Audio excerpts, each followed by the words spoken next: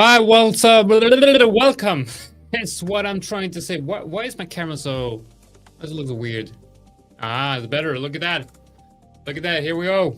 Welcome everyone. Welcome to the 5ers live trading room. As you can see, we have 70k subscribers, 70,000 subscribers. It's crazy to think that I live in a town with 10,000 people.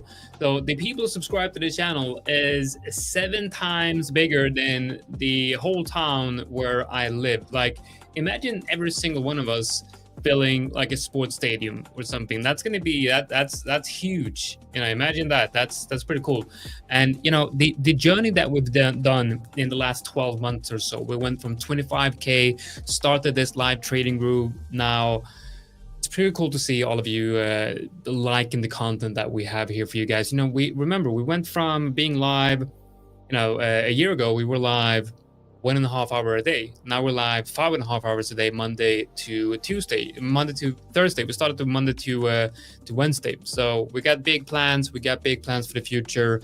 You have no idea the things we got in store for you guys in the future. So welcome everyone, and make sure that if you're not subscribed already, you probably are, but if you're not, hit that subscribe and like the video or like the live stream, because what we're going to do today is we're going to do something special. Okay, what we're going to do is we're going to give away one trading evaluation account, a bootcamp account, for every 100 likes. And I see right now that we are at 85 likes already, which means at 100 likes I'll be setting up the giveaway and I will be drawing the first winner. So the quicker that you hit the likes, and the more likes we're going to get, the bigger the chance is that you're going to get an account here today. All right, lots of people in here. Yeah, the account that we're giving away today is the bootcamp accounts. I think those are the best accounts. Those are the best accounts for beginner traders, and I also like the I like it. I like the bootcamp account. It's good for beginner traders. It has low leverage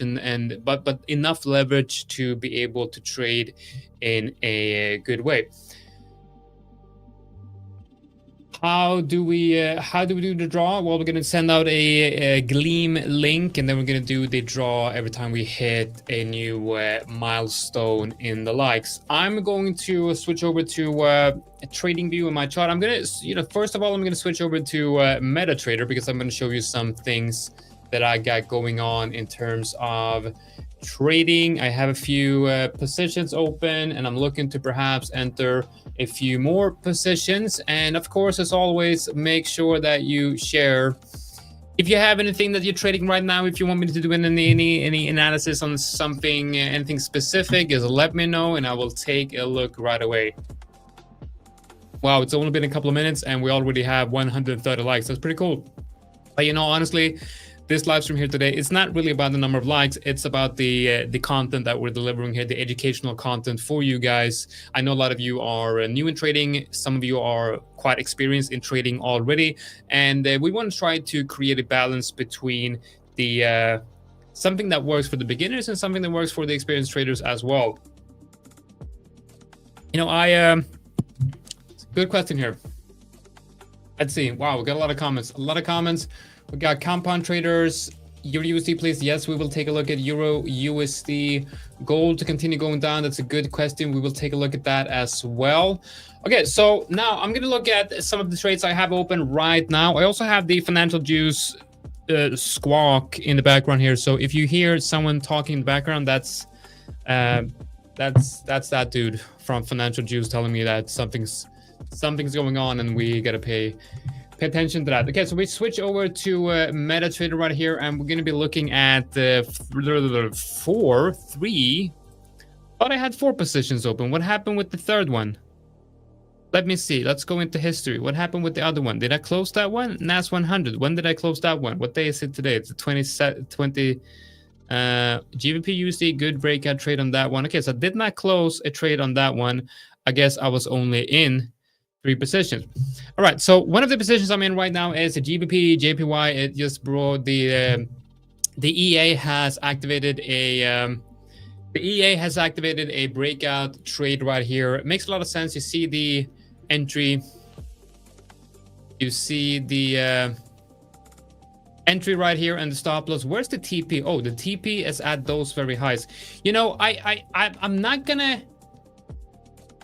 like, for some trades, I am actually going to go in and do some adjustment, because this is my hyper growth account. I'm about halfway till hitting the you know, getting funded on this one, and it's mostly because of the EAs. But I want to use this account as a way of getting the signals from the EA, but then modifying them manually and then comparing that to result of the account where I only trade 100% automatically on the EAs. So what I'm going to do here is I'm going to move the TP down for GBP, JPY. I'm going to move it down to these highs, because I think that makes much more sense, maybe even lower. I think that makes much more sense in terms of a trade setup. Someone asking what EAs am I using? It's my own personally coded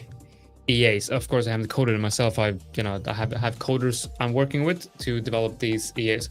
Okay, so that's the EHA. That's GBP JPY. I have another trade open on AUD NCD, which is this one right here, a short on AUD NCD. Just to show you that this is the trade I have open for AUD NCD. We can remove the levels here, and you will see that I have my entry here. Got the stop loss above the last swing high on the hourly. It should be on the 4 hour as well. And then down here, I got the TP. Now let's go into trading view after and check the details of this. And then of course we got AUD CHF as well, which is a short. Now this is a very clear structure right here. It's a beautiful, beautiful trade in my opinion. We can draw a couple of channels here, and I can show you the overall idea what it's based on. This is basically a bullish channel right here. We go from a bullish uptrend into a bearish downtrend right here, and let me show you what this is based on. So that is the trade, right? We go from an uptrend, break of structure, and we even have what looks to be a sort of head and shoulders, with the head being right, the left shoulder being right here, the head, and then right shoulder, break of neckline, retest of neckline, also confirms the new downtrend. That's where I wanted to short. TP is down here where we have the 0.618 fib of the bigger move to the upside, where, as you can see right here, no, it's actually the 50s. I'm front running the reload zone and front running the 50% fib by taking profits down there. As you can see, all positions in profit right now. Hopefully we can get this account to funding in I'm thinking next month or so.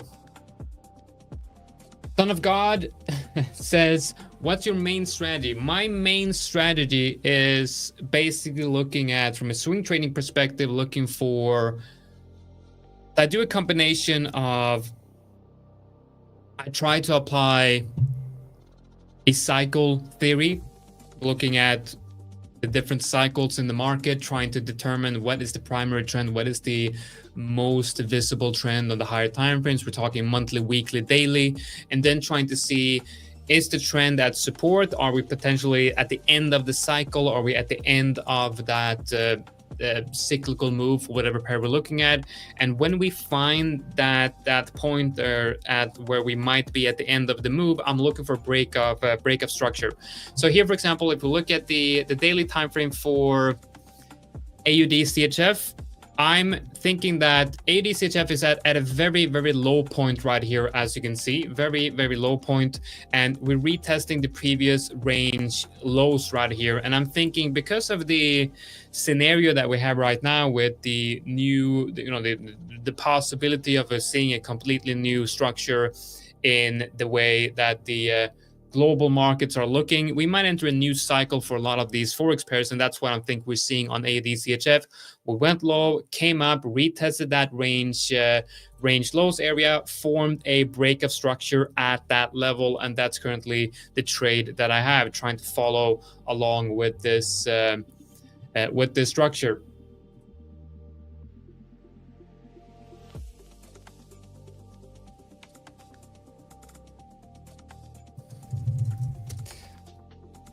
I think we should move over to MetaTrader now. So I showed you my positions. I showed you what I'm trading right now. Now I'm going to be continuing with the analysis on MetaTrader. Doji, Star, FXS, what leverage do you use? I have no idea what leverage I use. I don't care about leverage. All I care about is the risk per trade and the risk management of that specific trade. I don't really know what leverage I'm using, and for me leverage is not something that I care about. It's only important, you know, if I have too low leverage, it might become a problem, but I've never had a problem on the bootcamp accounts. Even scalping on the bootcamp account, never had any issues with the leverage. By the way, let me know if it's lagging.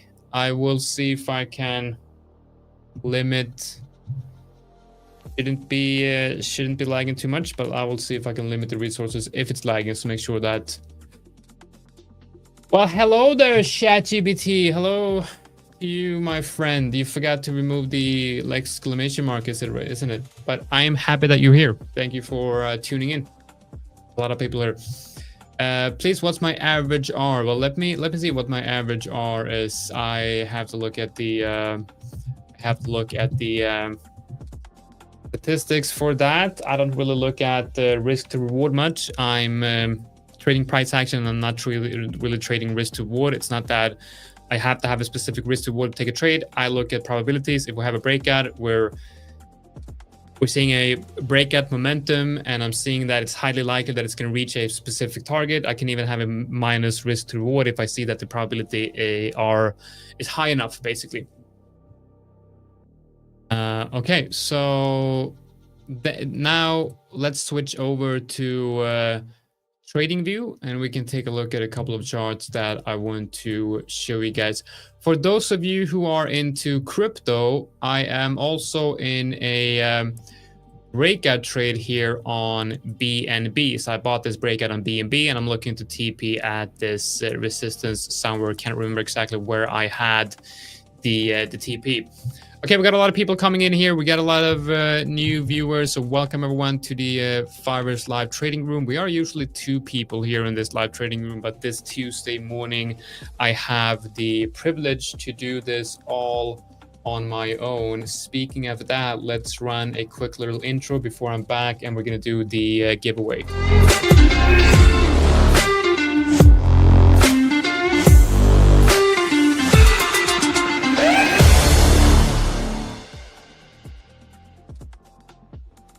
All right, so I'm going to be setting up the giveaway for you guys, and I am going to, it's going to take just a little while to set everything up here, but as we have 200 likes already, we will be drawing the first 2 winners of a valuation account. And remember, the more likes we get, the more accounts you get. So remember to hit that like, and we're going to get some nice accounts given out here today. Let me just get everything set up for you guys. I didn't think that we're gonna get this many likes this early, so it's pretty cool to see you all coming in here and enjoying this show. I'm very grateful for that. Right, so just setting up the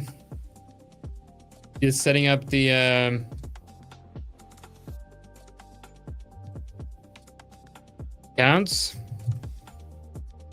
Now, we are also going to have Michael from Trader Pool, the CEO of Trader Pool, coming in later in the live stream, and he's also promised to give away a couple of accounts.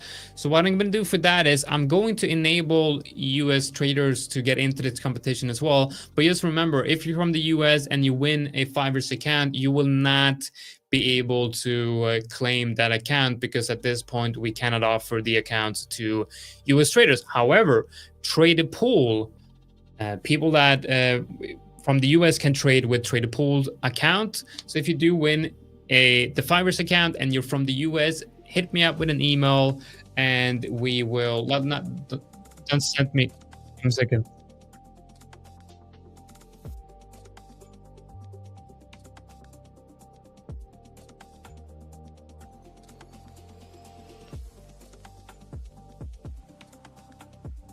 course, with Euro. Yeah, Eurozone consumer confidence coming out at the 11th. So we're going to pay attention to that. We got 10 minutes. We got that coming up at 11. We're going to be looking at EURUSD live here while that comes out and see if we could potentially trade that news if we have anything interesting coming up on that. So stay tuned for that. We got 10 minutes for that, and we're going to pay attention to the news feed if we can trade that.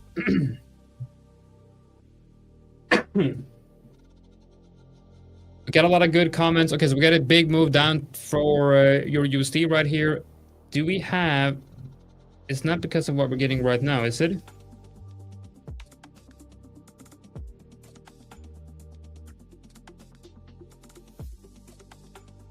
Yeah, it's not out yet. So we'll see if we get any interesting numbers on that. We get some volatility on EURUSD. Let me set up the giveaway while we wait for that. Okay, so there's 4 things you have to do to enter this giveaway. There's not going to be any secret code. I'm going to give out the link in just a minute. What you have to do is you have to sign up to the you have to subscribe to the 5ers YouTube channel. You have to subscribe to Trade the Pool's YouTube channel, and you also have to sign up for the 5ers Hub and the Trade the Pool Hub. In the giveaway link, you will get all the instructions, and you will also get the links to the websites that you need to sign up to. We're going to do 20K bootcamp evaluations, and we also have a couple of 5K flex evaluations to give away as well.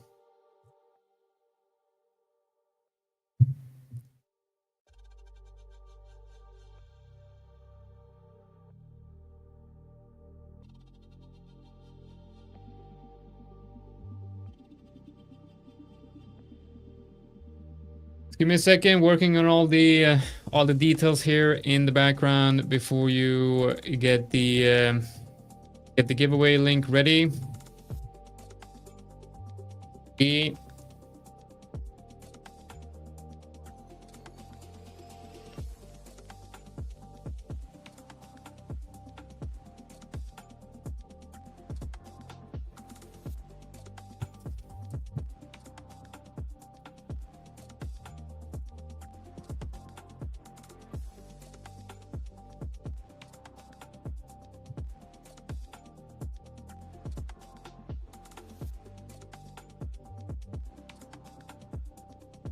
If you are already signed up to the hub, it does not matter. If you're signed up, you're eligible, but if you're not signed up, then you have to sign up. So if you're a new user, obviously you have to get in and sign up. Thank you very much. How can I get a funded account to take my trading to the next level? Well, if you get into the giveaway, maybe you'll get a evaluation account, and then all you have to do is get a trading system, follow that system, follow the rules of the system, manage your risk accordingly, and risk small, and maybe you'll get funded.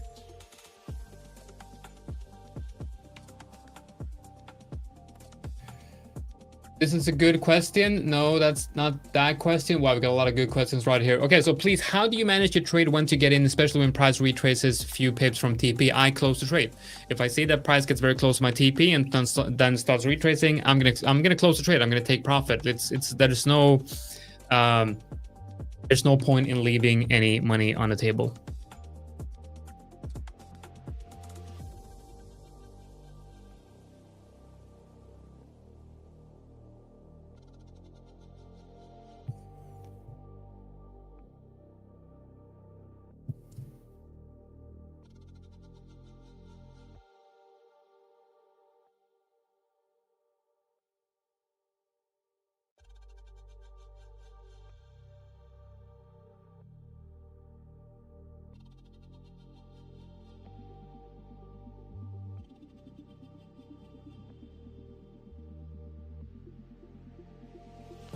All right, so I think I'm done now with the giveaway link. So I'm gonna post this, and then you guys will let me know if you do have any issues.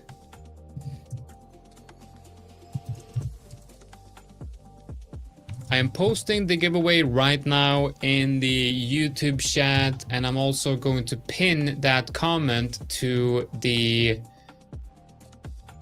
YouTube chat. So if you're watching this on Twitter, X, or Facebook, or wherever you're watching this live stream, please go over to YouTube, check the live chat, click the link in the pinned comment. I will also go in and make sure that I add everything to the description of the video as well. And we actually have quite a few likes already, which means I will begin drawing the first winners very soon. If you want to get in on the giveaway, then you have to go in and sign up to that link right now. We got 300 likes, which means we're going to be giving away 3 accounts in just a bit. How do I pick the winner? I pick the winner on screen. I'm going to pull up all the people that have registered for the competition. I'm going to pull it up on screen, and I'm going to let a random generator generate randomly the winner. Yep, that's what I'm going to do.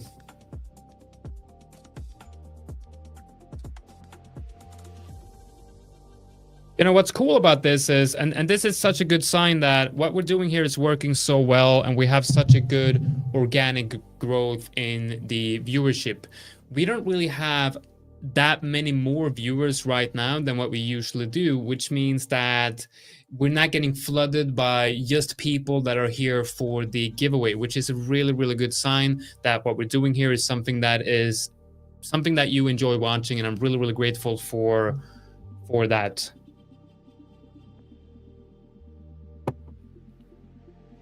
I guess I'm gonna give it I'm gonna put a timer on. I'm gonna put a timer on for 5 minutes. Okay, so if you have not signed up for the giveaway in 5 minutes, you're gonna miss the first three accounts. Now remember, you can only win once. There is a small possibility that one guy will win twice, or girl will win twice. And of course, if you do, then we're not going to include that account. We're gonna give it to another person, basically.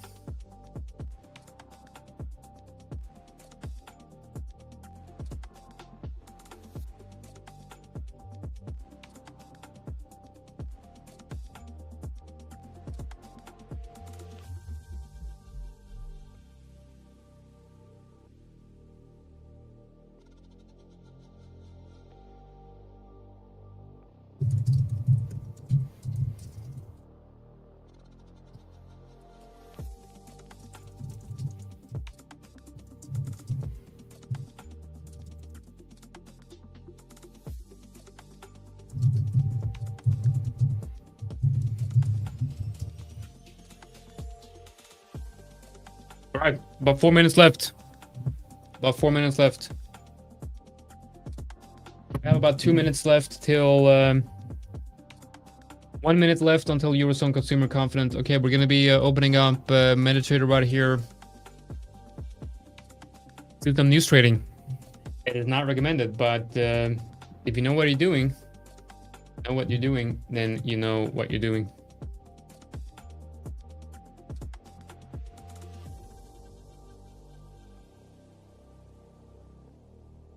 Yeah, we're going to be opening MetaTrader right here. We got the Eurozone coming in about 40 seconds.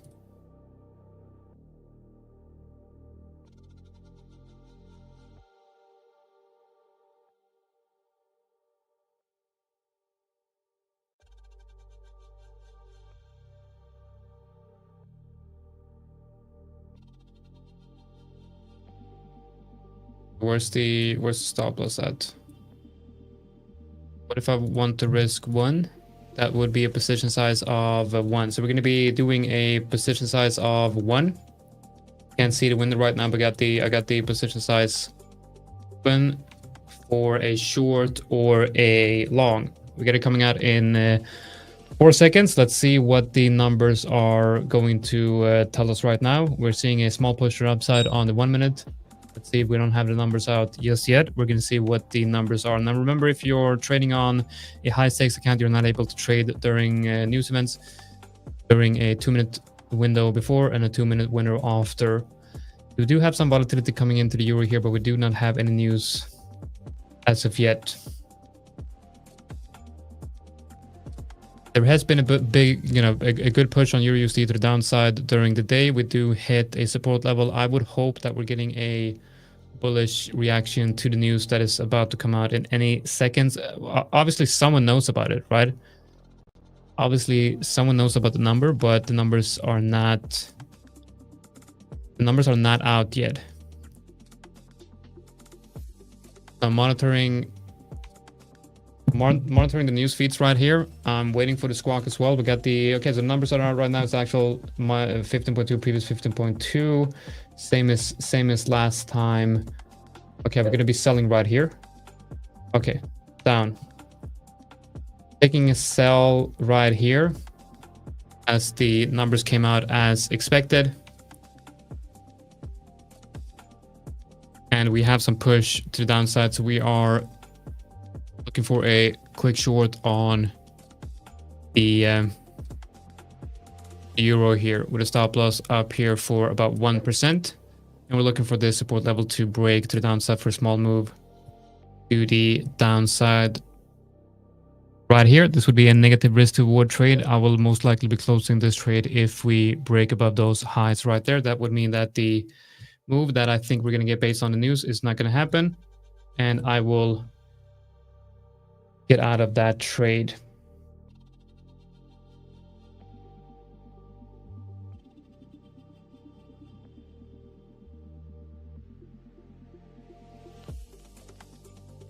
Okay, we're not getting the volatility that I would have hoped for, so I'm most likely looking to close this trade if we get above. Yeah, okay, so we're going to be closing that trade right now if we have that 1 minute candle closing above this level. Would happen probably right now. We also have 5-minute countdown being done, so we're going to be giving away the we're going to do the giveaway as well. Okay, we're closing that trade right there and looking at another opportunity. So the next opportunity for news would be in 11:12 to 3.5 hours. We have the US durable goods coming out. Right, okay, so we got 350 likes, which means we got to do 3 accounts. I will be pulling up the Gleam link in just a minute, and we will be doing the first round of giveaways.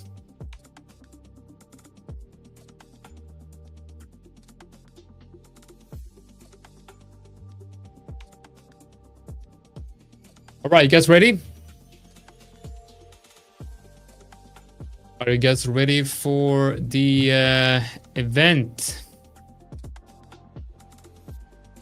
Not the event, the giveaway. Okay, so the number of winners we're gonna do now is 3 because we got 300 likes right now. And then when we hit the 400, we're gonna do another giveaway. Okay, so let me get all set up. I hope you guys are registered for the giveaway, otherwise you're not gonna get any accounts today. All right, here we have the live draw. We're gonna do the first 3 winners of bootcamp evaluation account right now. Let's go.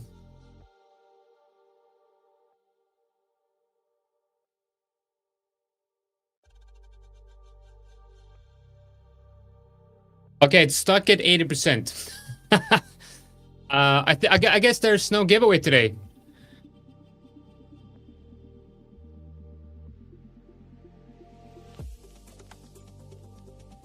There we go. That was a cliffhanger, wasn't it? Wow. All right, we got Rahul P, UYU L, and Ankit Y. I think I know that guy. All right, good stuff, guys. That's the first 3 winners of today's giveaway. I'm gonna be adding them to a little list I have here of winners, and we are then going to send those emails out after the live stream. We're getting close to 400 likes, so of course we're gonna be giving a 1 account as well as soon as we hit that 400. But it's going a little bit too quick, isn't it? A little bit too quick.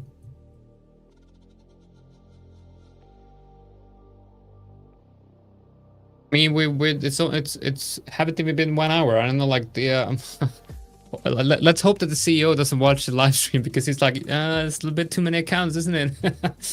Okay, 400. We're gonna do one giveaway again. Oh man, that's quick. Okay, so let me just add this.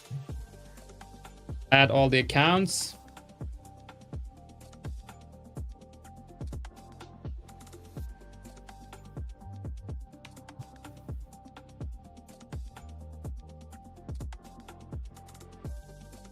Long the EU. Actually, let's take a look at see if we should actually long EU before we do the other giveaway. Let's we need to focus on we need to focus on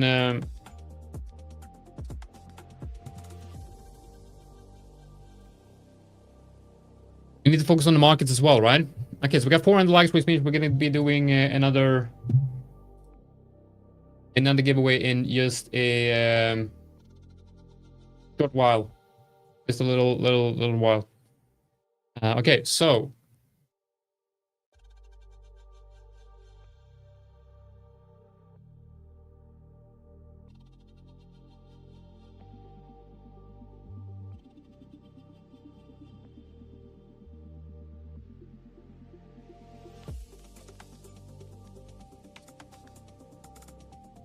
right, okay, so we got EURUSD here. Now I'm going to be dropping over to TradingView because I want to make sure that I get the good view of what I'm watching here in the markets, and I believe TradingView is better from a analysis point of view. Yes, you are. Congratulations, man. You're gonna get a you're gonna get an email.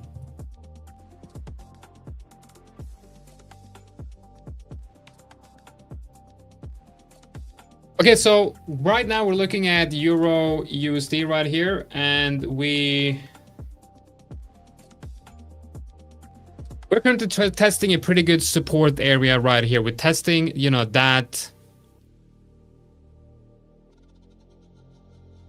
we're hitting a good trend line right here. That trend line is confluent with the 50% fib, and it's also confluent with the reload zone of the smaller moves. So you can see right here.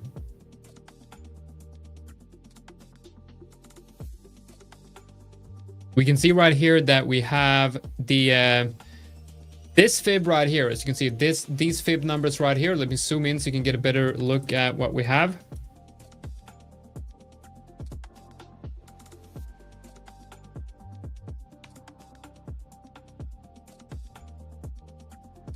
Let me see. I'm just going to take a quick look at the news feed here, see if we have anything interesting going on.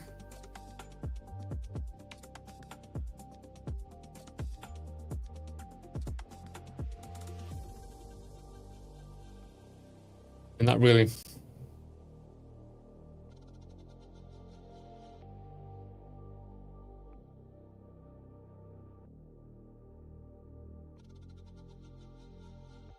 But I like EURUSD here from a long perspective, right?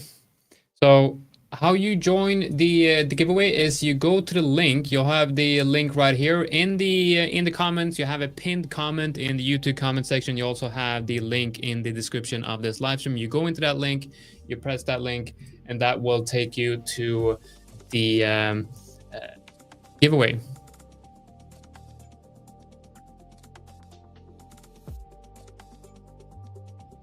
So I like EURUSD here from this perspective. We can also look at this chart I have here.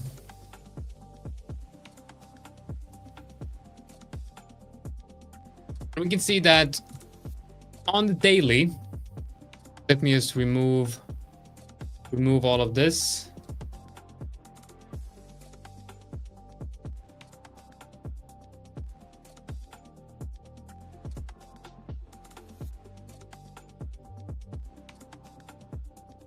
Okay, so if we look at the daily time frame here, what we see is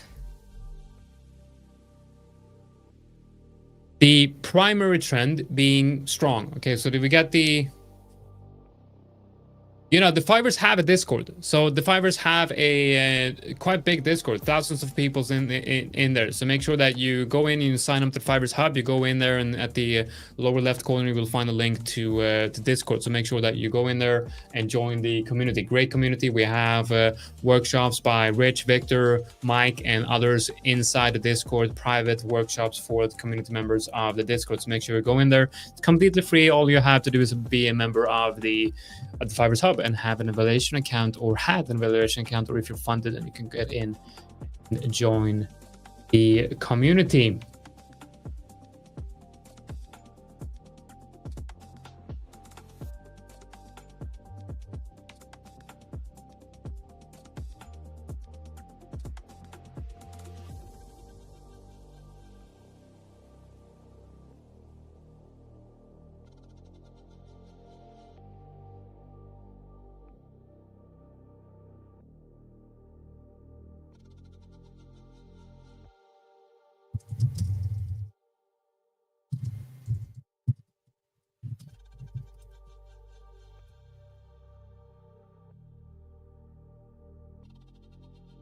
Okay, so the primary trend here for EURUSD is quite bullish. You can see the white 50, the white daily 20 EMA being in a nice upward sloping trajectory here, in an upward sloping trend. You also have the blue 50 EMA on the daily also pointing to the upwards, and we have find that price has used the 20 EMA on the daily as support, as well as the 50 EMA on the daily as support. We also have a previous hit of the breakout area right here at around right below 1.11 for EURUSD, which also is the latest swing low in this primary trend. For this primary trend to really be invalidated, we have to break the latest swing low, and that is quite a big move to the downside. However, if we do see that we have a move to the downside like this, then that could create a potential lower high in this current primary trend, which would be signs of a potential move lower. Okay, so even though the primary trend for EURUSD is quite bullish, we are seeing potential signs of a lower high forming.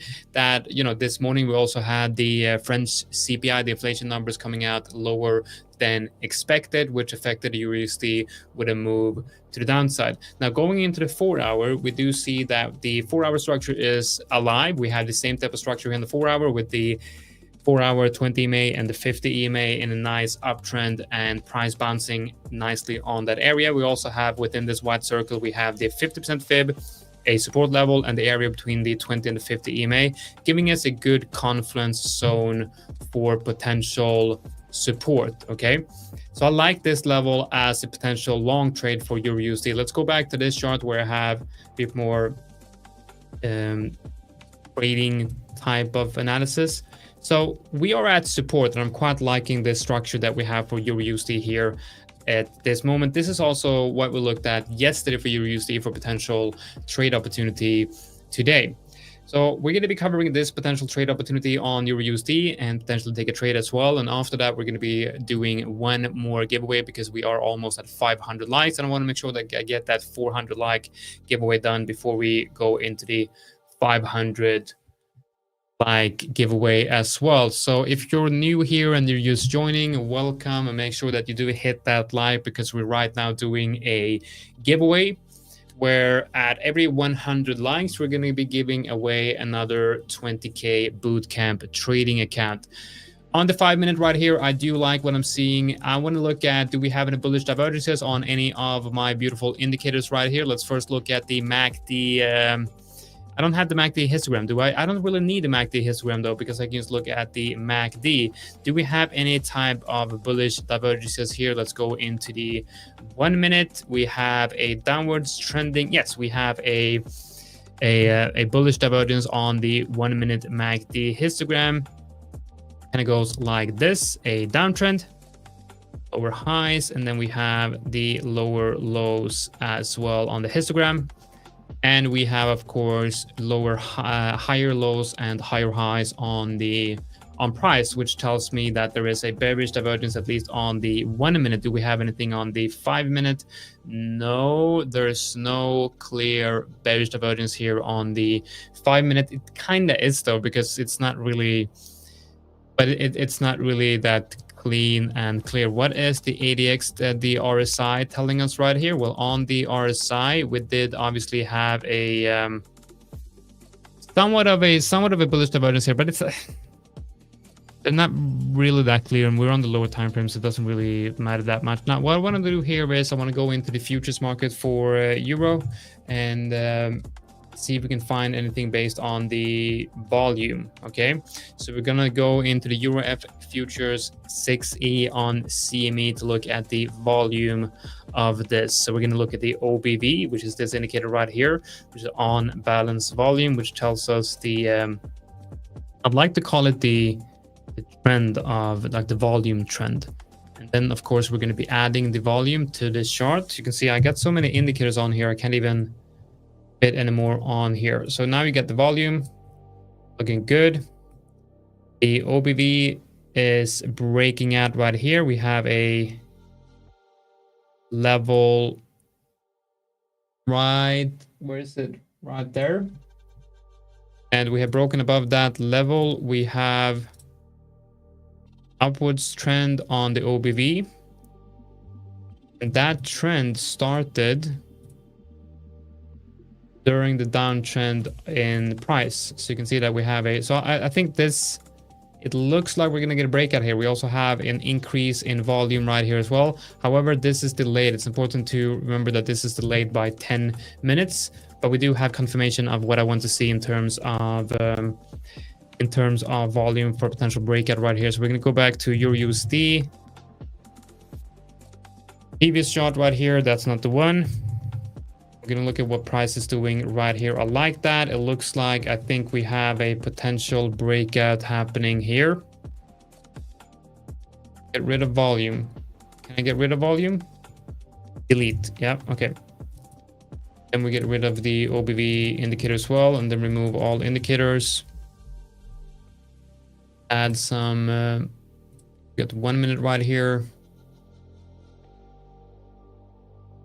Where do we want to buy? Maybe just recent prices. So what if we have the stop loss down here? Like, where would the target be of this breakout move? I'm thinking it's probably going to be around this level. Going down to the 1 hour, where do we have the best support locally? I think the best support locally would be down here. That could already have been front run by that low of that wick right there. So the low of that wick might be the front running of the perfect level on the lower time frames, which would be this level right here. So then we got that strong candle on the 1 minute as well. So I might just enter at market here with a tighter stop loss for more of a momentum-based scalp trade right here. You can also see that it feels like it's going to break out because there's a difference between the momentum. Okay, so we're going to be going into MetaTrader here, and I will explain what I'm doing in more detail in just a second. Okay, so we're going to be entering at market. We're going to be risking 0.25% on this trade. Where do we have the stop loss? Stop loss is going to be below that low, and then the TP is going to be based on that level right there. Let's zoom out. Got that one right there. The risk to reward is about 0.8. We're going to go in here, and we are long right now. So we're long on EURUSD on that potential breakout right here. Volume is somewhat supporting the fact that we could be breaking out. Okay, so back to MetaTrader. I'm going to be okay. I didn't see the chart, but this is the chart right here. Entered right here on EURUSD with stops below that level. I'll be moving over to TradingView quickly to show you the analysis in more detail and my thought process behind that trade. Okay, we just hit 500 likes. Be doing that another giveaway again. That is TradingView right here. Now we can look at the behavior. Where is my entry? Okay, so my entry is here. I got my stop loss below here, and then I have my TP up here. About one hour trade. Now we can look at the overall structure of EURUSD when hitting this level. So we can look at the first time we hit the level, we had One hit right here. Hit of resistance, a strong move to the downside. Another hit, move to the downside. Another, fake out or hit of resistance, strong move to the downside. And another one.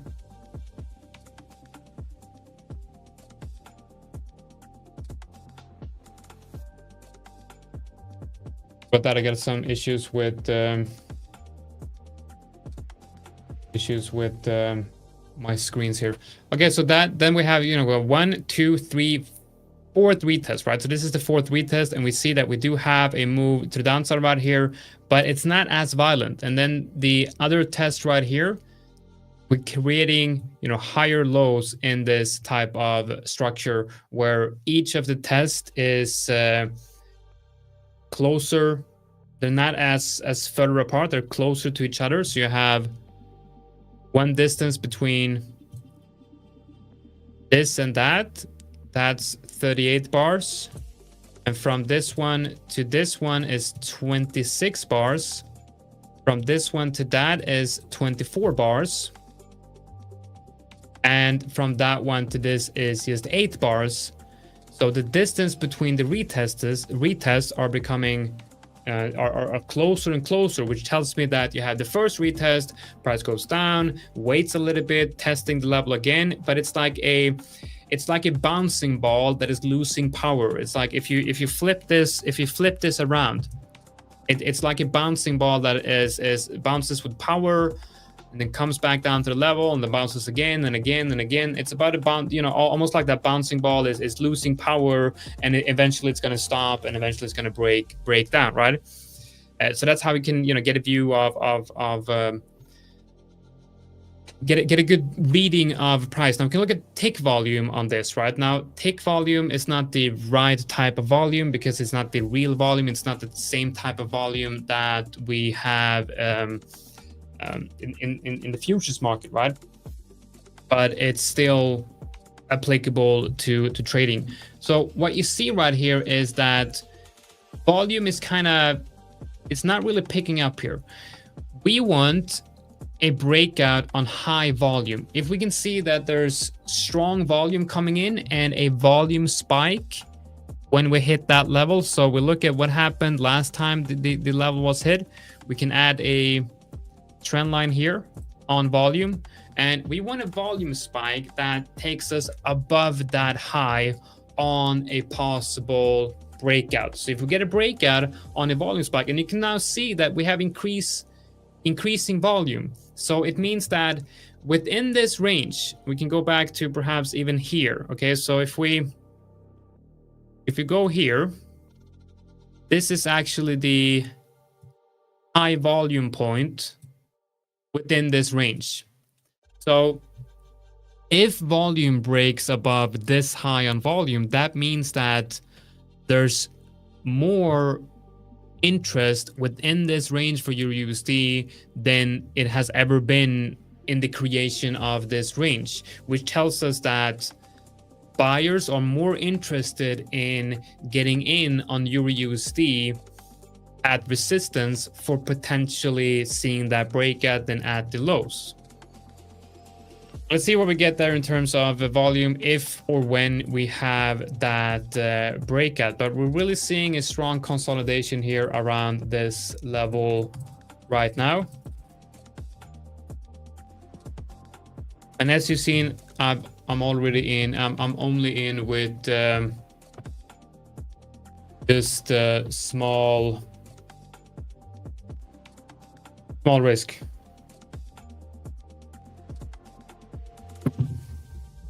All right, we're gonna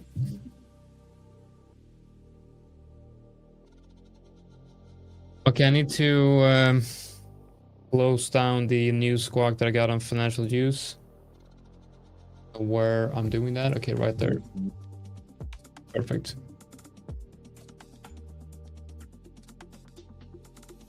All right, we got 2 more giveaways happening for the 400 and 500. So we're going to be drawing 2 winners now.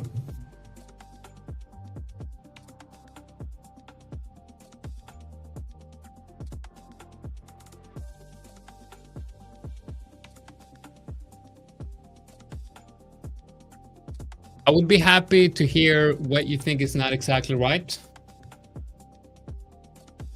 So let me know what's not right about that volume analysis, because the thing is with volume is you want to see volume confirming price.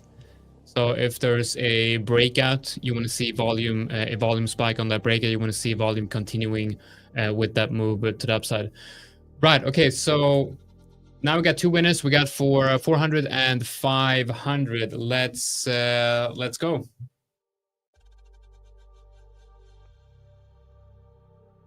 All right.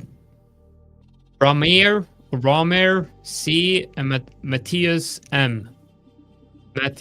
Matthew, whatever. So you can see the names here. Congratulations, guys. We got two more winners, and we are about to hit 600 very soon. And we have not even been live for 1 hour. That is it's quite insane.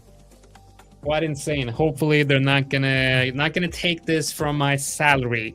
You know, I'm giving away quite a lot of accounts here today. So make sure that if you want more accounts given away, make sure that you hit that like. I'm gonna switch over to Trading View, and we're gonna look at my failing trade on EURUSD once again. I am going to add a position to this. So I'm gonna be adding a small position on EURUSD here, because now it hit the level that I wanted to look for an entry at the start.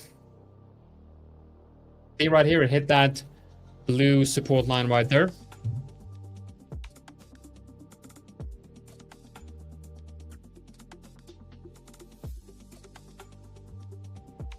You send over the emails of the winners.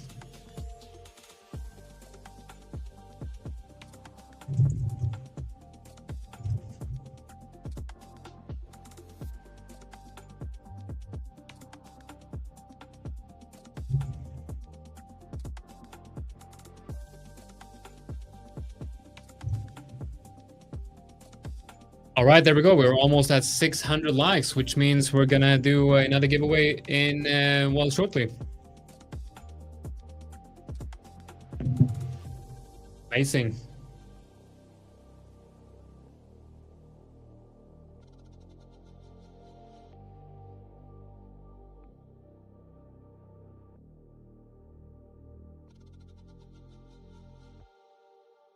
You do not claim the prize. You're gonna get an email. You will, if you won, you're gonna get an email to the address that you used when you signed up, and you get to claim the reward from there.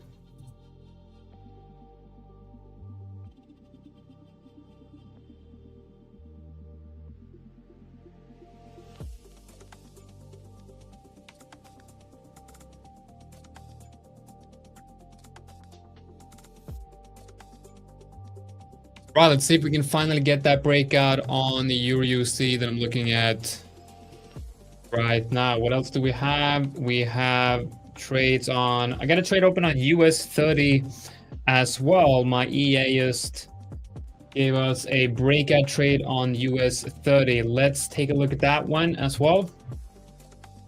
Let's go over to the to MetaTrader to take a look at the EA quickly.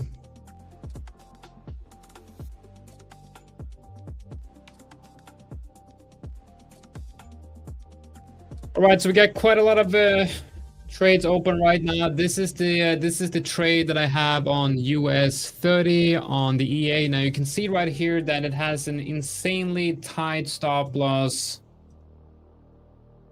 Very high risk to reward. Very high risk to reward. And that's the thing with this strategy. It has insanely high risk to reward, sometimes 10R. It has a very low win rate. And the problem with this is I'm setting up a system where, because right now I'm using I have a mini PC in the living room, and then I have a MetaTrader server set up on that PC with all the EAs running. So what you're seeing right here, the MetaTrader platform or the terminal that you're seeing right now on the screen, that's not where the EAs are. The EAs are on the server in the living room, and then it pops up here on screen whenever I enter a trade. And then I have the account, that account is connected to several copy traders and several different accounts. but I need to have a more specific copy trader, because what I have right now is like I'm copying some of the trades at for some accounts 0.25%, some accounts 1%, and a system like this that you're seeing on US30 right here, it has a very low win rate, but it has a very high risk to reward, which means the risk per trade on a system like this needs to be very low, unless otherwise you're getting, because the drawdowns is going to be quite big, the drawdowns in terms of losing trades in a row because of the low win rate. But copy traders today, the ones we have now, is quite limited. You can't really, adjust the risk based on the EAs. You can only adjust the risk coming from that account.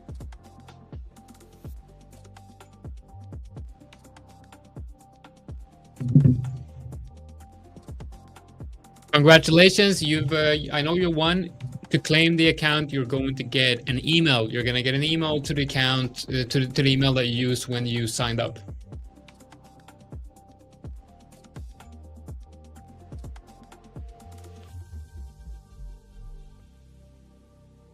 Yes, that's right. I use mostly support and resistance. It's mostly support and resistance that I'm using in my trading. So looking at US30 right here, you can see that it has the it got in on that breakout. Okay, so we have a breakout on US30, but the stop loss is quite tight, and the TP up here is, I don't think it's a good level. So again, for this account, I'm going to go in and I'm going to manually adjust the signals of the EA to see if I can make better results with manually moving around some levels.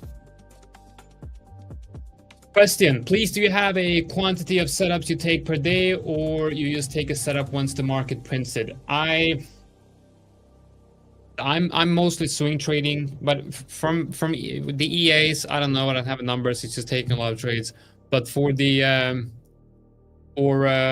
my swing trading, it's like between 1 to 5 trades a week.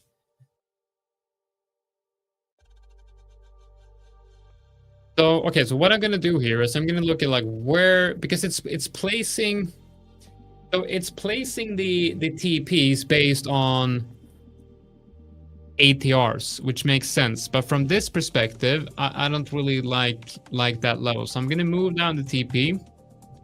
I'm also going to move the stop loss. Well, I can't really move the stop loss, can I? Because it's calculating the risk and everything. I need to move the stop loss down a little bit, at least down to like that level. And then we'll see. We'll see what happens here on US30. The GBP JPY trade looks good. And like I said, I wanted to move the TP down for GBP JPY as well, down to that level. The thing is, though, I see now that the EA adjusted the TP. Even though I'm adjusting the trades manually, the EA actually adjusted it for me.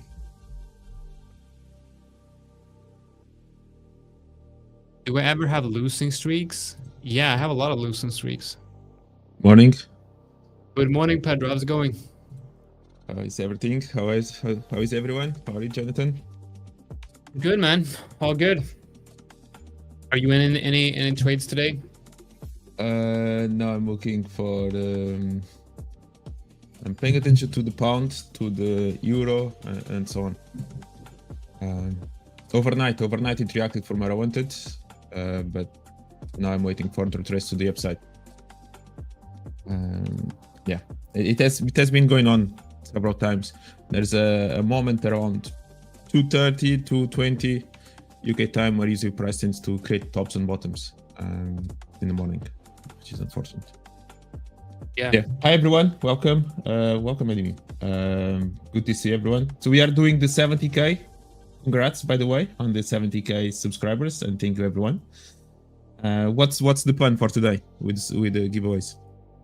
Is the giveaway, we're going to give away one account for every 100 likes, which means we're doing another giveaway right now because we hit 600 likes. We're gonna do one bootcamp account for every 100 likes, and we've given away 5 accounts now. So now we're gonna do one more giveaway to give away the 6th account. So guys, if you're not in the giveaway already, make sure that you go to the link in the description of this live stream. It's also a pinned comment in the comment section, and I'm gonna be doing the draw right now. Fantastic. All right, that's it. NFSO. Congratulations, you got a 20k bootcamp evaluation account. You're gonna get an email with a link to claim your reward. Congratulations. Switch back to look at trading view to see what the EU long is doing. It looks terrible. It's almost gonna hit that stop loss. Let's see if we can. You're looking for longs on EU? Yeah, I'm in this trade right now. I was hoping to get a breakout here. Okay.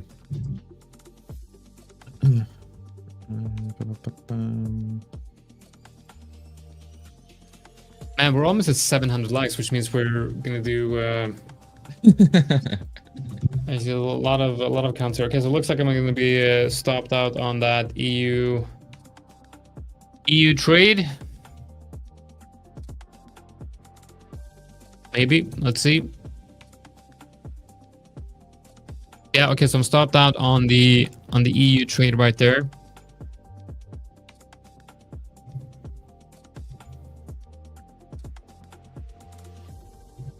Yeah, what was the thought process then you were looking for the breakout and price to go higher? So I was looking at basically the price, like how price reacted to the levels where we saw, of course, the higher lows going like that, and then we had the retest of resistance happened with tighter and tighter space between them with higher that higher high, higher low structure. And I really do think that this is the bottom for EURUSD. What are you thinking? At least the local bottom. Do you like where it is reacting on the left side, like that low? Like, is it any good structure? Yeah, I mean, if you go back to the 4 hour, I think this is a really good level of support. Okay. 4 hour, yeah. So I think that's mostly what I'm looking at here. Yeah.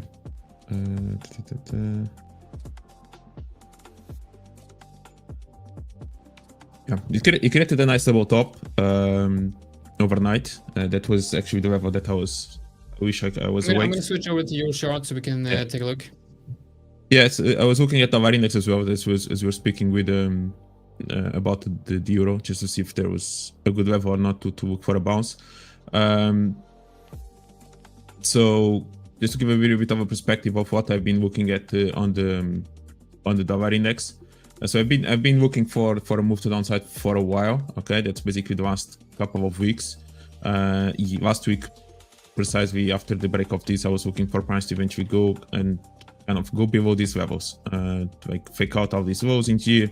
That's basically what I was looking for on the dollar index, and that happened. That happened on the dollar index yesterday, I think, with that aggressive move down. Finally, we managed to go below these lows, and this could start being a little bit of a territory where you could start seeing some buying pressure. And so that was a nice move yesterday. I was not active yesterday. I didn't look at the market until actually did the live stream in Portuguese, so I spent the day without looking at the market. And I was wondering that if we could have a double bottom, reaction from this level. And it did. Like we reacted from it again. It was at around that 2:15 a.m. in the morning, and price went to the upside. So I'm not really sure where it's going to stop now. I don't know. It can maybe go all the way until somewhere in here. I can see a little bit of that structure that you mentioned. Even on the dollar index, kind of he had this previous level of support, maybe can turn a little bit into resistance somewhere in here where price is reacting right now. Not my favorite, to be honest, but I could see some reaction. Something a little bit more in the bigger picture is that I would still like to see now. Oh, this was a drawing I did yesterday, which was basically, even though we kind of went below this double bottom and kind of into this structure and you start seeing some buying pressure, I think we could still go a little bit lower or a little bit deeper into something in here. And one of the best ways to potentially have a bigger reversal from this level, it will be to actually create kind of a double bottom, just above it. So to attract as many people as possible to buy within this zone in here. And if that happens, then everyone's going to be placing their stop loss exactly a little bit deeper into this level, and that could be a much better level to, if this by any chance was about to happen, this could be a good initial phase of a move in here. Of course, there are opportunities to go long in here, and maybe some other opportunities to trade, and not just waiting for price to get there. But that's a little bit more of my thought process on the dollar index. So today, yes, good move to the upside. I'm not really sure until where it is going to go towards to now. But I'm still up with the possibility that dollar index can make one last low or one new low before moving higher. And when you transition into the euro dollar in that sense, let me just do this. I was looking on the euro dollar for price to go a little bit higher. So basically on the dollar index, we already went above or already took this structure. On the euro dollar, still underneath that level, because on the euro dollar, to be honest, my favorite structure is still a little bit higher to actually look for a bigger trade. Okay, that has been always my thought process that I've been sharing in the last couple of weeks. But this was a really good move. Again, overnight, that was the opportunity. 2 a.m. in the morning. This was a nice kind of supply level in there. Price already kind of broke a little bit, and I could see price feeling a little bit of this range. So instead of just stopping in here, again, it's still kind of at that level that you mentioned. It's true, and price is kind of reacting nicely from it. But I think price could actually go all the way and start feeling a little bit more of this deeper level in here. Yeah, it can even go higher maybe a little bit just before kind of dropping again. So that could also happen somewhere around here and then kind of drop. I'll continue to move to the downside. So that's a little bit of what I'm looking at. I've been away from the dollar pairs for a while, but they are definitely now on my radar again, and I'm going to be looking for those potential shorts in here. And on the pound as well, just to finalize on the pound, that was a trade as well. Again, in the morning, because pound is finally reacting. So I've been waiting, if you guys recall, I've been waiting for ages for price to eventually take out the structure in here. And it finally did, basically last Thursday or last Friday, and spiked to the upside, and now is reacting from that supply level on the daily time frame, maybe weekly time frame as well. So I've been waiting for that. Price is still reacting. It's now reacting from a good level, and that's where I was my zone to start looking for shorts. Yeah, that first opportunity already is gone. I will see what can happen still around this level to see if there's an opportunity or not, and to see if maybe price can go a little bit lower into here, or at least retest maybe this previous level of support resistance from the past in here. So yeah, that's a little bit what I'm looking for on the pound and on the euro. Yeah, I mean, that definitely looks like it has the possibility of moving lower from here. I mean, it has good levels to the downside. I do like this current level though. I'm hoping that we're gonna get the a reversal here, but we'll see what happens. Definitely interesting situation we got here. Okay, so we got 700 likes, which means I'm gonna switch over to do another quick giveaway again. Perfect. We already crossed another 100 likes? Yeah. All right, let's go. I'm going. One more account. All right, congratulations. FIFO said. Congrats. You got a 20K bootcamp account waiting for you in your email later today when we send them out.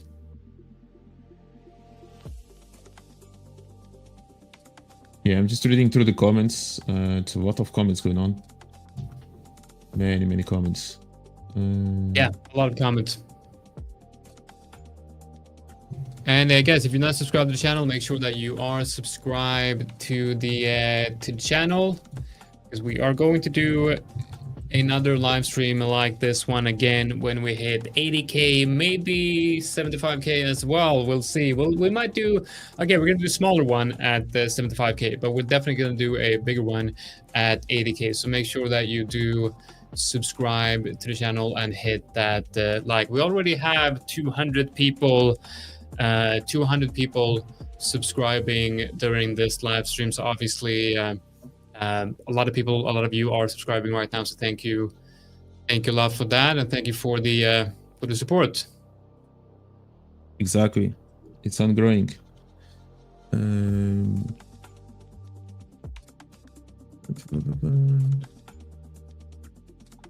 Yeah, actually the Portuguese channel is growing as well. So we actually had a little bit of a spike since Friday, Nice. which is great. Yeah, we already. I was about to celebrate the 500 subscribers. We are already close to 800. So I'm always adapting the number. We're going to also give our first giveaway on Thursday.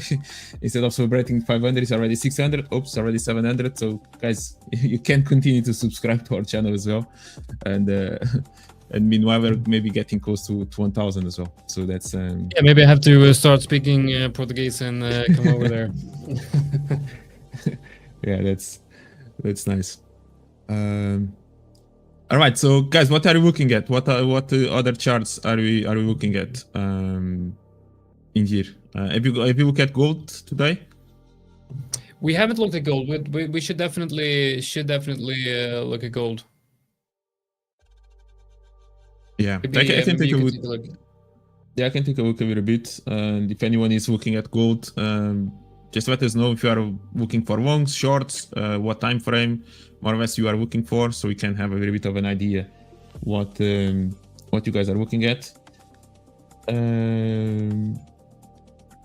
All right, so gold, right? So gold is at an interesting level. So we had that, again, bigger picture. Let's just jump into, 1 hour is enough. So we had that move, right? So we had that move to the downside, creating a little bit of a few lows to respect that top. We created a new low in here, and then we kind of retraced it again. I don't know exactly which level of retracement, but it looks like 76 maybe, 78.6. Yeah, it's a great, for anyone that likes Fibonacci levels, this is almost to the pip, right? I presume. Anyone that likes to trade Fibonacci retracements, yeah, if anyone short in here, it was exactly at 78.6. So beautiful. Yeah, so that's more or less what we have in here. So we continue to create new lows and slightly lower highs comparing with the previous high. And in my opinion, I think we can be trading within this bigger range in here. Okay, so this is a little bit where we are, basically looking at last low to the last high. That's the range. Price reacted a little bit from this upper zone, so basically we can also take a look into this mid-range in here all the way. So somewhere in here it's a nice level of structure where this low reacted from, but eventually I could see gold going all the way back actually into this lower extreme of this level.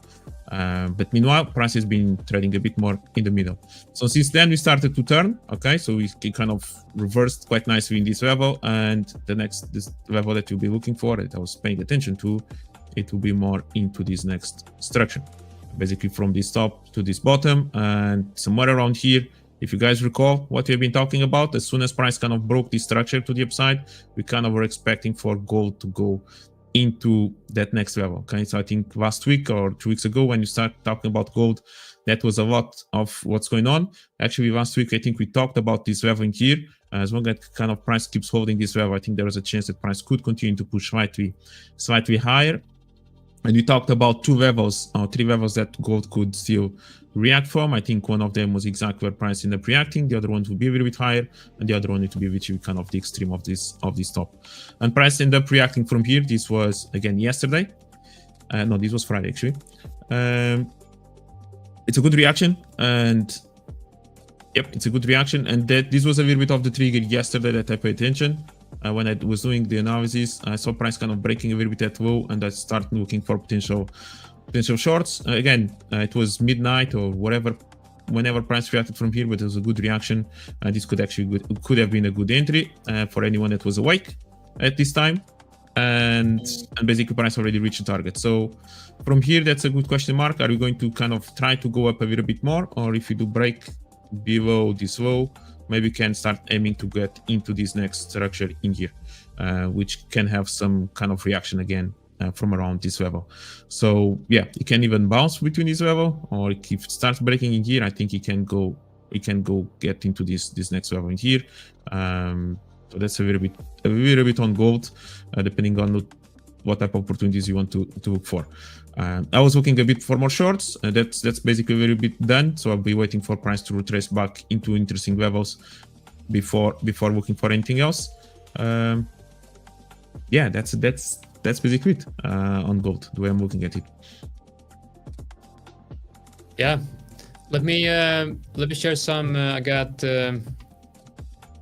See how many accounts have we given away now? It's 1, 2, 3, 4, 5, 6, 7. That's right. We just did the 7. When we get 800, we're gonna do the next one. Okay. Just while we're looking at that, just let me look at. So guys, when you're looking for longs or shorts, like what levels are you looking at? So we can have an idea. Someone is looking for longs, some others are looking for shorts. Yeah, but definitely everyone is super interested on the giveaways, to be honest. A lot of comments. Yeah, it's just about the giveaways, but you know, it's also about, you know, giving people some of that market analysis and market commentary as well. I want to show something that I just yeah, share your monitor. I don't know if I removed your monitor by mistake or something. Or you removed it. I probably. I'm gonna let me share the right one here. I wanna share some things here. I just subscribed to two new services or 3 new services yesterday. For those of you who are interested in my setup that I have for the news. So this is something that I'm trying out. It's about $40 a month. It's called MRKT or MarketEdge.ai, and I'm really impressed with this dashboard. It's so the UI is great, right? You have other like terminals, like for example Godel terminal, which is this one. Mm-hmm. It kind of looks like the Bloomberg terminal, but it's cheaper than the Bloomberg. I mean, the Bloomberg is like $2,000 a month. This is $80 a month, I believe. And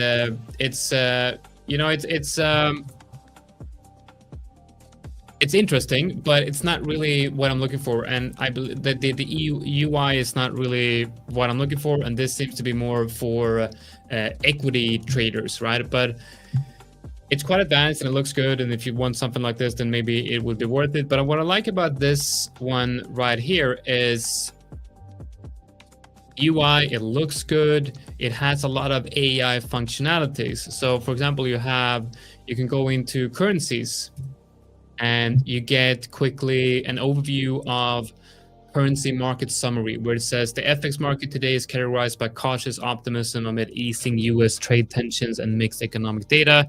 The US dollar remains pressured by policy uncertainty, while risk appetite support commodity-linked currencies and the British pound, which is, you know, an interesting breakdown of the overall environment. And you also have a Trump's schedule risk probabilities, which I really like. So what is the probability of Trump affecting the market based on his schedule?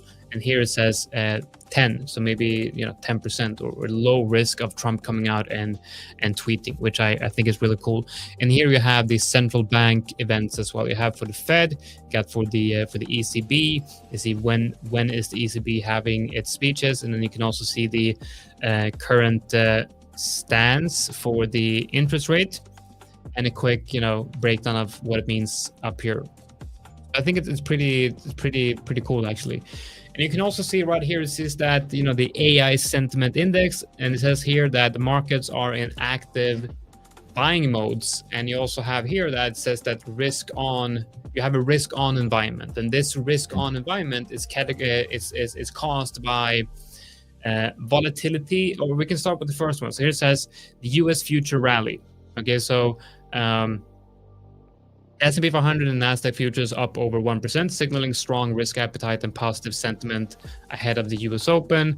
And then you have global equity rotation. And here it says investors rotate into European and Asian equities, with Stoxx 600 and Hang Seng outperforming US indices year to date.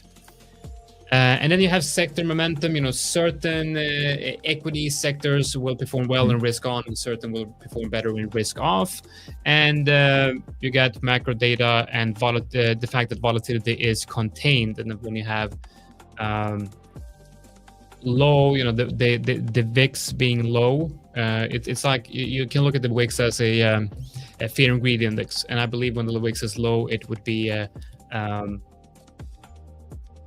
bullish for risk, like risk on environment. And when it's high, it should be more cautious, so it's very cool. And you can see capital inflows in the different sectors of the market, and it's really just cool. On the previous point, when they have those percentage, can you see like volatility contains 10%, US futures varies 30%? Is that kind of a weight that they allocate to that specific characteristic? Yeah, exactly. So the fact that it's the biggest reason for risk on is the US future rally, which makes sense. And then it kind of adds different things here to this. And I also have a different I have for gold, for example. It tells a quick story of gold. I can also do my report based on the asset that I've selected. And you can see here that an overall report for all the assets that I have here below. And then you see all of these assets, how they have performed for a week or for a day. And then it individual breakdown for each of the assets. So it's pretty cool, actually. It gives you quite good breakdown. And I guess it's not super advanced. I mean, it gives you information that you could easily pick up at other places, and it doesn't really give you any super advanced breakdown or research reports or something like that. But I think it's quite useful for taking a quick glance at the markets. And I feel like I'm doing quite a lot of advertisement here. So what I'm going to do is I'm going to send them an email and tell them about this live stream and say, please give me an account, and perhaps also something for you guys. That would be good. Yeah, that would be great. That's a great tool for someone also that wants to get into the details of what's going on and try to understand a little bit aside from what's going on the charts. That's a great tool. And nowadays, I like the way they concise the information in just one spot, so you can kind of get a read through. It has a lot of assets that you can also get a deep detail into it. Does it offer anything about seasonality or not? No, it doesn't offer anything of seasonality. And it's interesting that you're mentioning seasonality, because that's another tool that I'm using. So the first tool is this one, Market AI, and then the second tool that I'm using a lot in my analysis, in my overall high time frame analysis, is CSNX. So let me just log into that. One second, UK Swing Trader is asking again for the website for this one. I will tell you. I I will tell you when After I you get know. referral. After I get my referral link. So what I'm gonna do is I'm gonna reach out to them and I'm gonna see if we can do like a giveaway with them. So before you kind of sign up with them, wait, we might be able to set up a discount for the 5ers community or something like that. So let's wait before we go out with the name, and let's see if we can get a deal with them so that you actually can get a good deal on this. Okay, yeah. So the second, man, he found it. Okay, well, okay. Okay, so this is Seasonax, is this one right here. Now, Seasonax is something that I use to look at seasonality. So the basic plan here is about, I don't know, 40, 50 likes, I believe. No, 50 likes, $50. Wow, it's too many likes. Let me get some coffee. Man, I have drank so much coffee today. Like, usually I do like 2 cups of coffee in the morning. Mm-hmm. Today I've done like 6, which is already. I love coffee, but it's, yeah. Okay, so I felt like I needed some more coffee. But yeah, okay, so Seasonax is something that I'm using to look at the seasonality in the market. So we have the market AI dashboard. They're going to get an overview of the macro, and then we look at this to get a sense of the seasonality in the market.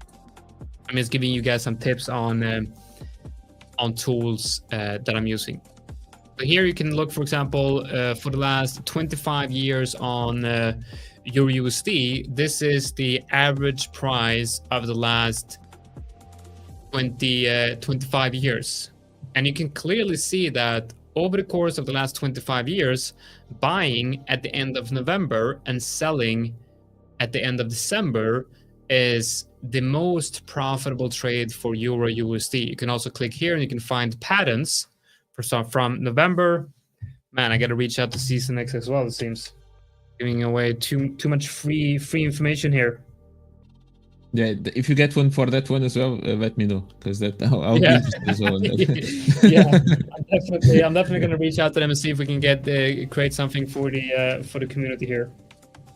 Okay, so you can press patterns here, and you can find the most profitable patterns for the last 25 years for EURUSD, and it says right here from the 11th of November to the 29th of December. You click that one, and you see right here, if you bought here and sold here, 68% of the time it would have been a winning trade. Very interesting. You can look at all the currency pairs for this. It also has a cool screener right here, so you can go into screener, select currencies. Start date would be today.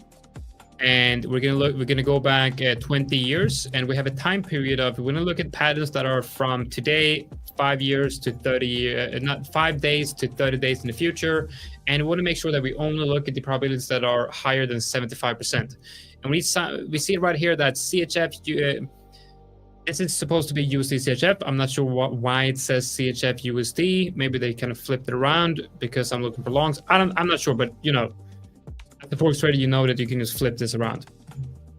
So you're looking at CHF USD here, which would then be, if you long CHF USD, that would obviously mean that it would be a short on USD CHF.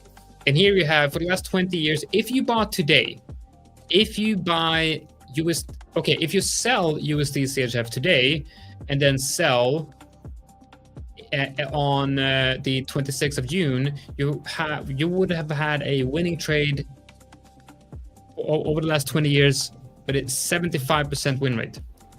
That's obviously an edge in there. Like, there's obviously an edge. You can see here that USD CHF should, for the last 25 years, it's in an uptrend. Now we look at the charts. I'm going to keep Seasonax up here, and you can't actually see the chart for some weird reason. All right, it's here. Here it is. Okay, so now you can see it. Now I'm going to switch over to Trading View just quickly. And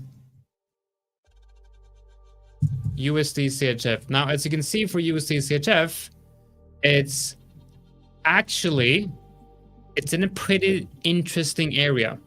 Now, it tells us that if you buy today and sell in a month, you're going to make money. Okay, so switch over to Trading View right here.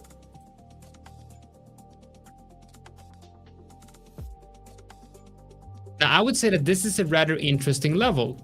Okay, so what is the CSNX pattern telling us? It tells us to sell USD CHF because it's flipped. Okay. And I think this is the important thing when looking at seasons and seasonality. Does it make sense? Because now we flip it around. And it tells us basically to... Okay, let's flip it back. It tells us to sell USD CHF. It tells us to sell here. And then buy back. Our profit would be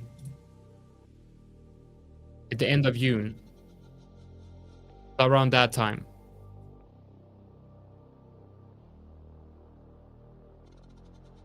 Now, what's funny about this is, go to the yearly chart. We'll see that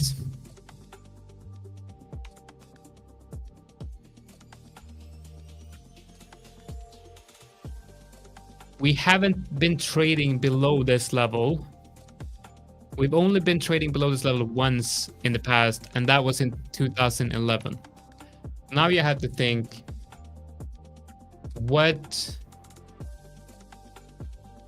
how big is the probability that the seasonality pattern that has been true for the last 25 years, and we can go back and we can look at, and we got 12 months right here. We go from this to 25 years back. Going to be here. Go back to the daily or the weekly, maybe the monthly. From here to this level is the 25-year period. Now, I would assume that between here and here is when this pattern has like the best probability, because it's a stable market and the lows and the highs are happening around the same time, and there might be a good seasonality effect in this. But now that we're trading, you know, down here and we lost that support, a level that we have not been trading in a very long time, you have to question the seasonality pattern, because maybe we're entering a new cycle, a completely new cycle in the market, and then the seasonality of things become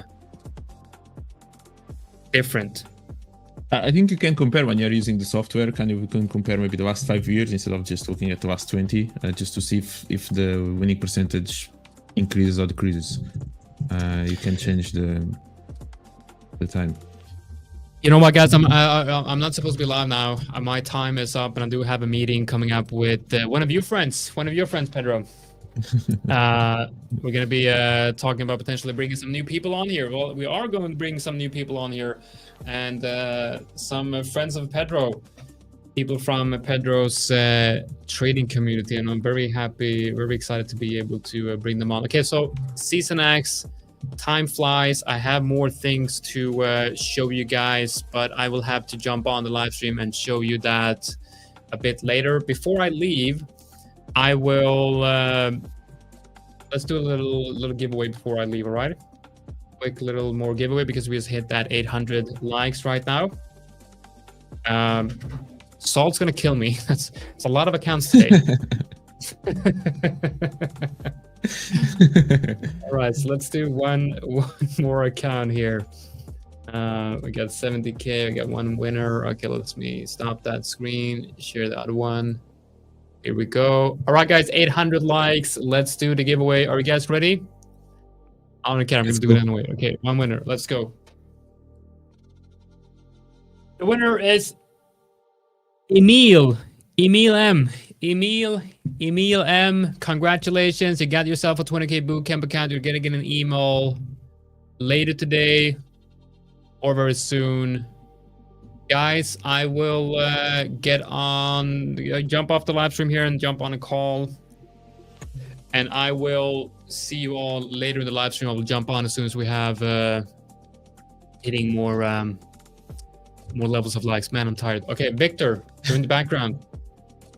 I will need your help with the giveaways. I need to understand how that website works. then Yeah, definitely. But I'm gonna take care of the giveaway. No problem. All right, guys. See you guys later. See you. Good morning, Victor. Welcome. How is everything? Hello. Yes, Jonatan. See you again soon. This is a great day. It is Tuesday the 27th, and we are celebrating the 700K subscribers. Almost. No, 70. 700, we're coming for you. But for now, exactly. 70K. I was just watching to see if you guys are awake or not. I'm just checking you guys viewing us from wherever you may be to see if you're going to correct me or not. It's just about leverage. We're going to have... It just increase the leverage and you're going... If you increase the leverage, you're going to get to 700 quite quickly. Okay? It's just if you increase the leverage. Yes. Just go 10x, 30x, 100x if you want to. But do hit the like button. That's what we're talking about, not P&L. We're talking about like button, subscribers. We want to grow. We have the dream of reaching many more people like yourself. The fact that you're watching means that you probably want to learn about technical analysis, about being a better trader than you are currently. And that is the exact thing we want to bring to more people. And you can help us reach that goal. Today we're celebrating 70K, but that's just one milestone. It's just like reaching phase 1 or phase 2 on your evaluation account. This is just the beginning. We want to get, the next milestone. We want to get to the payouts. Analogy, meaning we want to keep on growing 100, 200. Yes, I may sound ambitious, but I mean, if you want to reach things in life, you got to be ambitious, right? If you're going to just sit back and hope that everything is going to happen, fall from the sky because you desire, that's not enough. You actually got to act upon it. You got to have action. And on your part, viewing this stream, you're not required, but desired action would be subscribing if you're not already subscribed to our channel. So thank you all for that 70K milestone we just reached. And that's why we're giving away accounts left, right, and center. How are you doing today, Pedro? I haven't had a chance to greet you. I'm good. Feeling refreshed, energized. Actually, I was a bit tired yesterday. Recorded a few videos. I didn't look at the market yesterday, so it was basically a day off. I noticed that there was bank holiday, not just in UK, but also in the US, so I was expecting low volatility. But once again, sometimes actually the market takes advantage of these holidays, maybe expecting that not many people are going to be active, and they create the tops or bottoms for the moment, which is exactly what happened on the euro dollar and also on the pound, for example, which is interesting. So I would like to be already short on the pound, but I'm not yet. So I'm going to be waiting to see if I get the opportunity. We've been talking about that potential short for a while. I think price is in an interesting level, so we'll see what's going on. But aside from that, yeah, I'm good. Feeling okay. Awesome. I noticed that you've been sharing beautiful equity curves with us. So congrats on you passing the phase 1 and phase 2s and funds and everything in between. So it's a beautiful equity curve. Thank you. Those are, for those wondering, what are we talking about? We had a little competition among ourselves. We do that internally among the host, and that's what we're referring to. We share our stats and our equity curve, and I think I did yesterday share a couple of things on the Discord channel as well. And that's another thing right there. If you're not part of our Discord community yet, you're missing out. That Discord community is one of the ways you can elevate your trading experience, your journey, by connecting with others, right? Being part of our community is something that if you're not part of any community yet, you are definitely missing out. And our community in the Discord I refer to is a great place to, mingle, connect, learn, watch, learn from, errors from others, or just hang out. I just love it as well, just for hanging out. But coming back to the equity curve, yes, those are, what can I say? Sometimes sometimes they're smooth, other times they're not as smooth as like that. We gotta be real, because it's not always sloping up. Sometimes it goes sideways, other times it goes against us, and within a week, which is actually a very short time, anything can happen within a certain range. Of course, if you have a positive expectancy, you ending up positive most weeks out of them all. But yeah, thank you for commenting that, Pedro. All right, so UK swingers confirming that the the 5ers Discord community has helped him find his edge. I think that is this alone is a huge reason to be part of our community, right? You can actually it's not about signals, never mind signals, right? It's not about giving you a fish, it's about teach you how to fish, right? And even though the Discord community is not focused specifically on teaching any specific strategy, the fact is that you're going to be exposed to other people's views, strategies, tools, approaches. And it's one of the ways, at least to me, I don't know about you, and I'm pretty sure your case is the same. How did you find and construct the trader you are today, Pedro? You probably, and I'm gonna take a leap here, you probably were exposed to other traders, to many strategies, to many experiences, and from those experiences you kind of selected things that you knew or thought or tested out, and you kept them in your toolbox, and with those tools you built your system. Am I right or not? You are absolutely wrong. I'm kidding. You're absolutely right. That's exactly how it goes, right? So you need to get exposure, right? Especially when you are beginning. You need to get exposure because you don't know what you don't know, right? And to know or to start having an idea of what's possible, and just to see eventually what kind of strategy you actually want to create. You need to look from some other guys, from someone else's experience. But most importantly, and that's actually something that it helped me a lot, even when I started to transition into naked charts, kind of looking at supply demands and more market structure and so on. It's great to kind of understand how they do draw order blocks or the levels that they draw, but even more importantly is their thought process around the levels that they are thinking about, or the thought process for which level is actually more important than other. Okay, that goes a little bit more into subjective, because you may look at the chart and may look like everything is the same, but it's actually trying to understand a little bit of the thought process of the person that is speaking, of any of us, in my case, Victor, on the Discord community as well, and everyone. I think that's the key takeaway.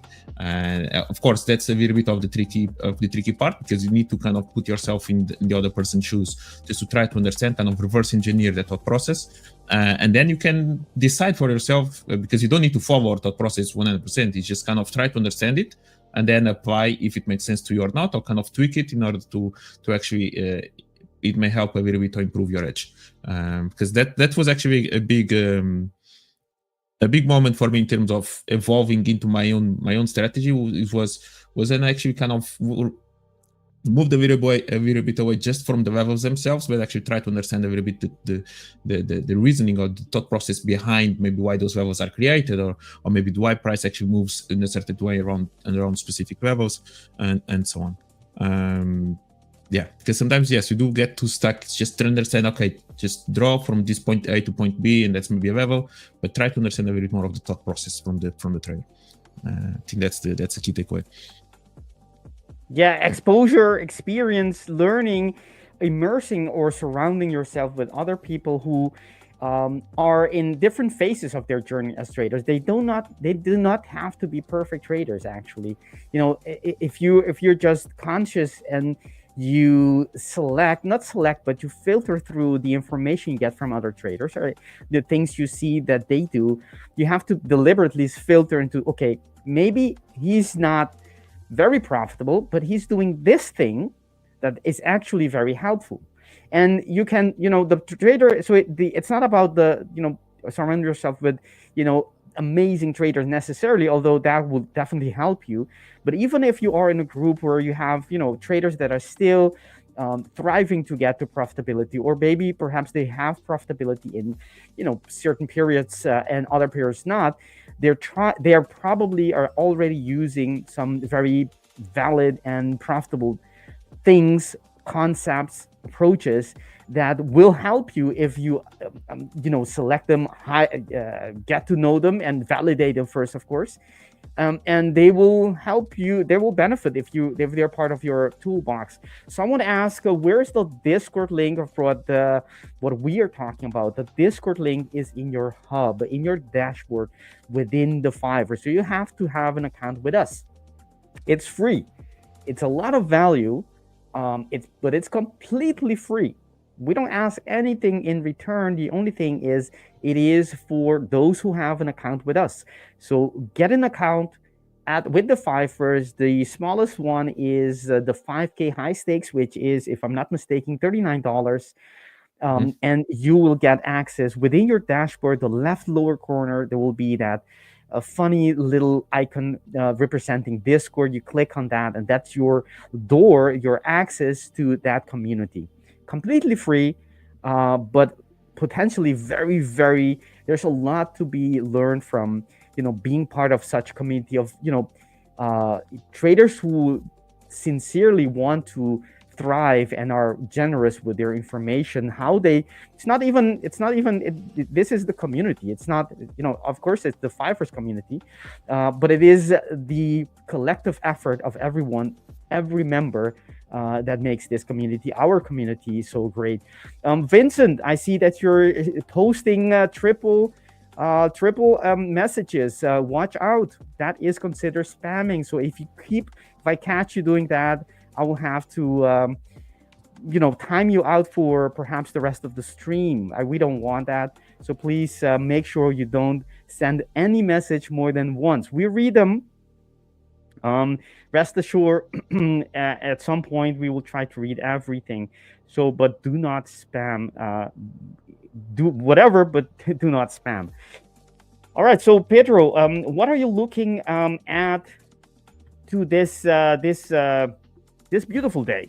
What are you looking at for your opportunities? Where is, according to Trader Pedro, the money today? I want to go on a vacation. I want to go on a cruise ship. Where should I find my cruise ship waiting for me? Beautiful. So for how long are you going to be away? That can be one of the questions. So I can kind of see the time frame of the potential trade that you can look for. I think the dollar can be close to a turnaround.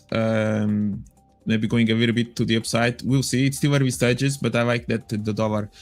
I like the level where the dollar finally reached. So I've been bearish on the dollar for a while. I was looking for price to go below these levels in here. I already talked a little bit about that this morning. And they're starting to find a little bit of a bullish strength, or kind of at least the buyers are starting to say hi in here. We created that double bottom. Yeah, we created that double bottom in here. Again, as I mentioned, unfortunately, it was around 4 a.m. in the morning. That was the level, or this would have been the level where I would be looking for trades, both on the euro and on the pound. I was sweeping. Even though maybe in the bigger picture, maybe there's still a chance that the dollar could go a little bit deeper. So I'm not going to ignore the fact that maybe the dollar can go a little bit deeper into this level before actually maybe have a bigger reversal. So eventually could use maybe this new structure in here as liquidity, kind of to fake out that level and eventually go higher. So I'm still hoping for that scenario, because I think that will create even a much better potential long opportunity. But for now, today, I'm not entirely sure where I'm going to be expecting this move to stop. Is it somewhere in here? This price wants to go a little bit higher. Basically, I have this structure, okay, basically from this top all the way to this bottom, and that's a little bit of the new range that I'm paying attention. My interest at this point is more looking for longs than for shorts. I was looking for shorts last week, so I was expecting this type of a move.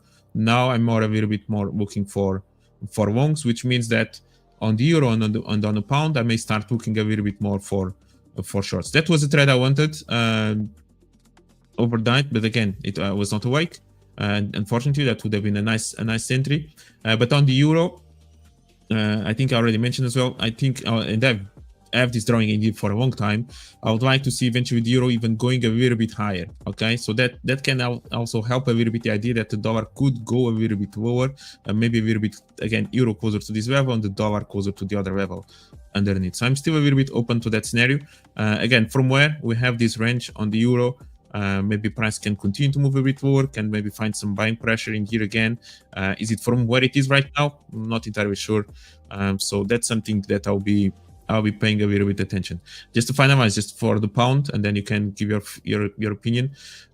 So pound, it finally is reacting from that daily level. I know in the way I look at it, I think it's still a nice daily supply level where it is reacting from. Basically, that started this move to the downside.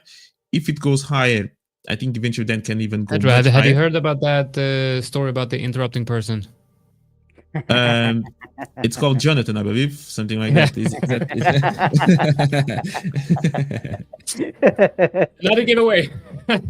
Go ahead. Did we do a giveaway at 800? Have we done that already? Let's see. Yes, I think so. Just the before you last left. one was at we 800. did. Okay, so 1, 2, 3, 4, 5, 6, 7, 8. Okay, well then I'm gonna go away. See you guys later. I'll jump in when we have 900 likes for the ninth one. All right, take care. The ever-present Jonatan. You're okay. Yeah, for good or bad, I'm always here. Fantastic. Yeah, guys, just keep pressing that like button. So when you get to 900, we're going to have a new giveaway, and then 1000, and just like as long as you keep going and pressing that like button, maybe we hit some records today. Who knows? New all-time highs on like buttons, on likes on the stream. Where was I? Go ahead. Sorry. 52-week high. Actually, this is Exactly. all-time high. But go ahead. You were on the EU, if I'm not mistaken. Yeah. You were saying the daily structure or something, I think I heard. Yeah, exactly. Daily... I think I was here that price was reacting from this level. If it eventually starts breaking above this level, I think it can go higher, but we are not there yet. So yes, I was looking for a potential short opportunity. Again, I didn't trade yesterday, so this was yesterday's morning, and then I was looking for price to get back into this level to look for a short. Somewhere around here would have been a great opportunity. But once again, this happened at 2 a.m. in the morning, 2:20. It's kind of usually tends to be an interesting time where price tends to react, okay, tops and bottoms for the day. So I'm curious to see. Again, we may go all the way, basically retest. There's maybe the chance that you can retest all this previous structure in here. I think that could eventually happen, and maybe it's going to be from here that can happen. We'll see.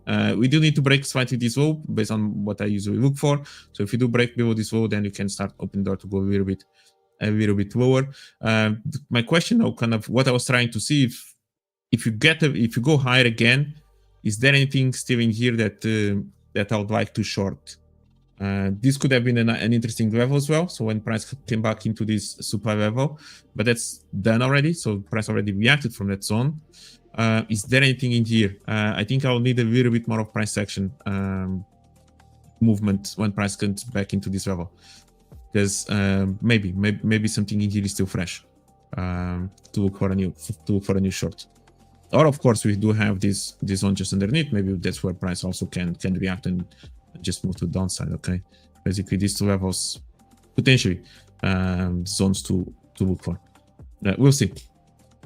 Tell me your view. What are you looking for on the euro? Yes, I'm yes, we'll get to that. We'll definitely get to that. I'll show you guys some nice opportunities. Actually, it's you know, our stream isn't 24 hours, and we're not streaming complete, you know, the whole session we trade. That's a pity, because you know, you can decide when these opportunities come, when they present themselves.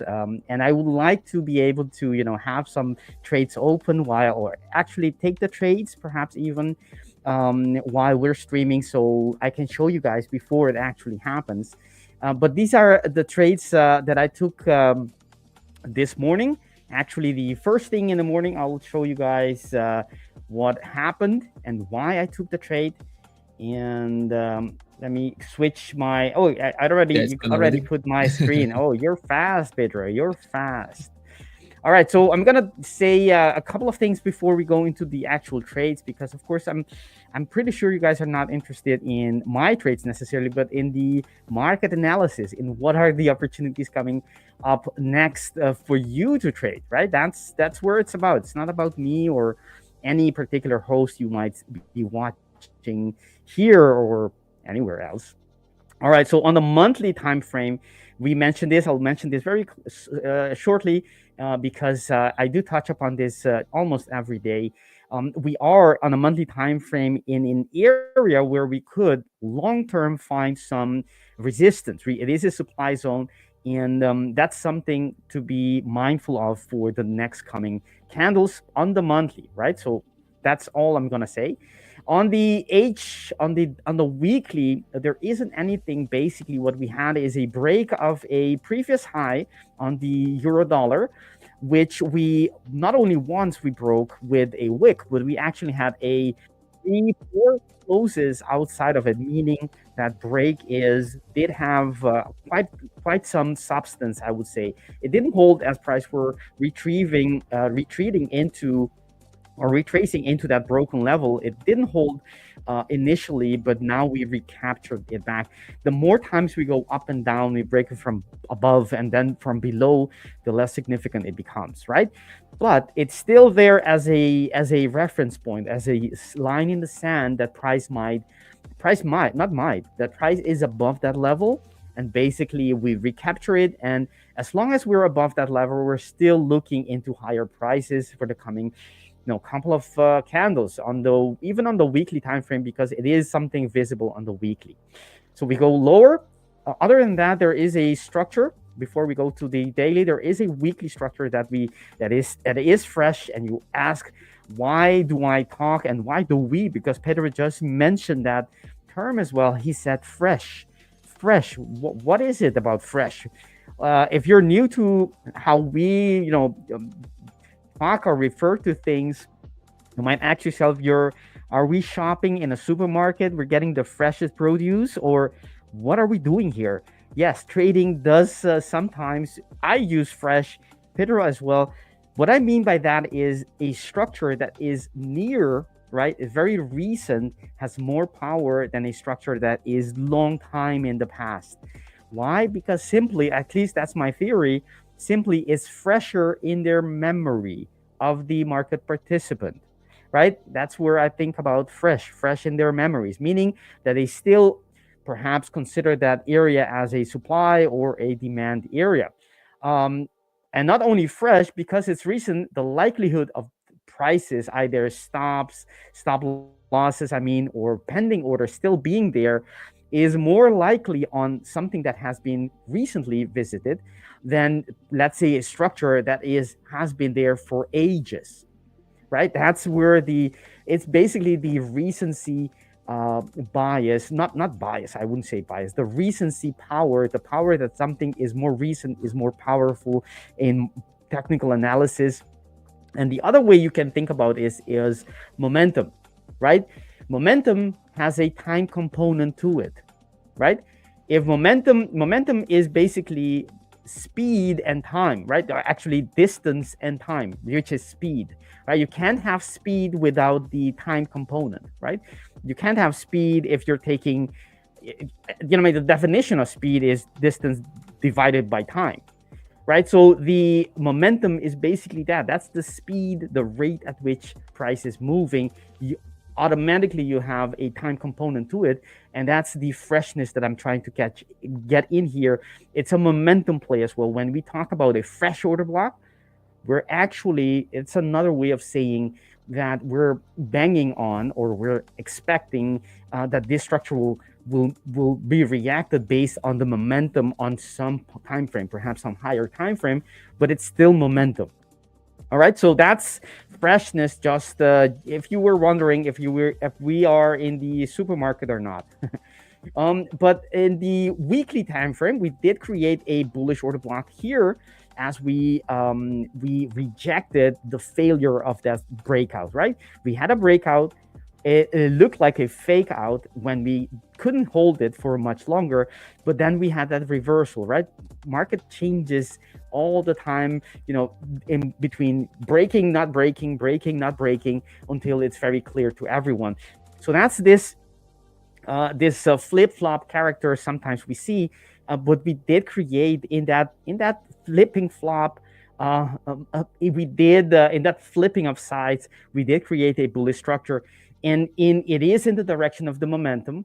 And if we are right, we don't know what's going to happen in the future, but if price, the likely direction is just upwards right here. If you look at the price action, the candles and so forth. However, price can, even while going up, which is the most likely direction for the coming candles, it can continue right away. Right, that's one possibility, and the other one is coming back to retest structure it just created, fresh structures, before it does the direction. So that's the whole idea. Very simple, nothing too complex. And we did create a weekly order block below us, so I'm looking for price if and when price gets in here. If it does it within a certain number of candles since its creation, I'm going to look for an entry with alignment on the lower time frame. Hasn't happened, but that's what I'm looking on the lookout to catch, if it were to actually happen. On the daily time frame, we do have the same concept, right? It's a top-down analysis, so you're using the same. It's the fractal nature of the market. We're looking at structures on the lower time frame that were recently created, to indicate where prices are likely to come back into in their way going up, right? So that we do have a structure on the daily time frame, so we haven't reached it yet, but when we do reach it, and it looks like we're going to reach it perhaps today, perhaps tomorrow, when we do get there, we could be looking for an entry long. Hasn't happened yet, but we did get a very nice entry just by using that freshness concept, that fresh order block. In my case, you can make a lot of money. I'm not trying to exaggerate anything here. This is exactly the things, the setups that I look for in the market. Very, very simple. In practice, in the execution, it's not that simple. I'll be honest with you. There's a lot of things that comes to the table, a lot of things, a lot of nuances, a lot of rules, a lot of routine and things you need to know before you can actually apply this profitably, right? It looks very simple, but in practice, it's not that simple. However, it is there for you to capture this edge, and it's not very simple. It's not very difficult if you go through risk management and you have a trade plan and you figure out all the parameters of that strategy, you validate it. It's as easy as that. Although I say easy, it still takes you a lot of hours to get there. What am I talking about? Well, what we did have, as I'm expecting price to perhaps get into this daily order block below us, where I would be looking for a long. What we did get is we did have a fresh order block on the H4, which was actually already retesting this fresh one, right? We already had that, but the earlier one happened in the Asian session. I'm not a robot. I was fast asleep, couldn't take it, and so that's normal, right? You're not gonna catch every opportunity because you have limited time. However, we did create this order block, right? fresh one, and in this in the previous candle we had a little wick going up there. I'm gonna take everything away so you guys can see it. You see that outside bar?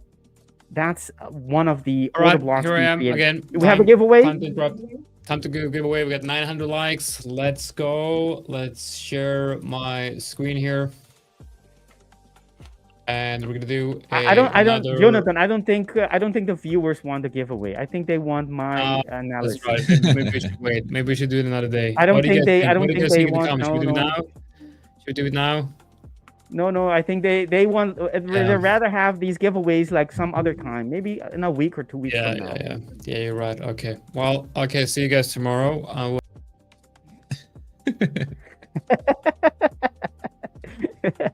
All right. Here we go. All right. So coming back to the analysis on EU. Look at how simple this is, right? So I took everything. Oh, right. So there's no. I guess. Market is back. All right. What a cliffhanger. All right. Let's go. Another winner. Let's go. Alex M. I hope that's not our Alex. Probably not. That would be fun. All right, we got another count here. By the way, guys, I don't know if you're seeing the moves that we got on GBP JPY today. That got some powerful moves on powerful breakout move on GBP JPY today. Very interesting interesting moves that we are seeing on that one. Same thing on the USD JPY as well. We talked about that yesterday, as USD JPY would have been a good support. So the yen pairs are moving. All right, but I'm just getting in here to give away that account. Congratulations, Alex, to your new 20K Bootcamp evaluation account. I will be back later for another account once we hit 1,000 likes, which seems to be not that far off. All right, see you guys. See you, Jonatan. All right, so let me put my screen back. Congratulations on Alex. You could be the next. I'm saying this to every viewer, not only to Alex. You could be the next winner. So stay tuned, hit the subscribe button, and be part of this stream, and you could win your very own free. That's why it's giveaway. It's a free account which you can showcase your skills and get funded, get actual money in your bank account. All right, so coming back to the analysis, right? So I took everything away, even though there's this line, but that's because that's an alert that I had there. Let me take that off. It's no longer valid. So if you look at this, you can see that we had an engulfing before, and we came back to that order block that was created by the engulfing, right? I'm gonna put it again so you can see this is the order block that was created initially. But that signal or that revisiting happened in the Asian session, but later on in that Asian session we did create a bearish outside bar, which I'm now with my cursor on. So that order block was still fresh when price came back with the wick on the previous candle, right? The one that just closed 2 hours ago. We came back on that wick. But before we came back, right, we already had created, what did we create? An H1 order block, right? That's the alignment right there. That's the alignment that I'm looking for, either the H1 or the H2. Combine that with some H4. Basically, you can use just one, or in my case, I'm using two. You can, think up different combinations. The important thing is it's not the exact time frame that I'm using. The important thing is looking for some time frame, and then look for another time frame that is roughly 2, 3, or 4 times smaller for that alignment, right? At least in this strategy, that's how these things I just figured out. No one really taught me. So as price created this H1 order block, right? That was before the H4 was created. The H4 was created when we closed below. I'm not sure in which candle. I think it is in this candle. And then afterwards, we came back to retest this H1. So we were retesting the H4 and the H1 at the same time. Market is fractal, and that is where I, on the lower time frame, I had my entry, and that was a beauty of an entry. Actually, it didn't go against me a single bit. My actually that was where my entry was. It was very little, and then went in my favor. And you were asking what was I targeting? Let me see. On the H4, there was an order block on the opposite direction, and that's exactly my target, right? That was the demand zone below us. So automatically, if we're leaving one H4, we're likely to be heading to the next one in the opposite direction. And that's exactly what I targeted, and it was easy peasy. Actually, my target was a little bit higher. I'm not sure, or lower. It doesn't really matter. Point is, that's what I targeted. Hit TP with very little pain in the process. Doesn't happen all the time this beautifully, and this you don't get these reactions all the time. But that's just using order blocks and freshness, right?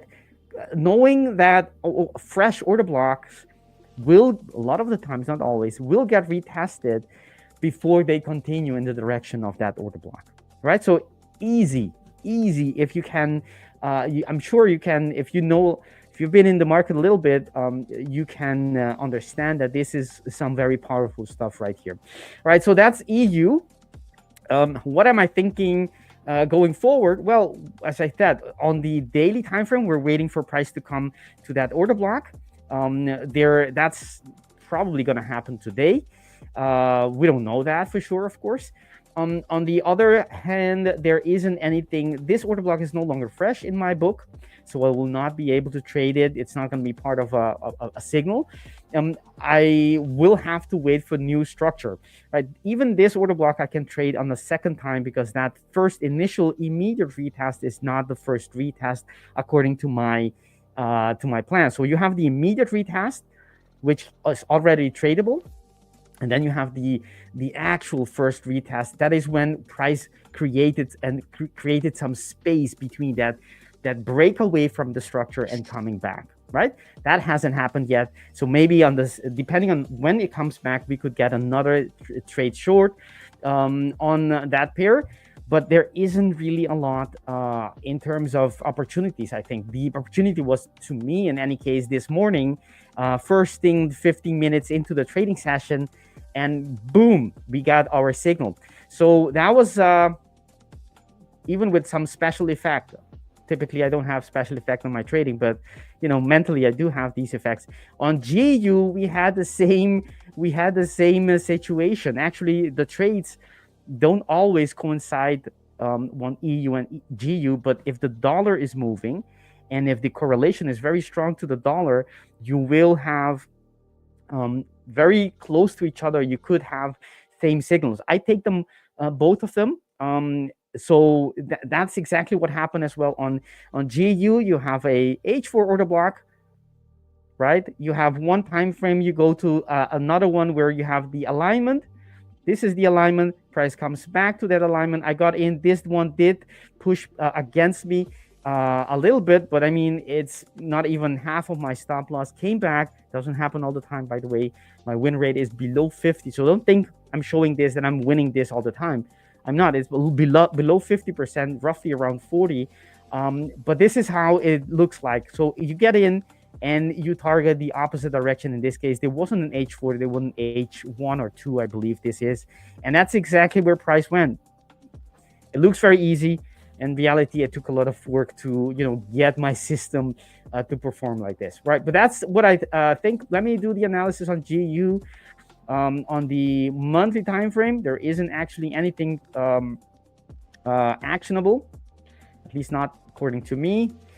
There is on the daily time frame, on the weekly, we do have that same order block that I referred to on the EU, but it is, it's not relevant right now because we're not there. So it's not something we can act upon. On the daily time frame, we do have a little area here which has a doji. Typically, I will go down to different time frame to see if I can see the same structure, and I do. So I'll consider this an area where of demand, where price will come back and retest and perhaps on its way continuing up will come there. We could get a long from there. Not relevant right now, as you can see, price is not there. And then we have the same H4 on a GU with, if we come back within a certain number of bars, it will still be fresh and we can stay trade short from it. But as you can see to the left, there isn't any structure to trade from on the H4. That to me tells me that I'm going to be hands off. I'm going to be enjoying those pips that I got in as breakfast and wait for my opportunity again. Maybe I'll not get a trade anymore for this day. We need to best, yeah. That was easy. There you go. Can you hear it loud and clear? That was easy. Those are two beautiful trades on euro dollar and the pound dollar. So that's really amazing. So the trades, I'm not gonna have. I probably will not have, unless price comes very quickly to this area. I might have another short there, but we'll have to see. I don't actually. It doesn't feel like it's going to come back quickly. If you look at how beautiful it moved away, the momentum has completely on the lower time frame, has completely reversed to the downside. So I'll have to see. There isn't, as I said, there isn't anything roughly soon for price to stop on. So it'll have to probably create some new structure, which I can then go long on or wait until it gets to the daily. But new structure takes time to develop, so it's not something I don't think is going to happen very quickly. We'll see. Maybe I can still do some action later on today. I don't think so, but who knows. So that's on GU as well. So there's not a lot of opportunity, as you can hear. Have you guys looked at the yen pairs? I don't typically trade the yen pairs, but Pedro, Jonatan was telling about yen pairs being very. Take a look. Yeah, I can take a look at it. Just one last question on your pound. So if price goes back close to the highs again, is there any level in there that you'll be considering shorting again? Yes. Like that week on the 4 hour time frame. Well, what we have here is a fresh order block on the H4. So as long as it's fresh, we have one green light, right? We have the H4 telling us this is a great area to look for a short.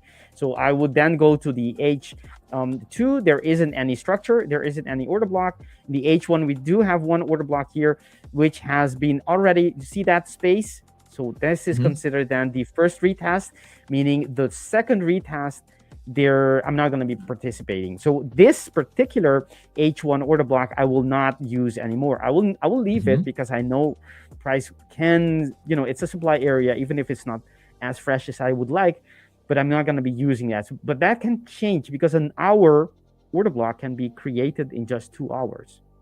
So it can still, there's still chance that it can create. So I don't have to answer your question. I don't have any structure currently that I would like to trade from.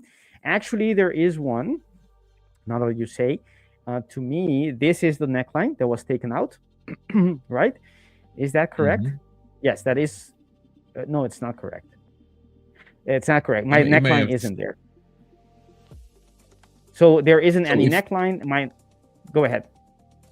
No, I was just about to ask, so at the extreme, at the high that was created today, is there anything in there that you still would consider or not?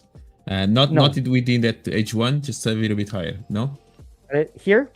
Somewhere around there. No. Is there anything in there that would be? Okay. No. You could, but I in my way of trading, no. I need to see it on the hourlies. That's my rule. Okay. If I don't see it on the H1, on the H2, I don't trade it. And what we have to the left is not fresh anymore. So the only way I can trade this is if it's part of a quasi.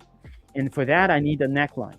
So, and the neckline it hasn't been broken. So there is no quasi, at least not in this time frame. That means that, let me see on the H2.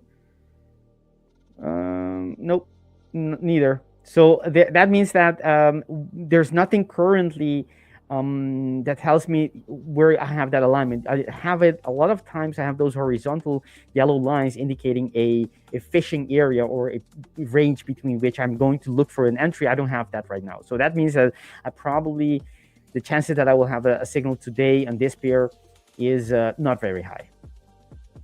Okay. Okay, fair enough. I think I see right kind of the extreme in there, but I'll need price action after that. But I think the top like that week, I think that's still interesting on the 4-hour time frame as well. But yeah, we'll see in the future how it plays yeah, out. I think there's that's the beauty of trading. You know, I at certain moments we decide what is important to us, and obviously automatically with that decision I accept that I'm not going to be looking for other opportunities, right? When when I say, for example, my rule, I need to see it on the H1 or the H2. If not, I'm not going to participate. But that obviously will also exclude a lot of opportunities that I'm not going to be looking. And but the thing is, you cannot do everything. So I'm pretty sure you can.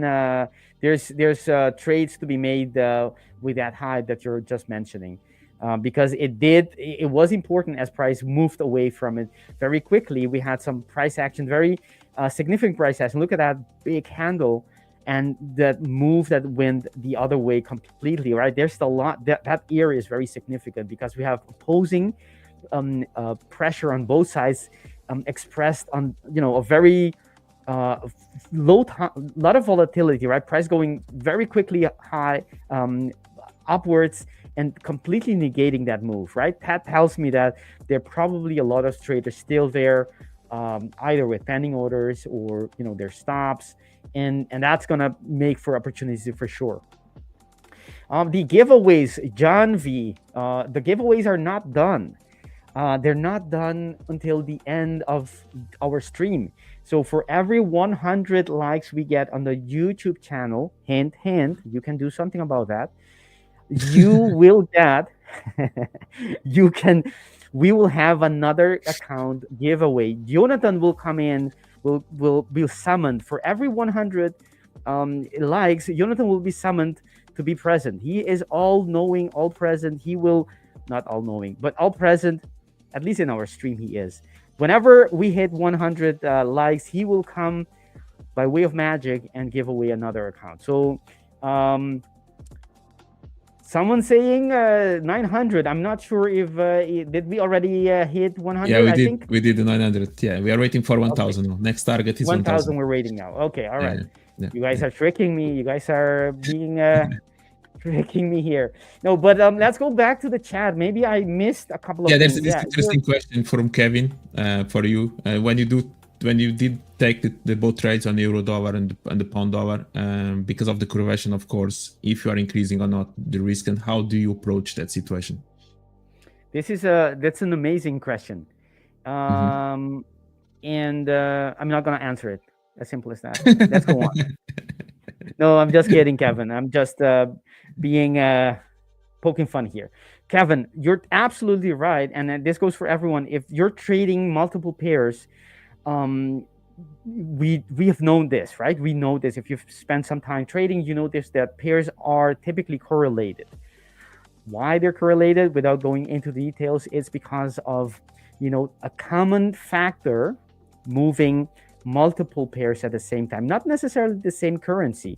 Sometimes you see currencies or assets being correlated. They're not the same currencies like Forex pairs, but there's a common factor, right? So there's something similar, right? Whatever is moving one is also moving the other one, and that happens with many different reasons. But one of the things is the risk on, risk off, obviously. But in this case, GUEU, it's very obvious. You have the dollar, the American dollar, as one of the pairs, meaning that if dollar moves, both of them will have that move, right? So the correlation is typically quite high. And it is an issue. It is an issue. However, in the end, you can measure this effect on your account, right? Are you getting double the risk or not? Because if you're not, let me rephrase that. If you're taking two strategies, the risk that you're running is that you're actually taking double the risk. Right? That's not something you want to be doing. If you're taking double the risk, why just trade one, right? You can manage that more easily than letting the market tell you when to have double the risk, which is not a great thing. But in my case, I've measured the drawdown on my EU alone, and then compared to that, when I'm doing EU and GU, and my drawdown is not double, meaning that it actually is better to take both of them, even if I have trades at the same time. My equity graph, my drawdown, the ratio of my return, drawdown, the max drawdown that I have on my account, not only. One second. Go ahead. Your voice got weird. Can you continue to speak now? Yeah, sure, no problem. Okay, yeah, it's good back. Yeah, for a second your microphone kind of was weird. Yeah, that can happen. Thank you for letting me know. So what I was saying is that the ratio, what you have to be looking for is, when you're managing your strategy long term, is how can I maximize, or how can I optimize my risk adjusted return, right? So if I add both of these pairs, my return will roughly double, not completely because they don't have the exact performance, but roughly, right? However, the drawdown that I get from each pair are not at the same time. The reason is because they do not signal all the time together. This time they did, but a lot of other times I only have one pair at play at the same time. Even if they are correlated, they may not signal at the same time. So it is, in my case, it is okay to take, I will accept these moments where you have two of them, because I have data, and it's perfectly fine. But for everyone else trading multiple pairs, this is a real thing, right? Because if you don't watch out, you will end up with just one big position, thinking it's 5 different positions, but maybe there are 3 the same, or even all of them move together. You see that when we have, by the way, we have Dirk in the background. That's amazing. Yeah. Hey, boys. Morning. No longer in the background. You've come from out of the shadows, Dirk. How are you doing? I'm doing great. I'm here to cover for Mike today, who is sick. I see. That means that my time is over. You came in to kick me out. No, not necessarily. I was listening to you and your explanations about order blocks and the correlation between GU and EU. I'm just making fun, Dirk. You know, we know each other by now. Dirk is such a nice guy. He would never do that. Well, thank you. Tell this to all the people that hate me. So as I was saying, what you need to watch out with when you're trading multiple pairs is then how often do you have the same the correlated pairs having trades open at the same time, because that's when the risk is. The risk that you're able to trade multiple pairs doesn't mean that your strategy will have a higher correlation or a higher drawdown. It's only when they're open at the same time. And in my case, that overlap of having the same trades open for both pairs doesn't happen that often. So it is okay for me. For everyone else, you should check that with how do you check that? You put one very simple way to do this is to measure them separately, right? So looking at the drawdown and the return you get in a period, a month, 3 months, whatever, and then combine them. Look at the results if you were to take both of them. And if they are just double, then there's no need in taking a second pair. Just focus on one. If it's less than double, then it makes sense to take the second one, but obviously you'll have to adjust your risk because you're taking something that is correlated just with a bigger size. I hope that helps you, Kevin, on your question.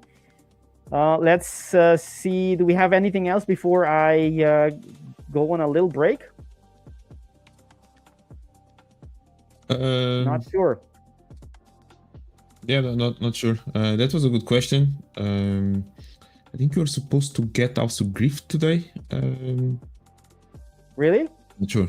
I'm not sure. Usually Grift. Usually it's Mike and Grift that kind of kicks us out on Tuesday. So yeah, I don't know. Maybe Grift is coming, or maybe needs the link. I don't know. But yeah. All right. So yeah, guys, what are you waiting? What are you looking for? Any more questions? Any charts that you want us to take a look at? Actually, there is.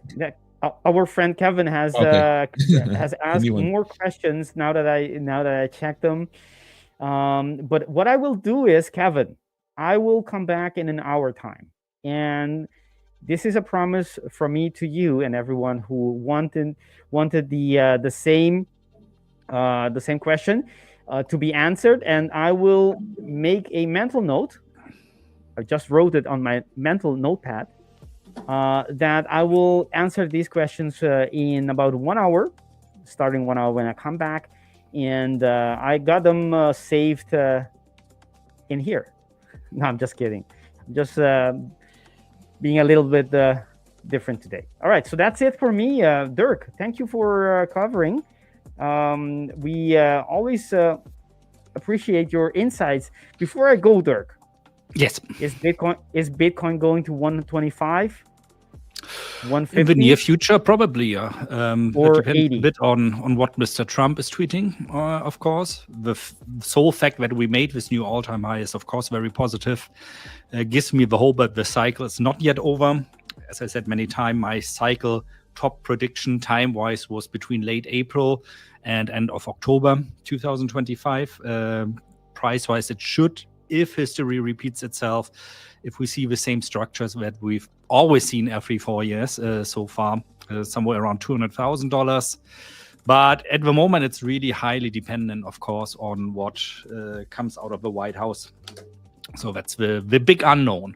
And as we just saw, I mean, it's like one day 50% tariffs on Europe, and then the next day suddenly not anymore, or at least postponed until 9th of July. So it's something that's always in the back of my mind at the moment, also for short-term trading, like what is Trump going to say, or am I in a position? And then suddenly Trump says something and everything goes haywire. As usual. As usual. Yeah. All right. So I'm going to come back, guys. See you guys in a bit. Okay. Thank See you. Take care, Victor. Bye-bye. So, Pedro, good to see you as well, man. What are we trading today? Yeah, I've been looking a little bit at euro dollar and pound dollar. Trying back a little bit into the dollar pairs. Always paying attention to the US indices as well. I noticed that they are starting to move a little bit to the downside. They are giving a little bit away again from what they did this morning. Yeah. Yeah, they're pushing lower.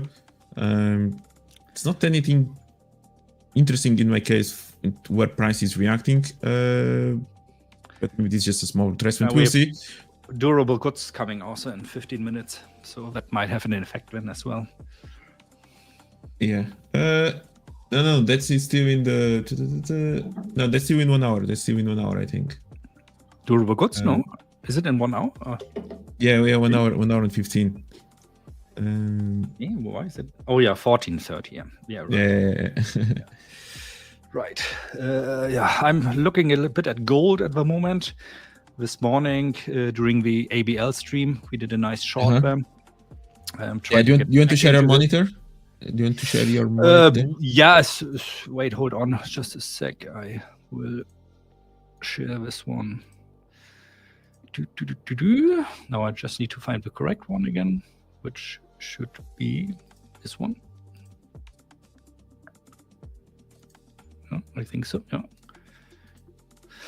Perfect. So this one, I mean, it's basically what we saw all morning in gold, or all day, like slightly moving down. Not a terrible lot of momentum, but I'm a bit now when I see the index is moving down. Like there's also a change here in the trend direction now, pointed out by this indicator, by this moving average, which just switched to a downtrend.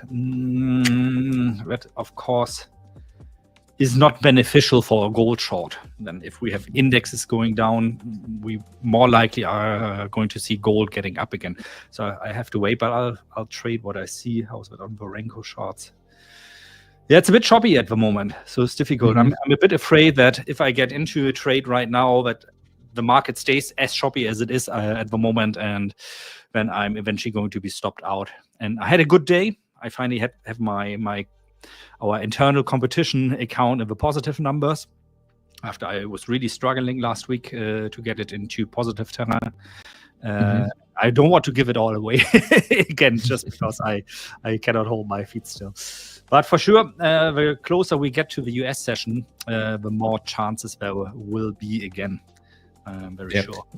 Do you want to give us your opinion in here on the Vine questions? Basically, looking a bit more of fundamentals and geopolitics, kind of what is moving the market at this point? What should we be concerned about right now? Well, the big concern, of course, is the tariffs. I mean, this is all there is to say at the moment. It's all about tariffs. And the tariffs are, of course, negatively going to affect the US economy, because by the end of the day, the consumer pays the price. Getting production of goods back to America is not as fast as Donald Trump would want that.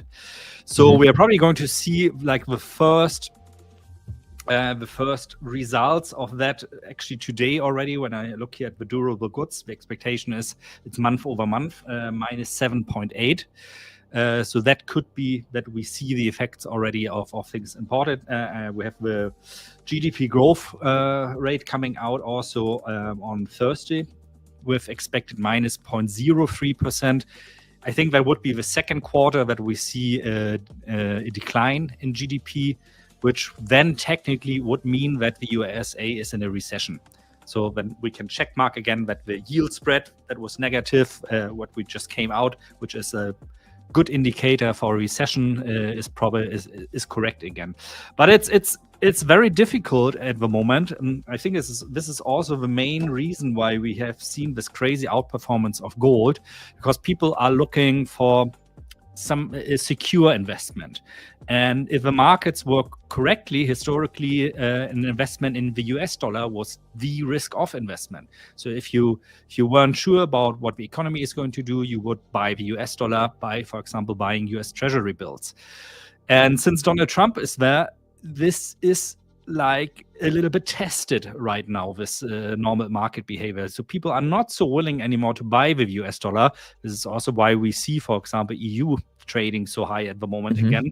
This is also why, I mean, over all currencies, we've seen quite a significant US dollar weakness, right?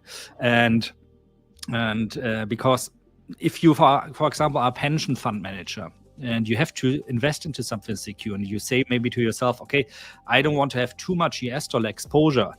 Well, maybe then you buy a little bit of gold, which of course is denominated also in US dollar. But I think this is one of the reasons why we've seen overall currencies, by the way, not only if we look at gold dollar, if you look at gold euro, the picture is pretty much the same. Why we've seen this outperformance in gold lately. Not only lately, I mean, but it has picked up a lot, I think, since Donald Trump was elected. So real parabolic move over 3,000 started with the election of Donald Trump. And that gives away a lot about the state of the economy and the state of economic expectations. That being said, however, we also cannot underestimate what's coming out of the USA, because if the US citizens are good at one thing, it's about basically turning things around very quickly. Whereas we in Germany, you know, the typical German behavior is like, oh, everything is so bad, to complain about it. The USA are more like, okay, it's bad, so what can we do about it? So, so I wouldn't bet necessarily on that, you know, we're just going to see falling prices now for stocks, for cryptocurrencies. But it's a very fragile thing, because it's also economically speaking, like the USA are in a situation where you have stagflation. You know, you have sticky inflation with still over 2%, but you have a contracting economy with a negative gross domestic product. And this stagflation, the last time we really had during the 1970s, which is like an infamous period where nothing much was moving on the stock markets. volatile, up, down, up, down, up, down. And so this is a bit my fear, that we could be up for something like this, like for a couple of years where things really just go sideways and not that much is happening at the grand scale. Of course, things are still going to be volatile, but if you compare, for example, June 30th to January 1st, you're going to see like, oh, actually not much happened there. In between, there was a lot of up and down, but that is just the daily volatility. So it's complicated. For sure, a new challenge, especially for maybe people who just came into trading, let's say within the last 10 years, and are very used to this quantitative easing markets that risk on assets go up, go up, go up with corrections, of course. That for people that are not used to, that things can go sideways or downways for a prolonged period of time. But time will tell. And I mean, for the short-term scalping we are usually doing here on the streams, it's something good, of course. We want the volatility, right? Not too much, but a little bit. Yeah, that's an interesting perspective. By the way, anyone do a short that is, by the way. Sorry, just anyone that is looking for giveaways, okay, so you guys need to press the like button when we get 1,000. So every 100 likes, we are going to be providing. Oh, there you go. You are muted, by the way. No, just keep. Forget about it. 1 second. No. I went to YouTube and it was Jonatan there. Kind of. I'm looking at different pages. Sorry. Yeah. So when you get 1,000, you're going to get another giveaway, and every 100 subs, we are going to be giving new giveaways. So you guys need to press that like button for us to get the accounts. All right, but yes, it's an interesting market where we are now. Absolutely. Actually, I was about to ask you, in terms of crypto, how do you see Bitcoin in this particular case? That Bitcoin is literally kind of bullish, breaking all-time highs, and it looks like there's a little bit of a dissociation with US indices. Like it has been always a little bit connected with risk on in terms of US indices, but now it looks like that Bitcoin is leading literally this new trend. Is it kind of just the big hedge funds and everyone else that is already being able to invest in Bitcoin that is allocating their money into that asset, or it's kind of it's an indication that US indices are going to eventually follow also Bitcoin, and actually we are going to resume the bullish market that we have seen? Well, as I said, what's your take? The cycle is still in full bloom, so to say, in my opinion. Just like I said, the thing is, of course, well, there are two sides to it. Let me put it like this: we have a very strong correlation with the stock market still, because Bitcoin is perceived as a risk-on assets. Although by design, with a fixed cap, of course, it's meant to be a risk-off asset. No, it's meant to be a hedge against fiat, a hedge against inflation. However, it's not perceived as this right now. Maybe that's something that's going to develop over the course of the next 4 years. One thing that concerns me is with all the institutional and retail volume that has come into Bitcoin through the vehicle of the Bitcoin spot ETFs. This can very quickly also turn upside down, because you have people in there who are maybe not used to crypto yet. I don't know, like your mom or your grandma maybe bought the Bitcoin ETF because somebody said you should buy this. It's good for your portfolio to mix that in. But they are not used to this crazy volatility that we especially see in a Bitcoin bear market or crypto bear market, where, within a day we can swing up by 10% just to fall by 20% then. And I wonder, once that happens and people start panic selling their Bitcoin spot ETFs, if that maybe drives the price then more down than we saw during past bear markets, where usually Bitcoin corrected somewhere between 65 and 75%. 2026 is for sure going to be a bear market for crypto. I'm 100% sure of that, almost. Okay, yeah, it's interesting. Have you guys talked about the trading competition, by the way, or already? No, you can maybe share. Are you competing in the The5ers trading competition as well? Are you on that? I will compete in the one that is starting tomorrow. Perfect. Although we have like a public holiday here, so I have to see how much time I find, because I also promised my wife and my daughter to, not be as much in the office the next days. And exactly. but we have like the one currently that starts in 19 hours. So tomorrow we still have around about 2,500 open spots. So if you have not registered for this one, and this one is free, you should do so right now. There's some great prizes again. First one is going to get a 60,000 high stakes account all the way until place number 10, or high stakes account. Then until place 20, we have bootcamps account and hub credit. So everywhere down to place 100, you can win some nice things. And we have a running trading competition, or this one finished just now, or what? Yeah, I think it finished today. So I think it's going to be always from Wednesday to Tuesday, if I'm not mistaken. Right. So yeah, most likely must have been this one that started here on the 21st. Yeah, let's see who won this one. Nobody. Yeah. Or maybe they haven't updated it. Probably it just ended actually. But anyway. So that one I quickly wanted to show you. Yeah, this is also kind of interesting. We had an internal competition here at the 5ers where we wanted to see whom of us, all of us that do those live streams are actually able to have a positive return on investment for trading account. As you can see, I was struggling really a little bit. Started out quite good. Then I had a couple of trades where my stop loss was hit. But I'm back into positive terrain right now there. So the way I want to go forward with this is actually that I want to continue to trade this one on the live streams here to see if the new trading strategy that I'm applying there is really working out over time, you know, to get like a feeling. It's a trend following strategy, contrary to what I normally trade, which is contrarian trading style. So let's see, I'm going to update you there whenever I'm online how things are going, and let's see if I can get similar great results like we've seen from Victor, from LJ, and from Rich. How was it for you, Pedro? Did you participate? I'm actually not break even, actually 1% up. I didn't really trade it that much last week. I haven't opened any trade this week yet, but yeah, I'm kind of 1% as well. Nothing much, to be honest. But we'll see. To be honest, when I do trade competitions, I kind of start feeling FOMO. It goes a little bit against my nature.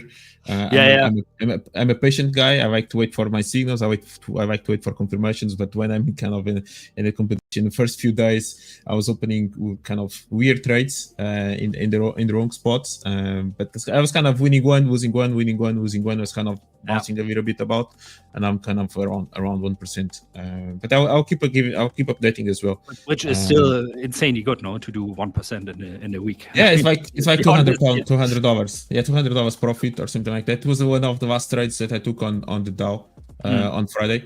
I got one of the good trades I took. Actually, it was on Euro Pound. On the we can take a look at Euro Pound, to be honest, because someone also asked for Euro Pound. But I've been waiting for a long time for the Euro Pound to get into this structure in here, and it finally got there. Okay, so it spent many weeks around here, around this level, using it as a good level of support, and then it finally went there. So when it got there on Friday, I actually I found an interesting trade. I started noticing that price was respecting a little bit of this level, and I kind of got wrong in there, kind of in the lower time frame. There's a bit of a confirmation, and that was a little bit of the trade. I was still looking to see if price actually eventually go much higher from here, but never did. Like we had this strong level of kind of supply in here, kind of resistance that price kept holding. So so I let price continue to move a little bit further down. I have other levels within here that I'm still looking for that can still bounce. But for that, definitely we need to see a little bit more of strength, maybe on the euro, or a strong weakness on the pound for eventually the Euro Pound actually starting to move, right? So we need to see one of those two. For now, it's basically a little bit more of a move to downside that's going on in here. But I'll keep tracking the Euro Pound, because I think there's going to be some kind of opportunity to at least to trade back into this level. So that's going to be one of the trades I'll be looking for, but needs a bit of confirmation before that. But yeah, that was one that I took on Friday, and then the other ones I think it was on the Dow. Yeah, within this web, I kind of scalped a little bit. Something that I usually don't do that much, but I kind of scalped in here on Friday evening. Yeah, got a little bit of this move after price was reacting from here. And now I'm waiting to see what's going to happen. And Yeah. in the meantime, we have LJ. LJ who joined us. Hello, You guys. again. Didn't I see you? Yeah, Yeah. we're back. We're back. This We're morning. back. The master. How you doing, Pedro? How's everything? You doing well? Yeah, I'm good. How are you? Have you passed another 10% account? Like, what's going on? Yeah, I'm just waiting for it to tick over now. So that's what I'm gonna do. So from the challenge account, I gotta wait for it to get shuffled over. So yeah, that's what I'm doing. That's incredible. I'm in the pause That's period, incredible. so I'm trading my other stuff in the meantime. But yeah. No, doing That's well, really doing good. well. I signed up to the this week's competition, so hopefully this week, you guys, anyone else in the chat, I'll actually be able to be in it. Because last week I couldn't log in the whole week, right? So the actual like larger 5ers competition, I couldn't log in. Couldn't figure out what was going wrong, but hopefully we'll see if I can get in this week. So you guys can trade against me, and we'll see. It's because the I really 5ers help. actually want their clients to have a chance, to win. If you are in there, Yeah, I tried already. For some reason, I think Raphael says it. Yeah, I think Raphael like it's game over. We already have our winner, so anything that's done. Guys, come on, no, come on, no come pressure, on, no come on. pressure. All right, no. All right, look, you guys are all wonderful traders as well. Come on, don't. No. Come on. it's like mind games we are trying to play with, Yeah. So we have a chance as well. Yeah. No, it's good. It's good fun. Yeah. No, what's incredible is that because we said so many times, and we know that you are busy doing other stuff as well. Like your head kind of is in different spots at the same time. We are multitasking everything, but at the same time, you basically open 70 trades on the same day. Like, how can you do that? Like, how can you kind of? I was thinking that's also Yeah, how can you do that? I cannot do that. Like, I'm either trading, especially if you're opening that many trades, or I'm kind of doing other stuff. But you can do everything at the same time.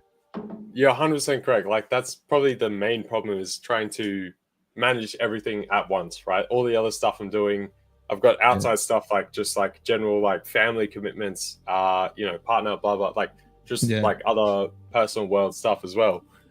Which for me as well, because I've done that for the past 10 years. That's been majority of my thing, and I'm sort of shuffling over that. So it's like an integration thing. That's definitely the hardest part at the moment, trying to do both. But I was trying to manage it. I mean, look, that's part of why I'm, I sleep for like 3 to 4 hours, 5 hours. Okay. And then I just keep going, which not recommending. It's probably not sustainable. I've been doing it for quite a long time now, 3-4 years. But yeah, I definitely don't recommend it. It's not for everyone. So yeah. That's the main thing. But I do suffer the same, like trying just to balance a little bit between personal life and kind of trying to track the charts, and then even other type of work that we are also involved in doing. Anytime, honestly, my most productive days are kind of Sunday when the market is closed, and I know that I don't get distracted with price movement. That's why I kind of tend to work a little bit on Sundays, just to organize the week and advance some other stuff. Because anytime the market is open, it's almost impossible to stay focused. Yeah. Unless I go literally outside the office, kind of go somewhere else where I don't have charts in front of me. Because if I do have a chart in front of me, there's always it's opportunities popping up everywhere, isn't there? Yeah. So it's at just, any time you're like, price. I could have jumped into that, and then there's this going on over here, and I'm looking at this, and I've got alerts over here. Yeah, exactly. Yeah, that's perfectly it. It's very difficult, hey, but shit, I fat-fingered again. Oh, what is up? Oh no, with me? what have I you accidentally closed my gold trade, and of course, the minute I press it, it's going further down. I mean, there was a profit anyway, but Oh, so you reshorted after you took profit before? Sorry, what? You reshorted after taking profit like earlier when we took on ABL? Yeah, I just reshorted it actually like 10 minutes ago, and I wanted to keep it until 85, but just now I wanted to drag my window, and when I pressed it across, so instead of 100, now I made $15 on this trade. That's right. Are you in the Aussie dollar trade still? No, I'm out at the moment. I took profit before off the little bounce that we had, but then it's a small profit for $400. Now I'm sort of waiting. Like as we've seen, it's sort of just we're hanging around these levels. Same with the euro. So I'm waiting to get a bit more of a confirmation that we actually are going to run up for today. Might be until we get the US kicking on. At the moment, it's pretty quiet, bit of consolidation, sort of sideways range. So that's what I was feeling from before. Normally, you either kick and fully run, or it tends to just sit there. So I jumped out. So good bit of profit for the morning. I would want to re-enter, but right now, yeah, I'm waiting for that kind of signal. Haven't seen it yet, so yeah. I'm curious actually the way you do your trade, but that's going to stay for another session because I'm ending off now. I'll let you guys. Oh, of course. Yep. And just one of you, if you could share your screen, because I don't think any of you are sharing your monitor at the moment. Oh, so, yeah. right? That's the point. But yeah, I'm really curious because I haven't really kind of chat with you about exactly your style, and I'm curious always to learn kind of maybe a small edge that you can learn from someone. And I'm curious because you're looking for shorts. You're looking for shorts on Euro as well, right? And on the I was shorts? earlier. Now I'm looking at longs. I was looking short earlier. So down to this 113.40 to 113.30 level. That's what I was looking for shorts. Similarly with the Aussie, I was looking at 64.50, anywhere between that and 64.30 from yesterday to short, and then potential re-enter to go long after that. So at the moment, I'm still very much tilting towards dollar shorts.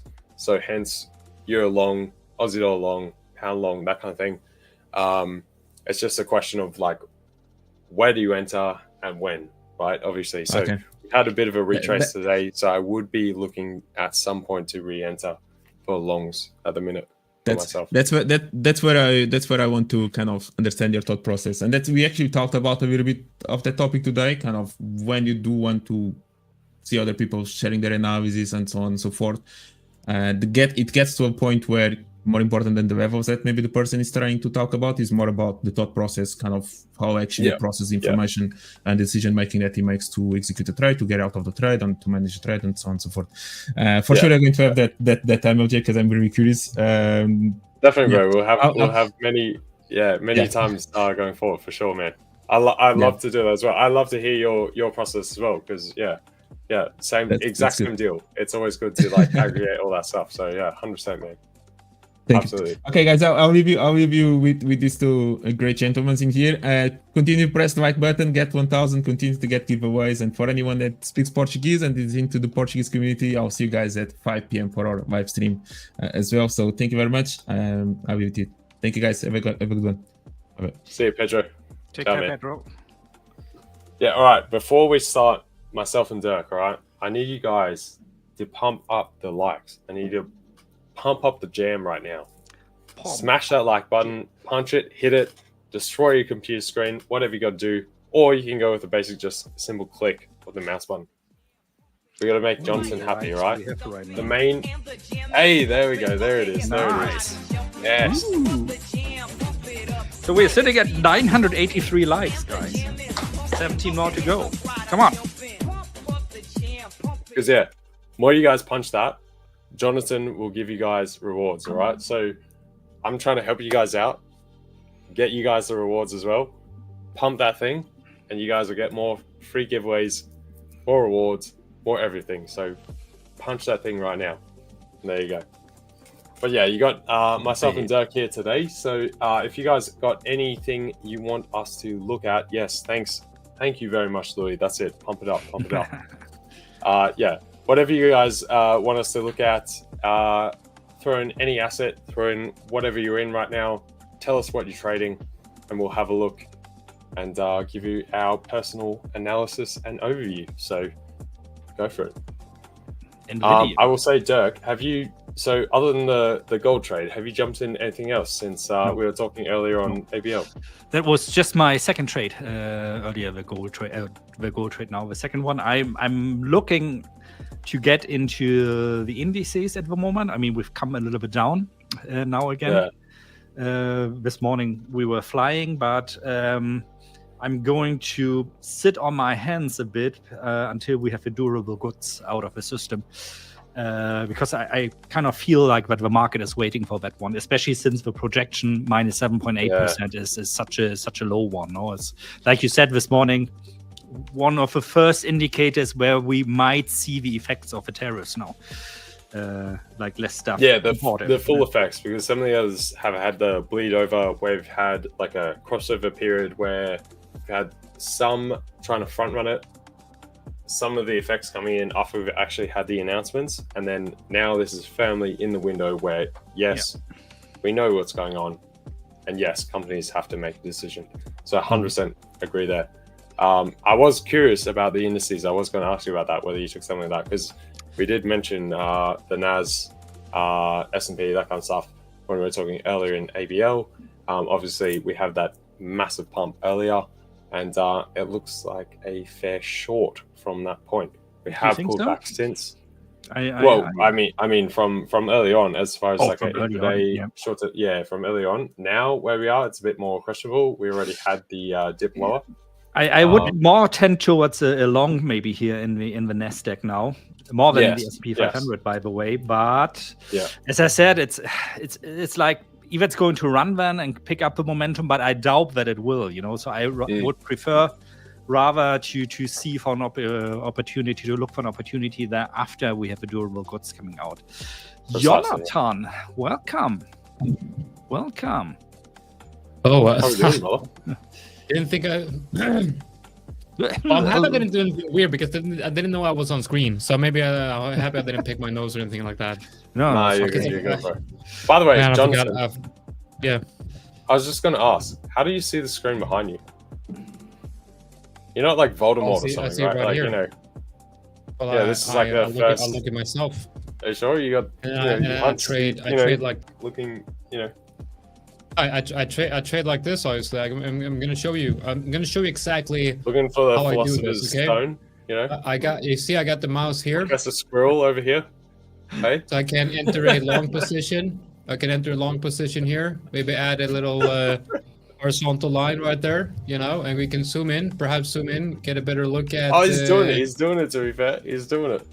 Yeah, and we can perhaps get I've just always wondered that, whether it's do you actually use the screen? Easy, no problem. No problem. This is how I trade every day, Maybe add a little trade here, little Fibonacci levels here, something like that. He's doing it. Look at that chat. Yeah. He's doing it. Look at that. I'm long here. Look at that, making money. Very nice. Very nice. Very nice. Eyes in the back of your head, mate. That's. Well, I think this is. I don't know what I'm trading, but it's making me money. By the way, I still have a GPU lying around where you can attach 6 monitors to it if you're interested. What GPU is this, though? Which one is that? I have to see. It's I think it's an AMD, quite old one, but it has like 6 mini display port. I was trying to get a 3090 Ti. Like that's very strong still. It was the 3090 Ti. Right? Yeah, where you can get them at a good price now, but that's something that will still last you quite some time, and will give you all the processing power that you need. You can get them in very high, like you can get like a 24 megabyte. There you go. Yeah, I would love not to. The thing is, like, I don't want to spend a lot of money. So that or a 3080. No, I would send it to you for free, man. What about? So you said 3080. 3080 or a 3090 Ti, like either 30. Yeah, that's sort of your comfort zone between having good performance that'll cover you for everything, but still cost effective. Right, and there's a couple of variants, so you can get like a 12 and like a 24 for like the 3090 Ti, for instance. Okay, well, it makes So you're not now looking at like 1500 to 2K US for just the graphics card, right? So, but you'll get comparable performance. Like you're not trying to run games or something at a bajillion FPS or something, right? So that'll still last you, like, because the other things, if you get one of the cheaper ones, it'll be good for now, but it'll be dead in 2 seconds. because they are But accelerating at a certain rate. So that's something that you'll pay the money, but won't have to replace it in 2 minutes. So it's actually worth paying slightly more, like a couple of $100 more, to get something that actually lasts you for a little bit. Yeah, But that'll cover the full processing power of all the monitors you have and all the other like Chrome tabs or browser tabs or whatever that are open that you need the processing to cover. Yeah, I'm gonna look into that. I really need to get one, but it seems like there's there's really a shortage of GPUs. Like, dude, there always is permanently, to be honest. But that's why if you try one of the, like, these are now technically 2 series older, but still really good. Like, I have a 3070 Ti, which still works really well. So you could even try that. It's just if you want that little extra oomph per the dollar value, 3080 or 3090 would be a bit better. Like, I would probably upgrade my 3070 at the moment. So each tier step down of like 10 points is like a full grade lower. But which one did you have? So, 3070 Ti. 3070. I mean, okay. you get one of them pretty cheap. It covers all my stuff just fine. I play games and stuff just fine as well at the minute. You're not going to play like major, AAA games on top tier, 160 FPS or something, but I mean, you're not needing to do that, so that's fine. Not really, and I'm not really. I don't really have a lot of time to. Yeah, I don't have the time either. That's why I'd like to play them, but I don't have the time. Yeah. So I'm going well, to look at the. I'll give you a recommendation also. 3070 Ti then. That's not a bad idea, to be fair. If you want to have something really very nice, which still is within budget. If I upgrade mine, I can send my old one to you. Go for that one here. Wait, you're gonna send me your old one? No, this is not the one I'm going to send to you. But this one, if you want something which I think still is within a decent budget for a graphic card for a GPU, this is a really good one. I got that one and it just everything runs smoothly. I don't have any stuttering, nothing. Really worth the money. Yeah, so the main thing is you want to get one that has like an analysis paralysis here. Yeah, getting a lot of numbers here. Put it this way, My Jensen. small autistic brain is not good at numbers. You need at least a minimum like 12 gig. Yeah. Right on the graphics card, minimum. Okay. I think I have like if you get 16 or 24, then that's fine. Yeah, it's similar to like having like your RAM, right? You want these days, you want 32 to 64 to be honest, to be comfortable. Especially if you have a lot of Chrome tabs open. That eats that's RAM the thing. like I don't know. Yeah, and multiple like MT5 browsers and C-Trader or whatever, it all ends up using a heap. So as long as you get that minimum of 12, ideally 16 or 24, then that will actually last you like a long time, and then you'll be very happy with your purchase. We have Nvidia earnings coming out tomorrow. That was actually the other thing I was going to say to you, Dirk. Yeah. Just as far as the the indice positioning where we are now, because as well lining up Nvidia with the indices, they're very correlated at the minute. Yeah, I mean it's disturbingly big in the basket, no? Of the yes, it is, but as well, just it. I mean, it has been for a while. Obviously, one of the big drivers per the continued uptick in indices over the past while, pre the Trump tariff kerfuffle. But even more so now, I think since people are trying to look for some kind of, I guess, points to actually like anchor on, to try and, seeing as we do have a bit of obfuscation, a bit of it's quite unclear as far as the forward path.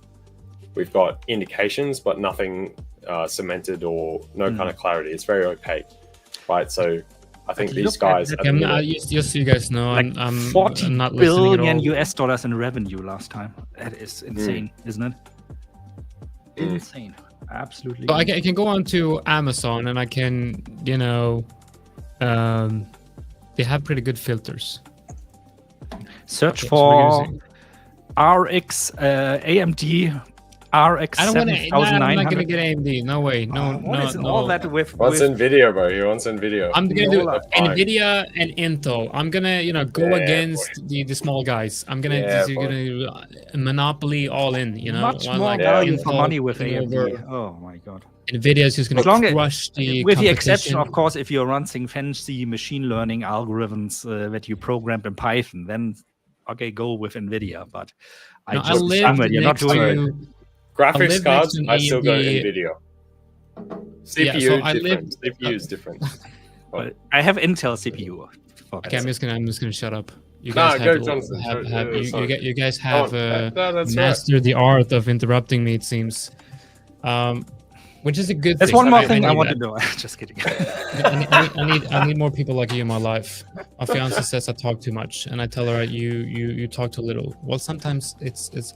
Let's not go there. Okay, so yeah, I live next to an AMD place, headquarter, and when I was a kid, well, not a kid, I think a kid, and I was skateboarding, right? And we had a rail outside the AMD headquarter, and there was this security guard, just being a real, real not very nice guy, and that kind of after that, it's just a traumatic experience with AMD. So whenever I see the AMD logo, I just look at this massive security guard trying to hunt us down, and we're trying to fight them off with the skateboards. It's like a big giant, Yeah. Yeah, So now no you hate AMD them. to me. Yeah. Do you know that Nvidia, Jensen Huang, and the AMD CEO, I forget her name, but they're cousins as well? No way. Whose cousin? Yeah, they're cousins. No, they're not cousins. The That's AMD CEO. So the two big No dogs way. in the sector, they're Really? related. Yeah. God, it's a How family. crazy is that? Which neither of them realized that it would get that big. And I'm pretty sure earlier when they were younger, they didn't know of each other. They were cousins, but they hadn't really had family, relations or whatever, really. And then they only sort of knew of each other later once each of their companies had become massive, and it was both in the same space. Call me out, Yeah, chat. it's if I'm actually wrong, true. but I'm That's pretty insane. Sure that's what it is. Yeah. So wild. How do you get those type of memes? wild Who do you I who think do we you have have 1,000 to likes, by the way. Yeah? 1,000 likes? All right, let's go. Yeah, as soon we- as I find the GPU here, we'll do a. Good guys, 30 keep pumping up. I okay, told 30, you. I told 80. you. Jonathan will give you guys giveaways. You just got to pump the likes. 3080 T. Okay, so I doing did find that's. But what does it show me? Okay, so now it shows me a 3080 Ti 12 gigabyte for $1,500. Okay, so what's the next one below? Is it 3070? Below 3080, yeah. Yeah, no, yeah. And then the TI is the steroid version of the regular one, basically. It to make it simple. It's the jacked Okay, can version I- of the regular. All right, so let me share my screen here, and we will go chopping GPUs here. You guys have to wait with the giveaway. We got some important business to attend here. Very It important. is actually slightly important. Okay, so I will share trading view. That would be And then something. RTX giveaway. Yeah, we're not. Look. This is not to be confused with the giveaway that we're doing here. So it's gonna be in Swedish. So you but Yeah, we all- Louis, we all I understand. cannot deal with those Nvidia fanboys here. Yeah, but they can't deal with you either, Dirk. So that's a mutual relationship. Somebody's Okay, so button. here we go. RTX 3070. Is this this is probably $600? Oh, it's 8 gigabytes. All right, I need 12. I was about to say, Yeah, I read that as it's Krona. I was like, what? $5,000? Holy. You're looking at the wrong thing, brother. What is that? In Yeah, Sweden, Krona, things yeah, are a yeah. little bit more expensive, you know. Yeah. Yeah. Okay, so I need God, 12 gig. Okay. Let's see I if I Yeah, can. you really need want to at least comment on 12 that. gig, I'm a anyway. big fan. I hate Apple with passion. I You absolutely don't like hate Apple? Apple. I Dang. hate Apple. I'm an you hate Android Apple? guy. Because it's Yeah. like I'm an Android guy as overpriced- well, but I hate Android. overpriced. It's like showing up to car meet with a moped. You know what I mean? Like it's It's it's okay. the Yes, most, I'll thank show up you. with my Thank you, bicycle to Jonatan. car meet. Exactly. yeah. But I have Android Terrible. and I got a Samsung phone and I got Android, but I wish I was an iPhone person No, absolutely. because then I can wear like a Dude, look like a That's hipster. the rebel in me. You know, I drink used to be a special punk coffee, rocker Exactly. You gotta when I have was these young. glasses and you look like hipster and you're good. Exactly, I could have those glasses that LG has right now. Precisely. Dirk, Yeah. no, I'm sorry. Apple supremacy. I gotta lock it in, mate. Look, I know one of the main things actually is I have my iTunes library from 2008, right? And I'm not giving that up. Okay, Wow.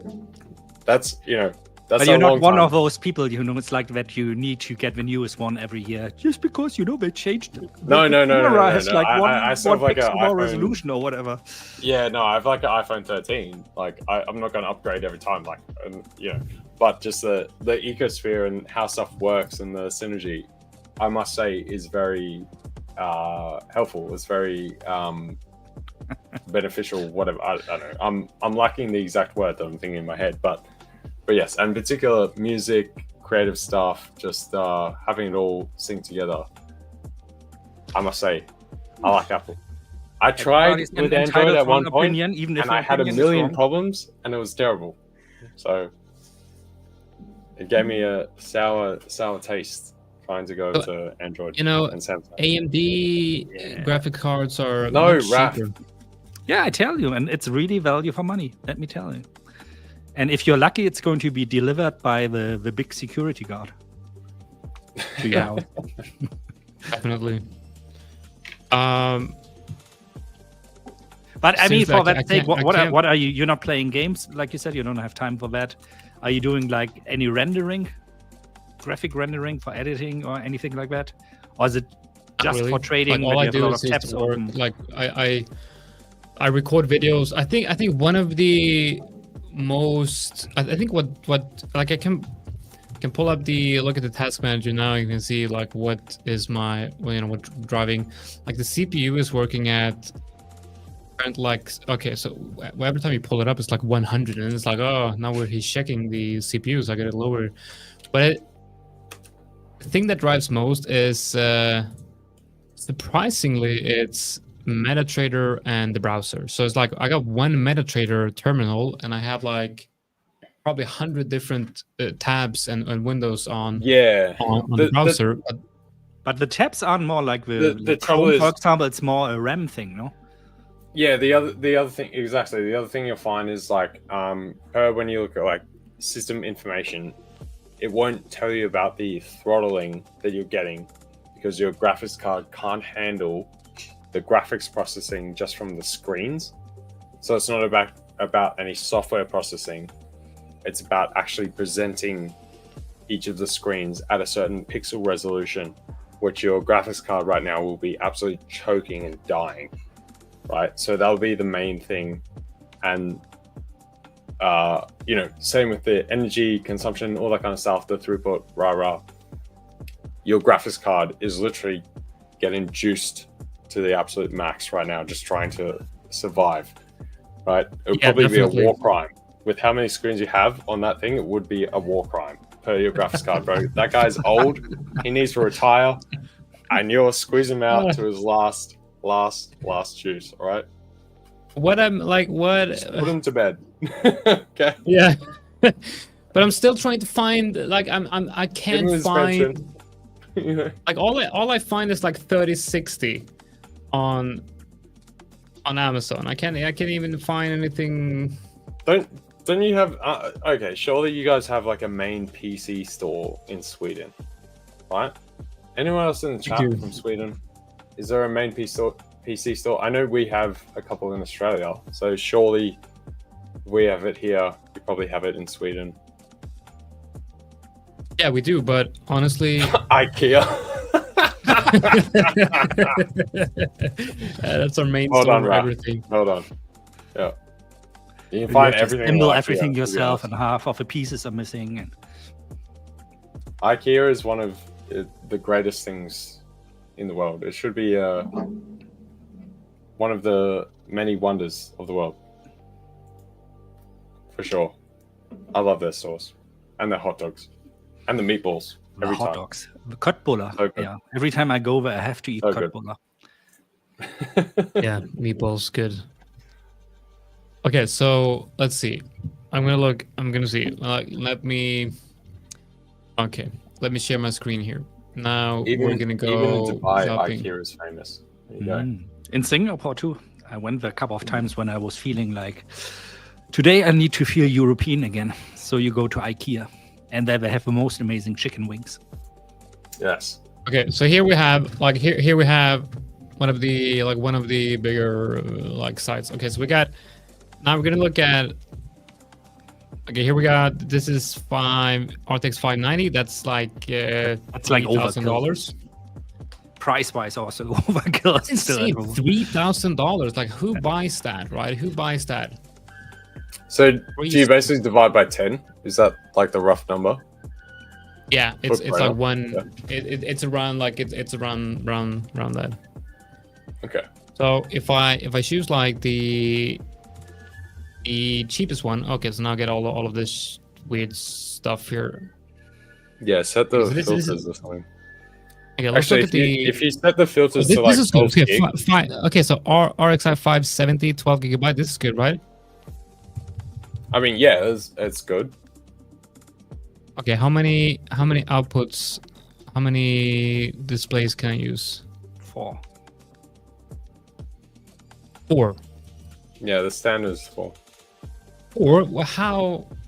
Then how am I gonna fit? I got 1, 2, 3, 4, 5. I got 5. That's why I maybe say One of them is actually my on old the one was- integrated Do you have GPU. your actual like CPU port? You should have connectors for screens as well. So normally you put Yeah, I got most I got intensive one. screens, like the large high-res screens in the graphics Yeah. card, and then put the lower-res screens into the CPU, and then you should be fine.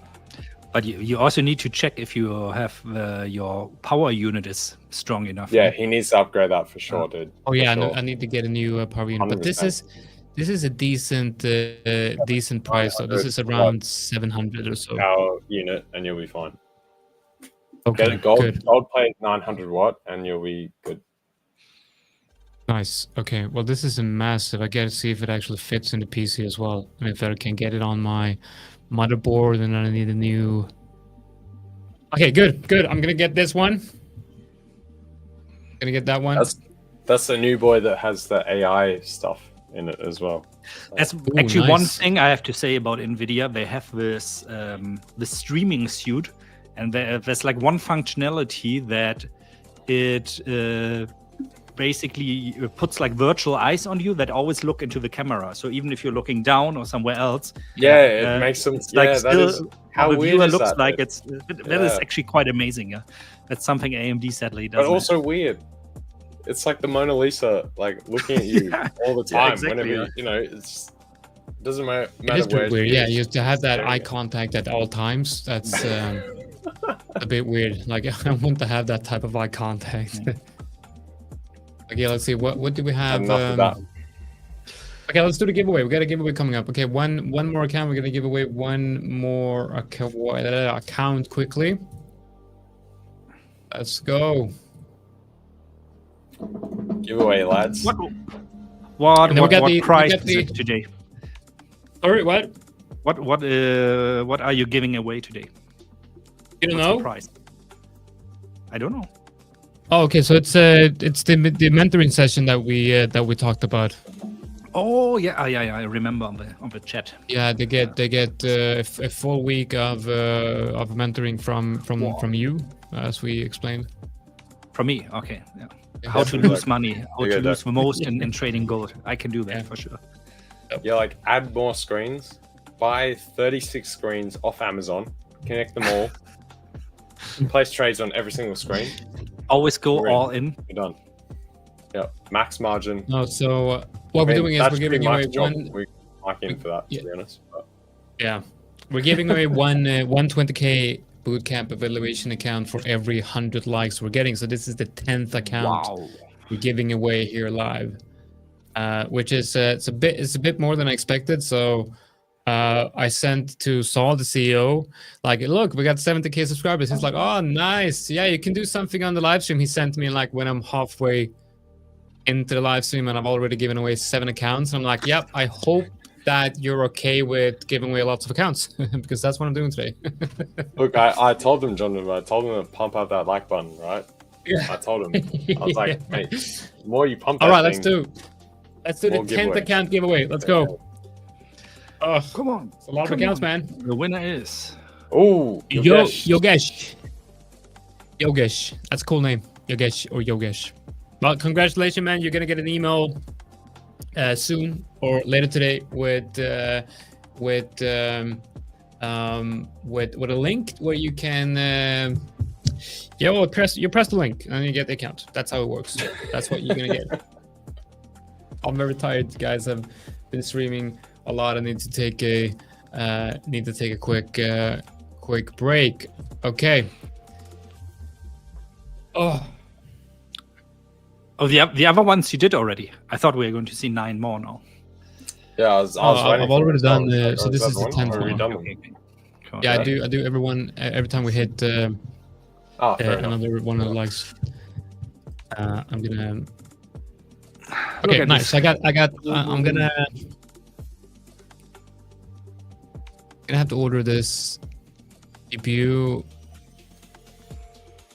but You'll be very happy let's when not- you've done it, to be honest. You'll be like, wow, everything runs so much smoother. Same with if you do any backtesting as well, dude, it will work so much better. Yeah. You're like, wow, this will process so much quicker. What was I doing What- before? you mean backtesting Why on did I not MT5? do this so much earlier? Wait, so MT5 is using the graphic cards with backtesting? Yeah, CPU and then graphics card, because like the CPU can't handle everything, so normally it goes over to graphics card. Nice. That's why That's graphics weird. cards are such a thing, because they can churn so much more data, right? And you run the same thing with same principle with like crypto mining. That's why you use graphics cards to mine crypto. They can churn Who so mines many crypto more- still on the home PC nowadays? No, not these days. It's not worth it at all. Oh, I remember when I mined. So I think this was in I did that back in the day. 2012, and I mined the Yeah. Bitcoin on my laptop, and I got like some days I got like 100 of Bitcoin. Like it was insane. Like I no? had, Yeah. yeah, wow. And I look back at it and I'm like, yep, I wish I knew. You know, I wish I knew. Yeah, Bitcoin in now, a hindsight, right? it's days, always, good you know, could have, should have. Same with trading, no? I mean, if you look Did at have. your positions that you traded yesterday, you very often say, also, oh, why didn't I exit there? Why was I so impatient? Yeah. Why didn't I buy there? Why didn't I sell there? Indeed. As ever. So, what are we waiting for now? For 2:30? I don't know what We're we're waiting. waiting for. I'm. Do you have any more giveaways, Johnson, or is that it? I think Dirk and Yeah, I we are can do confused whether every. we're waiting for you If to we hit, do we're more stuff, or at 1,070, so if we hit 1,100, we can do it on the giveaway. all right, fair. Every we 100 can likes, go we're into doing charts giveaways. and stuff now. Is that So correct? let's see quickly. That Yeah. means we still need. Ah, cool. All right. That means we Yeah, still where are we need at now? 'Cause 30 my more thing likes. is just, 1,070. I'm gonna send out emails to all the softwares that I've been doing advertisement for today. I will tell them that let's get some accounts set up for the team Yes. and for do some giveaways. That would be cool to not only give away giveaways, but not give away accounts. I mean, but also subscriptions to perhaps different types of services and things like that. Yeah, or even win a definitely gonna nice reach out to NVIDIA you. graphic card or AMD graphic card. Yeah, I mean, it would be cool to do like a big giveaway, you know, like give away a Ferrari. or something, you know. I had Yeah, an giveaway email Ferrari from would one of be the very crypto cool. brokers trade with, and they really said like they are for everybody who reaches like a certain trading volume on average per month, they're going to give away a Ferrari. Yeah, I know. Dude, I've had those as well from brokers. Holy, it's like that stuff's nasty. Oh my god, really? Yeah. Yeah. But of course, you need like billions of dollars of trading volume. I mean, I have decent crypto trading volume, but not that much. Yeah, the premise as well, though, is just as shady as anything, right? No. So, yeah. The crypto and also the Forex industry is not shady at all. Brokers are not booking you, for sure not. No, not at all. You got as someone who works in both industries, I must say that it's the most secure, the most ethical, and the most moral industry that there ever were in the trading space. No question about that. That's the funny thing, though, because it is that equal juxtaposition where there is actual legitimate people doing legitimate stuff, and then you have the full opposite end. There's like limited in the middle, right? It's just one or the other. It's very tough. You know, Mike sent me a link, and he's like, "Oh, I think this could be something for you." And he sent me a link, and it's like someone doing like solar power and crypto mining. And I'm like, "Well, yeah, another green initiative crypto scam." Like we get them like twice a year, you know. It's like everyone's like, "Oh, we can now mine Bitcoin without, you know, boiling the oceans," and it's like, "Oh, sorry guys, it's just the rug pull." Yeah, guys, don't fall for any solar-powered crypto stuff. I'll just say this right now: don't fall for any mining-related stuff. Anyway, I mean, with the exception if you have your own warehouse, cheap energy source, and you want to build up your own mining farm. That's a but Mike is home. He's sick. He just got back from the doctor. He's just and you can plug right in pills and medicine, and he's like, "Oh, look at this crypto project. I'm gonna go all in." Probably. All right, Victor. We got Victor. We also got Diana in the background. Everyone's wondering why do we have all of these people on at the same time, and I'm thinking exactly the same thing. So that's why I'm stopping now. So I'm going to be adding Diana. So I'm going to be doing my share of interrupting. I haven't done my interrupting yet, so I'm going to be doing a little bit of me interrupting whoever is talking. You're going to be interrupting? Yeah, go ahead, interrupt. No, but I need someone to talk first, then I can interrupt. Hi. You need someone to what? I just spoke. There you go. Someone has to be talking. So you're very bad at interrupting, Victor. You're too kind. Like, can I please interrupt you? I was just going to say you're too polite to interrupt, Victor. Okay, I'm going to add Diana. Hello, Diana. Welcome to the live stream. Wow, busy. Yeah, we got a team here today. Yeah. How are you Lots doing? Lots of people doing nothing. Like, no one's making money. No one's doing analysis. Nothing's happening. We're just... Well, Marcus has been quiet, has it not, for the past hour, 2 hours, 3 hours now? Yeah. Like, we're literally trading sideways on most things, to be fair. It's I guess. GPU bonanza. GPU bonanza? Yeah, we've been trying to help out Jonatan with his GPU to get all his screens, you know.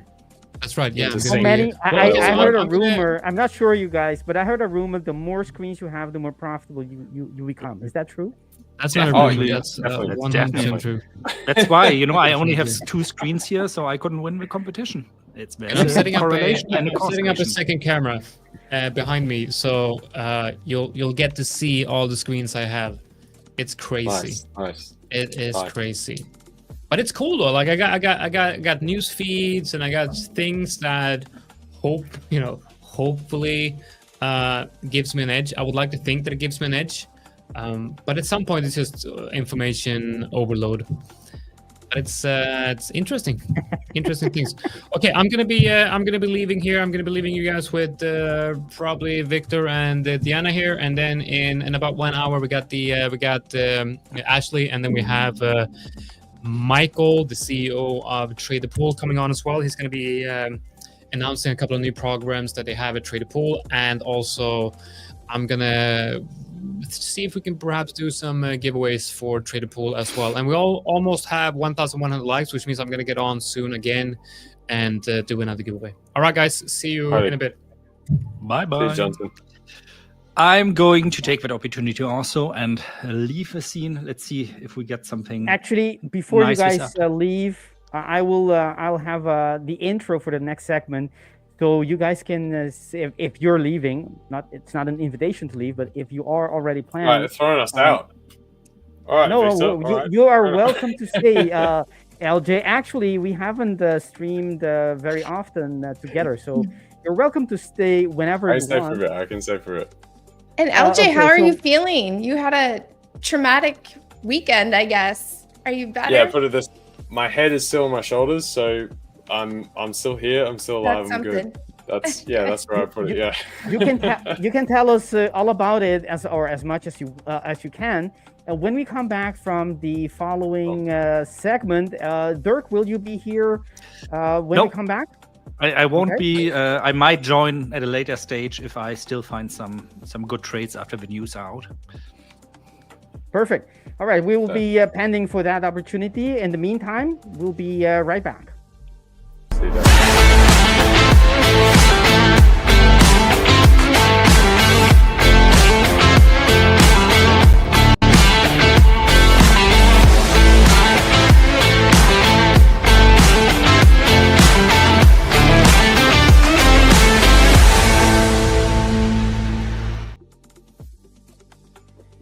Awesome. We're Hello there. back. LJ, you said the market is kind of sideways for you, or at least from your perspective. You don't see a lot of opportunity. Is that right? Well, at least for the past, I guess, like sort of 2 hours or so, it has been. We had some earlier activity earlier in start of European session. Asian session was a bit quiet, but yeah, we got that burst of activity through the start of Europe. But since then, it's been a bit quiet for sure. We're not really breaking out anywhere. We're still trying to find a bit of a base, bit of bottom on a number of assets. Pound has jumped up a little bit, but I mean, Euro's still been plumbing lows to a degree. Same with the Aussie dollar. Gold is still plumbing those lows as well. Dollar yen is trying to find a high. So that's what I'm seeing right now. We haven't really established those positions and then run off. I tried to pick a bottom earlier from Aussie dollar and on the euro, which was good. I jumped out before we started pulling back a bit, but we haven't really ran on per se. So it was just a small sort of $300 profit right there. So Awesome. I think the move of the day already happened. At least in my case, what London did at the Open of London, that usually when that happens, you don't see the same size of movement later on, because there's only so much the market does. It rarely reverse. Sometimes it does reverse it all completely in the second, let's say in the New York, the following session, but that doesn't happen very often. Diana, yesterday when I came on to the stream, you were just about leaving. I happened to not ask you how your weekend was. My weekend was good. It flew by as it always does. Trying to think what I even did this weekend. Just hung out with my kids. My kids are done with school now, so just hung out, and we got a new grill, so we were doing some barbecuing, and I can't even think of what else we did. It was just a chill weekend.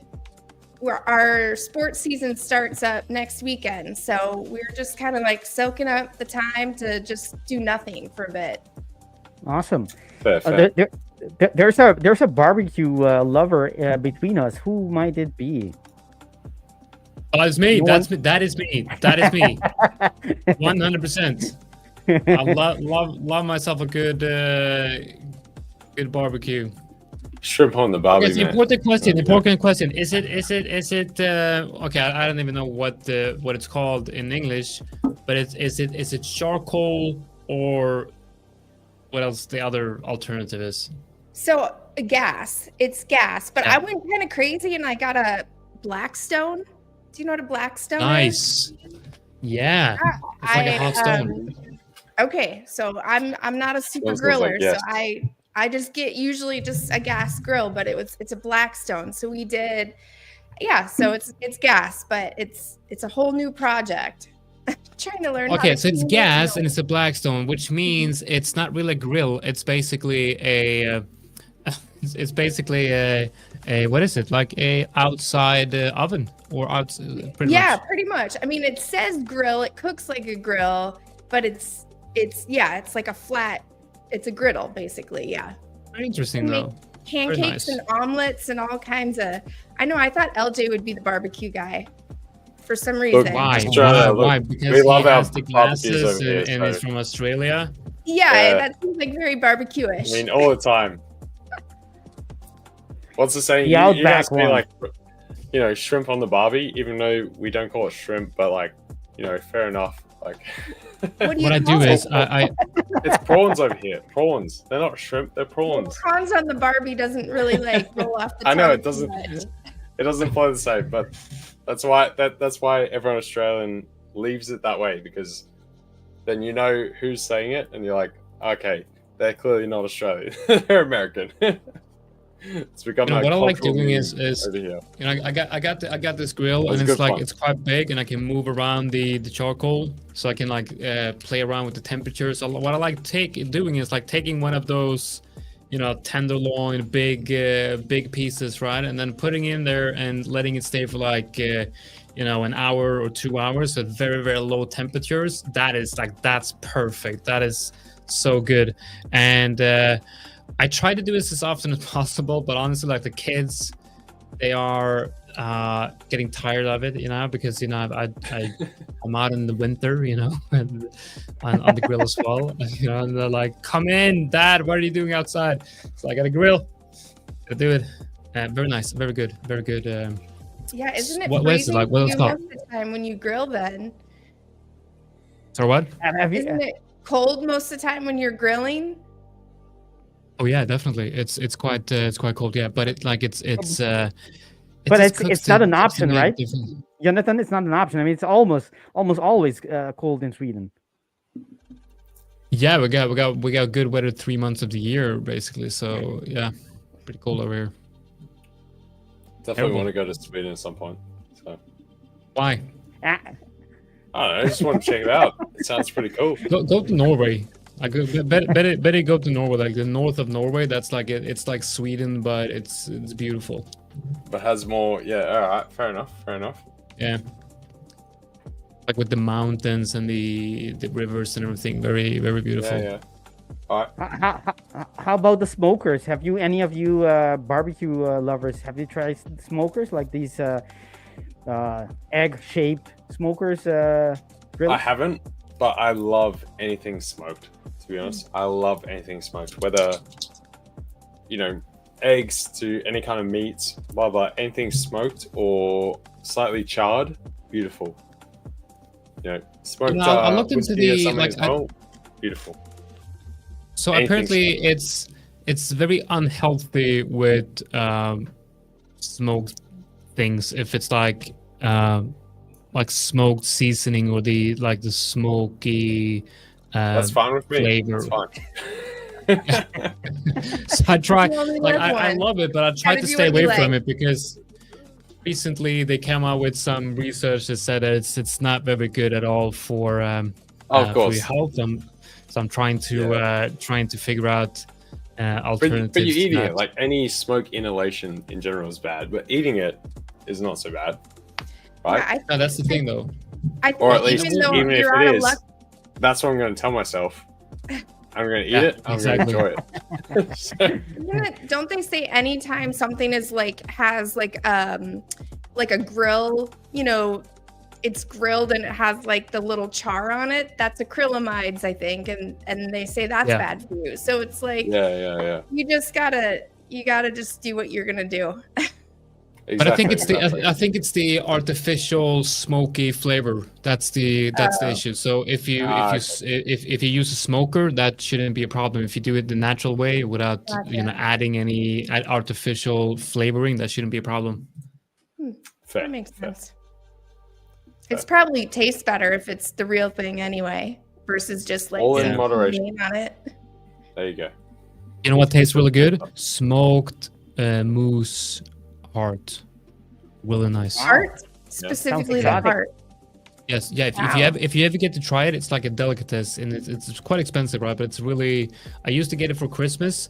Have local, have friends being hunters, and they have, they smoke their own meats, and they have smoked moose heart. Really, really good stuff. I think Diana would like to taste that by her expression. I think she would love to taste that.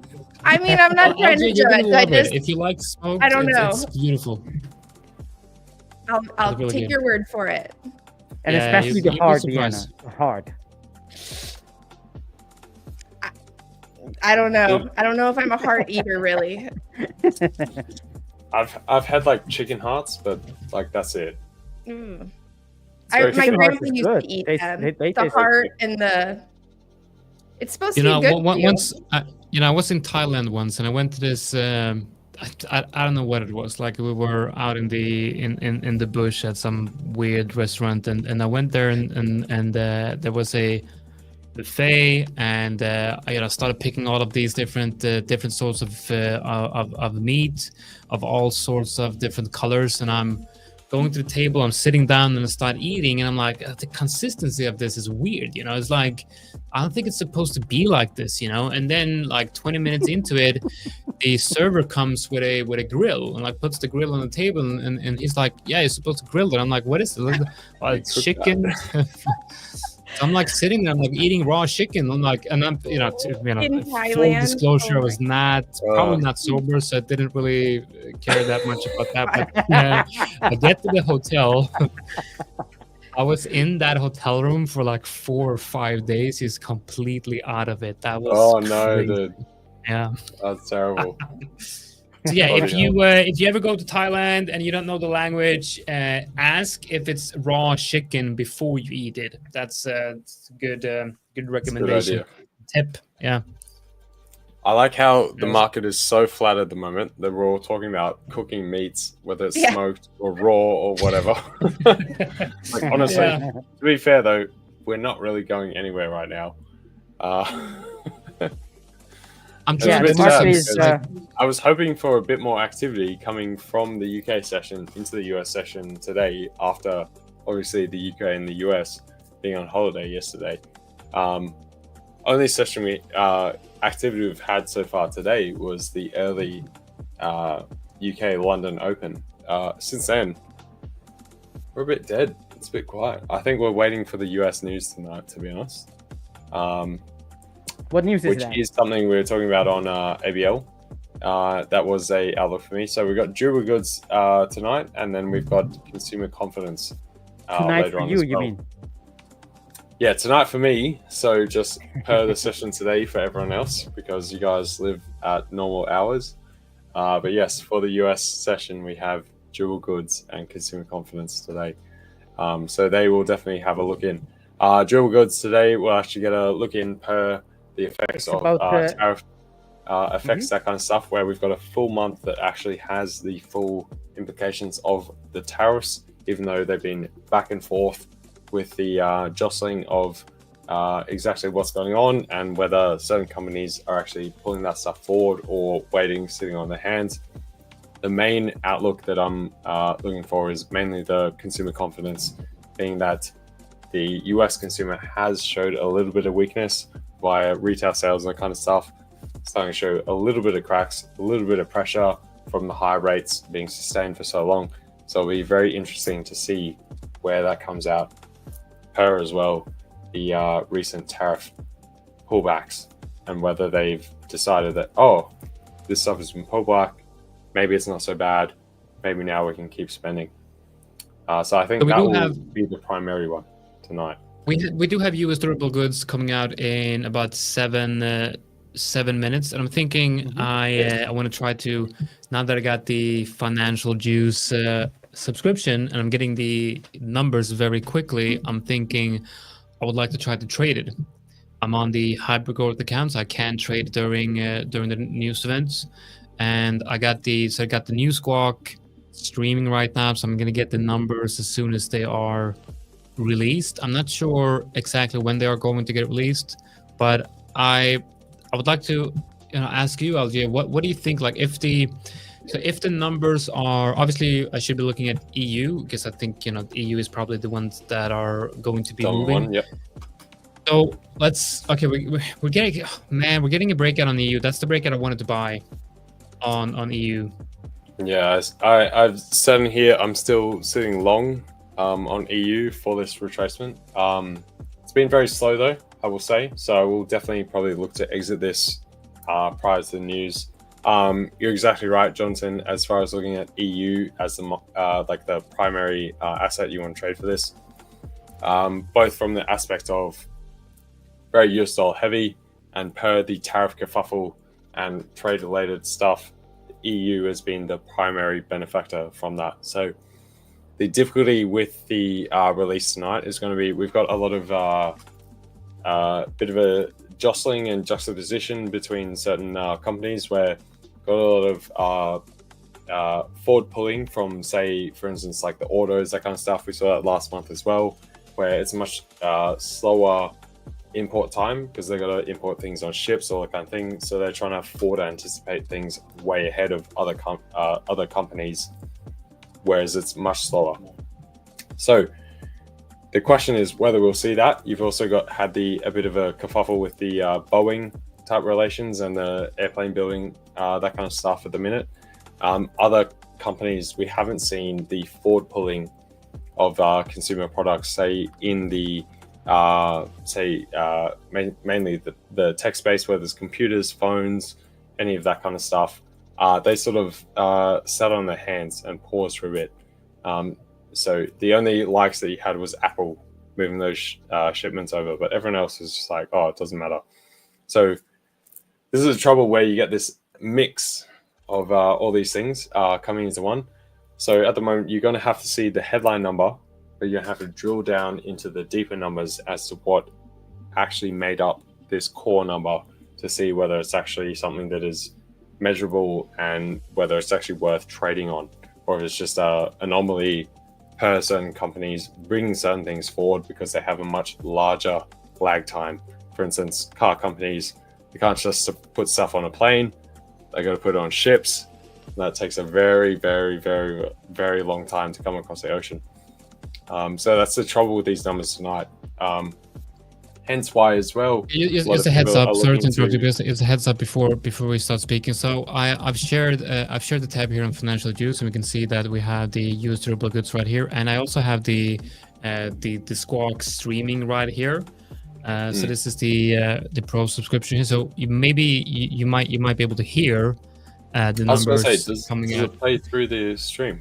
Because that would be yeah. So I'm playing it through the stream right now. I shared the audio of the stream, so we can look. So now what I'm thinking is, if the numbers are higher or lower than expected, where do we think price is going to go? Hence, like I was saying, it's like hard to say because we got to drill down into the individual components. So off the initial knee-jerk reaction, I would say most people have been expecting things to be worse than expected. So I think it will be a little bit better. The trouble is, what is the makeup of better? So you could get a headline knee-jerk number that is technically worse, but overall it's better for the overall US consumer and US economic health, that no companies really moving aggressively, seeming like they're out of confidence per. It's actually better if they sit on their hands, because it means that they think these things will get worked out, that kind of stuff. So the headline number, like we're seeing, it's expected to be pretty poor. I would expect on the averages of everything that it might be a bit better than the poor number. So you could see. So we need to make a decision here. So if the numbers are higher than expected, do I buy or sell?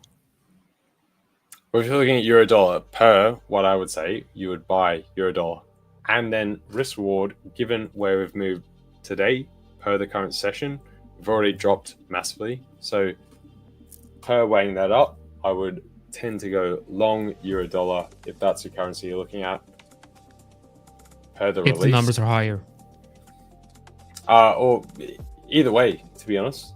Even if the numbers are worse, like, I think it's still the way to go, because even if they're worse or better, they're getting sort of revised. Once you go into the deeper look per the macro outlook of the individual components, you don't see any material damage to the US economy or consumer, right? So it's just a statistical. But I mean, there must be like like an instant reaction to the news, and I'm thinking, you know what I'm saying? Like if the numbers are higher, it should mean either bullish or bearish. Typically. However, the thing is that just like I'm saying about this now, it's not like the banks or institutions haven't been able. If I've been able to figure this out, chances are they have. Put it that way, right? So they're already going to be in line with this. That when they see the headline number, they'll immediately jump in trying to dig deeper. And so I would say that the headline number is not going to have a very large impulse reaction. Is what I'm trying to say. Okay, so what you're saying whatever is that knee jerk you get would probably be reversed. And 1 minute remaining. I'll lead with US durable goods. It works. It works. Yeah, nice. It works. Very good. So what you're saying is durable goods. Is that making sense, or am I explaining it terribly? You guys makes a lot of sense. But so you're saying that durable goods is more of a basket of reports that needs to be digested before we can actually, get the information. It's not like CPI, because with CPI, if you have higher than expected CPI, everyone knows what's happening. Like, we don't need to dive deep much into that number to know that it would be. CPI you do as well, but however, CPI on average is more clear cut. So there are other parts with CPI, for instance, for average, like one of the things that has kept CPI higher for longer in the US is actually just because of 10 seconds management fees for like trading in institutions and pension funds, that kind of thing. So technically you would look at that and delete that as like being a mass consumer input. So minus 6.3%, minus 6.3%, higher than forecast, minus 7.8%.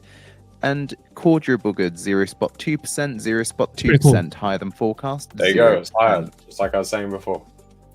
So the thing is then to drill in. Nice. Okay, so the numbers, we're not getting any, initial reaction on EURUSD. Exactly. But the thing is that like I was saying, like everyone will be looking at the same thing. If I can figure this out, everyone else will institutionally. The thing is though, like, yeah, go ahead, Dana. Is that part of your trading strategy, your normal trading strategy? Because based on the equity curve you showed, at least for the challenge, it was so smooth. It doesn't seem like you need to even mess with news and high impact events. This was an orange folder news event on Forex Factory.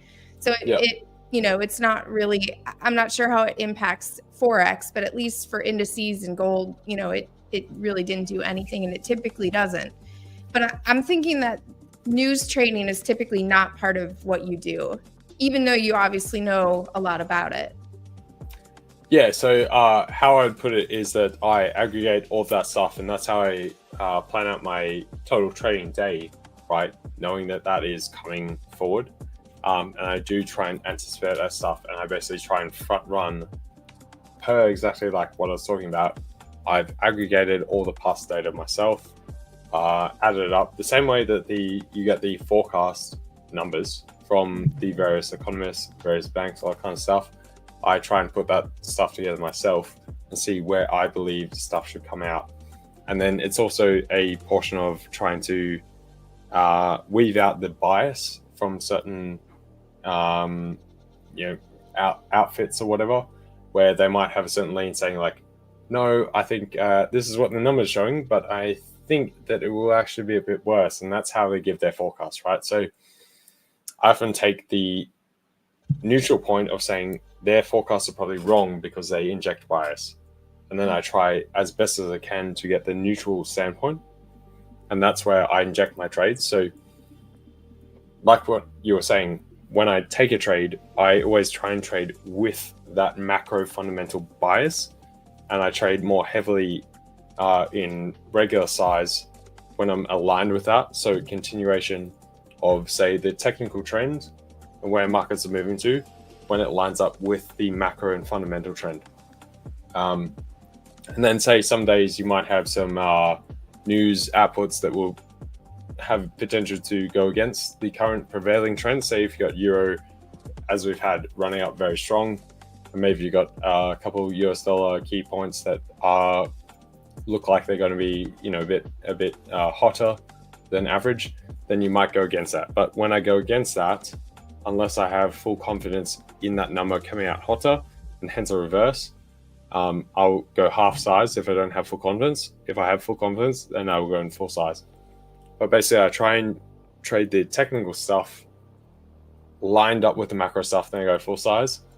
When I'm not 100% lined up, I go half size. And so that's where it lays into it. And that's how I get the risk reward stuff, where I'm not getting blackballed or somehow caught out on these kinds of news events when they go the other way or something, because I've done the work prior and I've sized the trades correctly, appropriately to the macro and fundamental news, which is going to ultimately shift the market in whatever direction.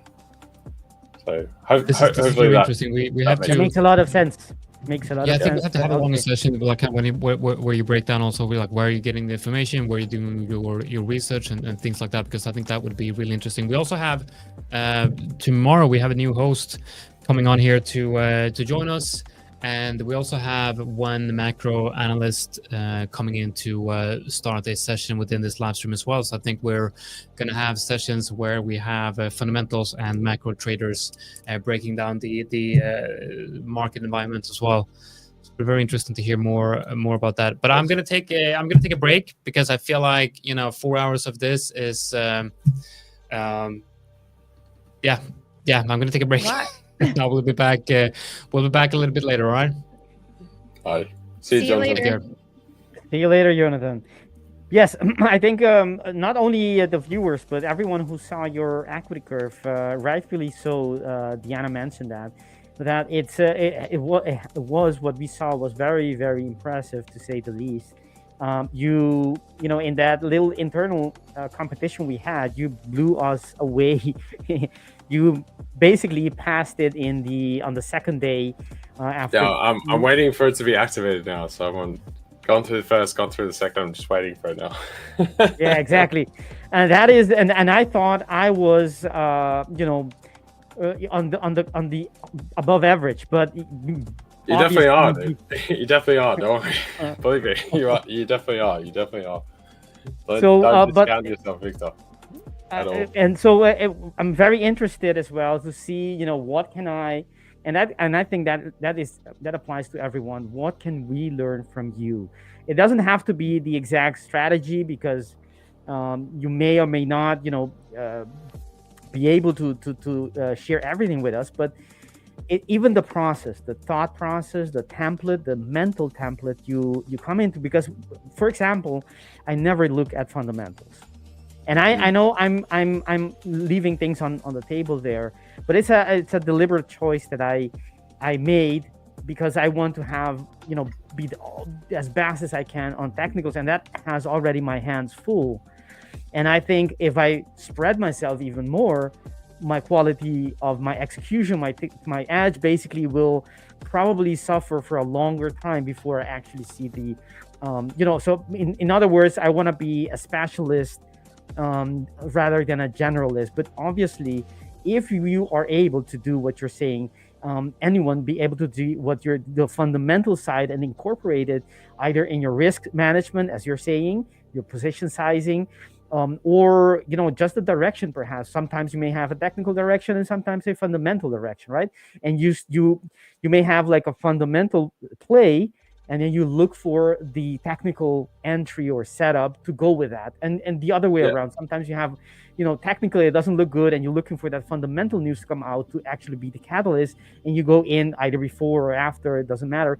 But I'm pretty sure that I'm leaving a lot of edge on the table, and that's okay.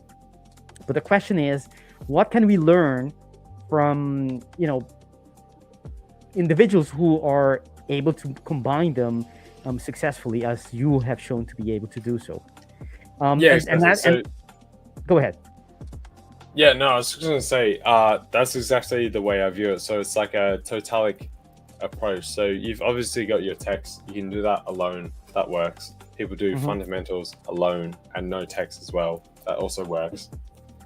The way I see it is that if you get both of them married together, you're going to get the benefit of both worlds, and obviously they're going to amplify each other, right? It's kind of like doing any kind of sport or something. You can have natural talent, natural gifts, you can put in the work, do the reps, kick a ball, that kind of thing.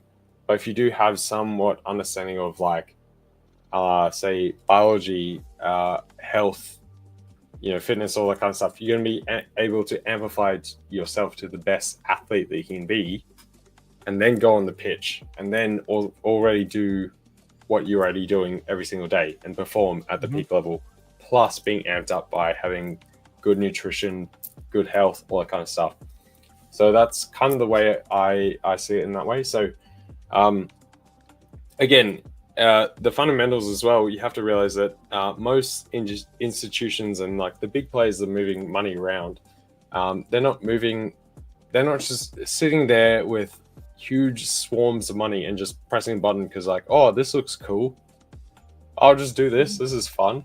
They're doing it based off legitimate reasoning, backing, macro fundamental, research, data, all this kind of stuff, because they have investors, they have people, legal frameworks, fiduciary responsibilities, all these kind of things. So when they shift things, it's because it's for a reason.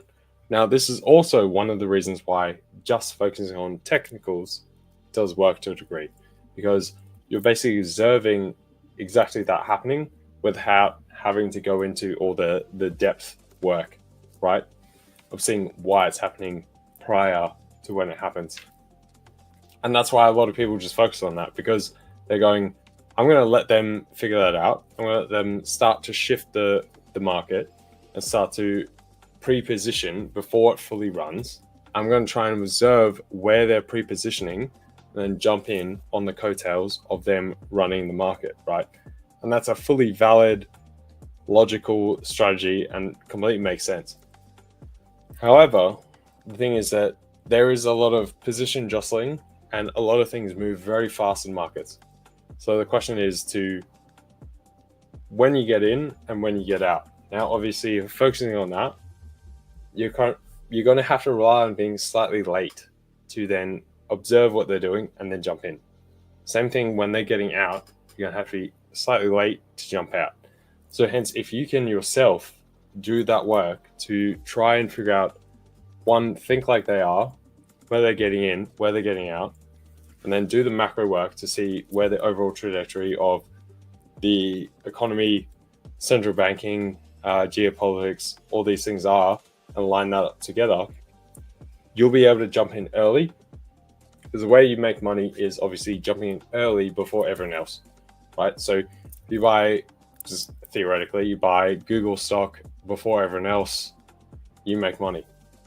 You buy Apple stock before everyone else, you make money. If you buy late, you might be right when the actual material outcomes are already correct and they're showing, all the data shows you, but you bought it at the wrong time. And that's the difference between the actual outcomes of what's happening in reality with companies, with the actual economics, all that kind of stuff. Once it's already showing itself, it's typically already gone. So you have to jump in before everyone else has figured out the play, right? Because if you jumped in right now with like Apple or something, like, yeah, they're one of the greatest companies in the world, but chances are you're not really going to make much money because everyone already knows that, and it's already, up on peaks, right? So same deal with this stuff. If you can implement just a little bit of that into your trading, sometimes you can catch these coattails a little bit earlier than you otherwise would, and then jump onto that. And that's the kind of things like we've had the run up from 104 on the euro. And if you were looking at these things, the economic structure, the macro picture, you looked at bonds per the Eurozone, bonds for the US, you cross-compared the yields for the 10 years, the short-term yields as well for the 1, 2, 3, 4, 1, 2, 3, 5 in particular yields, and then you go out to 30-year, etc. I think I've talked a number of times about this with Dirk, and particularly on ABL as well. Currently, our concentration is around the dollar yen, a similar deal. And then you can catch these big moves where you go from 104 right to 110 or 114. And these are massive moves, not just your intraday trades, but something you can clean up on, whether it's a swing trade or even an intraday trade. You enter, but you go, hey, this is still running. I'm going to choose to just let it hold and run and run and run. And so basically that's where that gives you that edge. One, in capturing those types of things. The other thing, having that confidence around when you're placing a directional trade, whether it's a buy or a sell, and knowing that you've got the macro backing behind you that's supporting this, helps you enter that trade. Because you'll see other times where the market might move backwards against that, but you know that's just a retracement, right? But if you didn't have that macro backing per where the forward economic structure should be going, and hence where the forward currency rate or otherwise should be, you'll be going, is this just a random thing, or is this a legitimate move or whatever, right? So having that, you can know that, okay, yes, this is just a retracement within the larger structure per the next days, weeks, month, 3 month, 6 month, we should be moving up to here. And you can confidently find that pullback, whether you scout your Fibonacci retracements, moving averages, your, you know, whatever indicators you use to enter a trade, and you can go, okay, I've done the work, done the math, all that kind of stuff to enter the trade, knowing that we're moving toward this direction. So that's basically how I do it. And then you can use that for longer trades, swing trades, intraday, 15 to 20, 30 minutes session type trades per whatever news is coming out. And yeah, that basically one of the big parts that gives me an edge above all the other structural technical stuff. That I think a lot of people forget to sort of encounter, or not even forget, they just don't quite realize how much insight that can give you. So hopefully that was depth enough. It did. People. Yes, it did. And did anyone tell you, LJ, that somehow, I don't know if it's me or anything, but somehow when you talk, you remind me of Elon Musk? Yes, dude. Everyone says that every time. Really? I don't know why, but like that's what I get every time. Right, somehow. Diana? Doesn't he? I'm trying to think if that's I don't know. I get his speech pattern is different. I'm like, in Elon Musk has this different speech pattern, but that's not necessarily I think we've had this LJ like has a very good 50 odd fluid way of times. speaking 50 odd versus- times. What's that? Oh, really? Yeah, I just yeah, think weirdly his- enough. Yeah. His speech is so much more fluid than Elon Musk. I'm always paying attention to the fluidity of his speech, which is like very jilted and I don't know. So I'm like hyper focusing on that, I guess. But yeah, definitely super smart, like Elon Musk for sure. But yeah, no, definitely, Peter. That's so funny. We always get yeah, dude, yeah, exactly. Raf over here, like we always get Elon Musk. One time someone typed Elon Musk instead of Elon Musk, and basically now it's Elon Musk forever. So I'm Elon Musk. I'm the teamy version of Elon Musk. There you go. Yeah, it's not the completely of but there's something there that somehow I make that association from time to time. While we're talking, like 2 minutes, it crossed my mind twice, and I said, "That's not a coincidence." There's something, I don't know, something the way you said maybe a word, or maybe you had some certain stops, that fluidity, perhaps. I didn't notice that, but there's something there that made me think, where did I hear someone talk like this before? All I'll say is, I have a physics background, I guess. That makes sense. If That makes a lot somehow of sense. adds to maybe the origination of thinking or something, like going back to, you know, first order processes or something like that. Like I don't know, but yes, I have very much a math, science, physics kind of background. So it is funny hearing that, given these things. But yeah, maybe there is something there. Very Now, amusing. some analytical minds speak alike, something like that. Who knows? But yes, coming back to what you said about the fundamental, I think that would make you, because the fact that, for example, myself, I focus only on the technical analysis, and I kind of pride myself that I don't look at the fundamentals, and I don't have to know anything I don't have to read any paper, even though I still do, and I still try to keep up with news. I kind of say it proudly, I don't need it, right? However, in reality is that there's two way of trading, and actually it's not the technicals that move the market, it's the fundamentals, right? So if you do have the knowledge to interpret the news that's coming out and the numbers, not only the numbers, because before the number comes out you don't know it, but it's the trend in the numbers, right?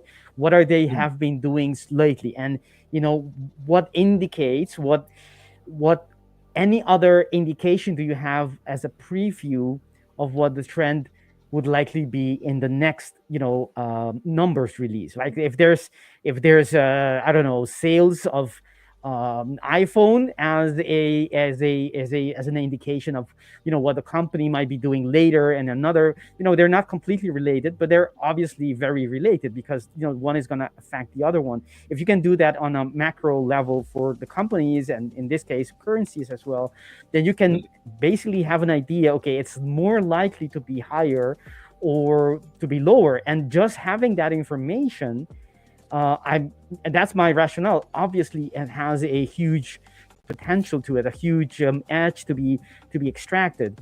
But I think the issue that I have, or maybe I still need to spend more time with it, is that how I like the objectiveness of technical analysis, in the sense that yes, there is a lot of interpretation, like what is too high or too low, or too stretched. There's some interpretation into that, what looks strong or weak. But there are things, and that is exactly what I do with the order blocks in Quasi, where you can break them down to the pip. This is where the structure is, and if it comes here, I have a probability of X because I've looked back in time. That hardness in the numbers is something that I don't know, maybe I didn't spend enough time, but that's something that I like about technical analysis. And that's why I say, well, I'm only going to focus on the technicals and leave aside, because the expectation of let's say the biggest market analysts or banks that are active in that industry, that expectation is, yes, you can bring it to something objective and say how many are saying buys and how many are going sellers, but it's still, there's a lot of objectivity in it, baked in, which you don't have on the charts. And that's the reason, if I look back, why that I find it comforting, basically, because I don't have to deal with that possible subjectivity in reading things. But it's yeah, very I think because I would actually say it's the opposite. Yeah, where I always treat prices wrong as my standard. Okay. Right, so price is always wrong, even though a lot of people say the market's always right. Like if you got it wrong, then the market's right, all that kind of thing, which is not necessarily I'm saying that the market is wrong, but the point is to say you could be wrong and the market is wrong, right? So I take this kind of reflexive view where the whole thing is kind of wrong, because we've got humans adjusting these things with very different incentives and motives, trying to assess a price for certain assets. You don't know necessarily, like for instance, when someone sells, are they selling like a buy position? Right. Or are they entering a new sell position? Right. On a stock exchange, you might be able to find this out more because it goes through an exchange, right? For instance, for currencies, commodities, that kind of stuff, you won't fully know. Like they won't be selling a long order that they already had from way back when. But as far as in the print, it'll come up as a sell, almost the same as someone speculating sells right now. However, So these two things are very different motivations, right? So yes, Jonatan, I'm listening. Interrupting me. I'm listening in the background. I told myself, like, Terrible. do not jump in, but I can't help myself. So you said that you gotta be Jonatan.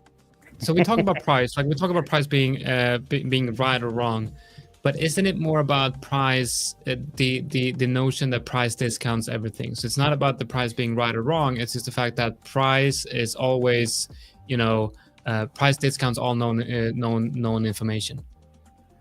Yeah, but even with that, I think that's still wrong. Like, yes, Okay. but it's like rather than going to a yes and, you go yes and.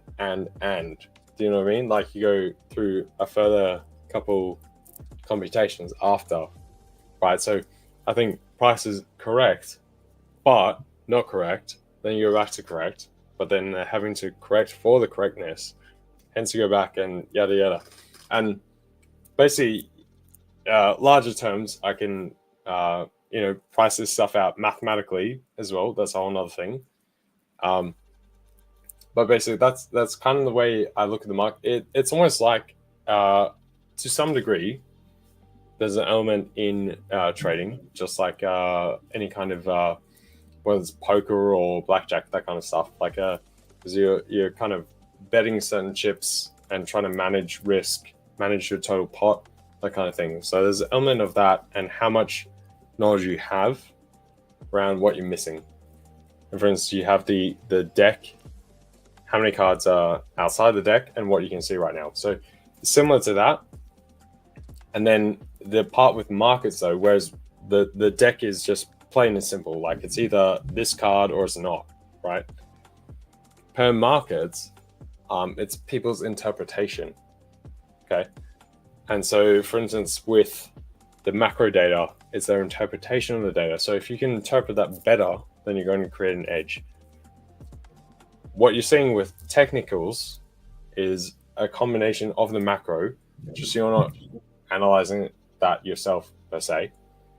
You're waiting for others to jump in on that, and then you're seeing where there's a momentum shift of more people agreeing with that, regardless of what you care, and then you go with it. That's essentially what technicals are. So you're kind of waiting for the herd to shift, and then you just go with the herd, right? So that's completely fine. That's a legitimate strategy as well.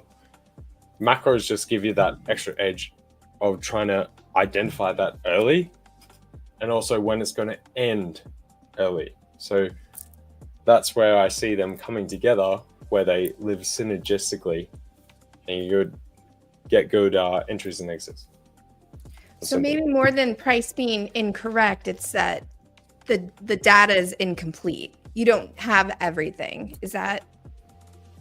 Sort of. It's more a humans are incorrect, right? So in that, Right. humans' interpretation of things is always going to be it has an emotional or subjective bias at all times.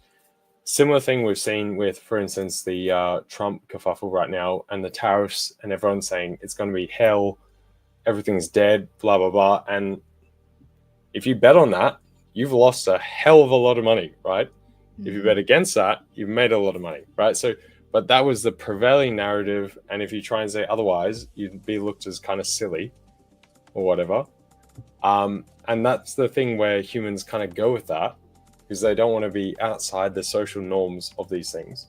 And hence, even though they're doing certain things on their own, even if it's a personal portfolio, which is unconnected to everyone else, they still place trades, etc., in the same vein as though everyone is watching, right? And now a lot of other people are connected to certain firms, and they have to protect their own personal employment, so they want to go with what the majority of people are doing. So if something does go wrong, they're not outside the norm.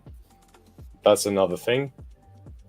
But overall, where people make money essentially is looking at the opposite of these things and seeing where humans fault on this stuff and overestimate and over assume what's going to happen, versus you taking more call it a neutral or Switzerland or realistic or objective, as much as a human can become objective, approach to where things actually are.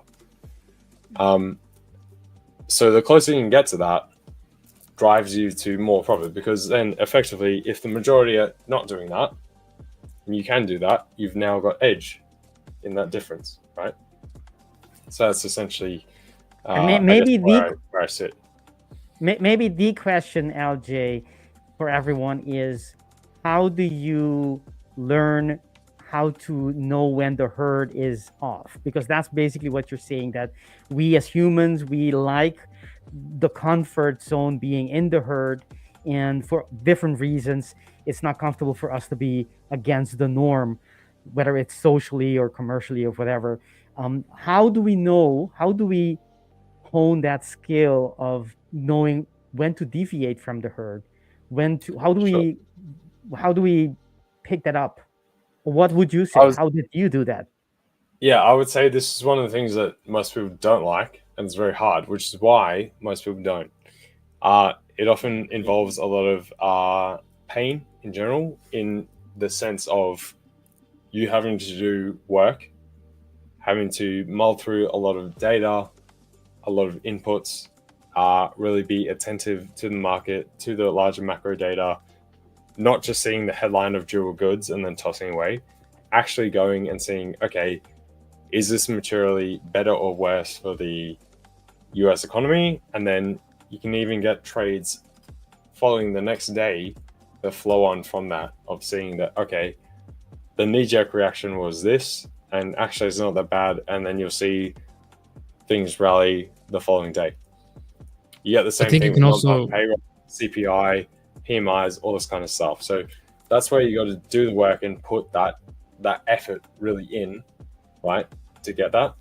I'll let you jump in, Jonatan, before I finish. I think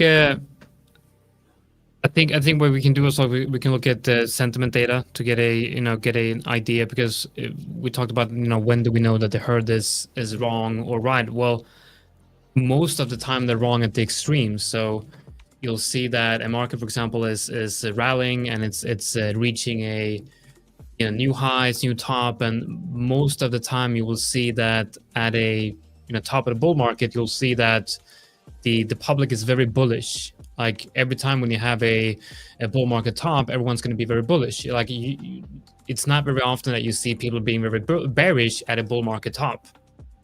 So we have something like the news the news cover effect. When you have, for example, you can look at any sector, and when you have the CEO of the biggest company in that sector on the front page of the newspaper, there's statistics to look into this, right? Most of the time, that's going to be the end of the run for that sector. So I think understanding when the herd is wrong is easier at the extremes, right? So if you see EURUSD being at a very low and everyone's bearish on EURUSD, you can use that to your advantage, I believe. But that's definitely an example, because that's normally when everyone looks at like where the price is now versus like where we're going. And obviously markets are like a forward discounting mechanism, not a present value mechanism per se. Right, so but it's the thing. When people are talking about intraday, technically you're actually talking about the forward rate of where we are, right? And that's what everyone's trying to predict. So that's so you're think exactly that's right, Jonatan. Where people, and I think that's the whole when idea. People jump into that, they're thinking about the wrong timeline. Yeah, exactly. So I think when we say price discounts everything, it's not about the price that we see right now is the right price forever. It's about a delay, right? Because we still have news coming out and people trying to digest what the news is. But when people have digested what the news release is, then you will have a fair price. That's why the market jumps on a news event just to correct itself to find that price.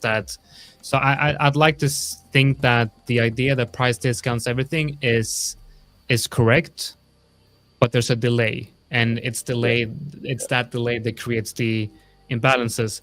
And you also talked about the idea that you don't know if a seller is selling a buy position or if a seller is opening a new sell position. But there is open interest, right? So you can look at the option markets and you can look at open interest. And if open interest is increasing or decreasing, that tells you if there's new market participants or if there's old, if two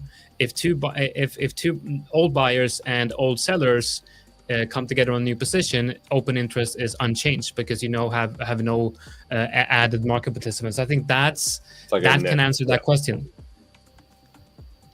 Precisely. And we have Um, Ashley with us as well, who I'm sure maybe hi Ashley, who is I believe dying to chip in as well with his vast experience on market insight. What do you say, Ashley? How are you doing today?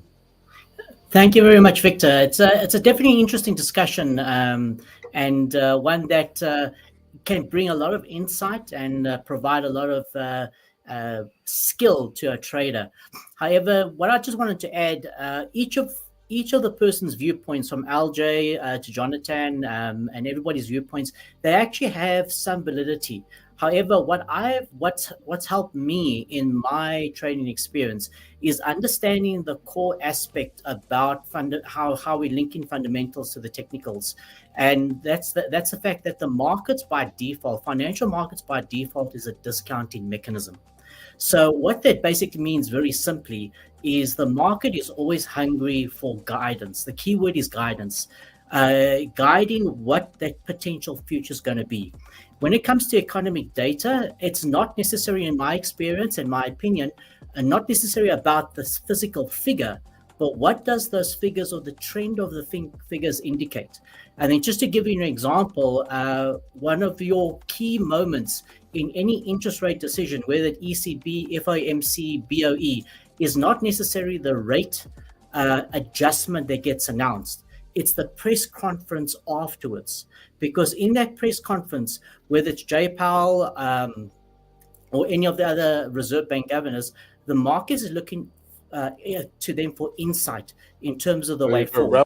Change as well. Yeah. So yeah, definitely. Actually, this was 100% what we were talking about just earlier before you chimed in. 100%. So you're exactly spot on in terms of all that stuff. I just wanted to say yes, 100%. That's perfect. So it's just it's the area I just wanted to interject, and again, you can see an overlap from all the different ideas, but just to help guide and for our viewers, in my personal experience, just understanding that the market is always hungry for the information.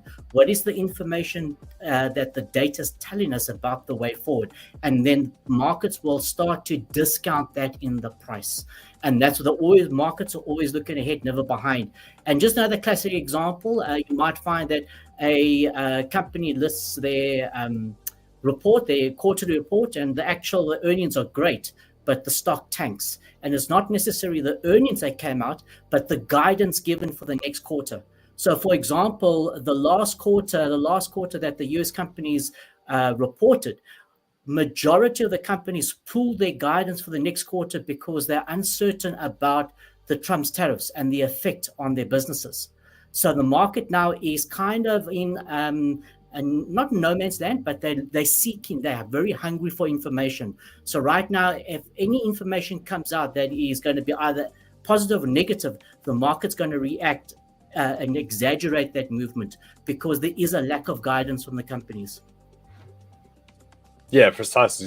That's literally exactly what we were talking about. Like the forward projection of the market, not just necessarily the current what we're seeing right now in real time.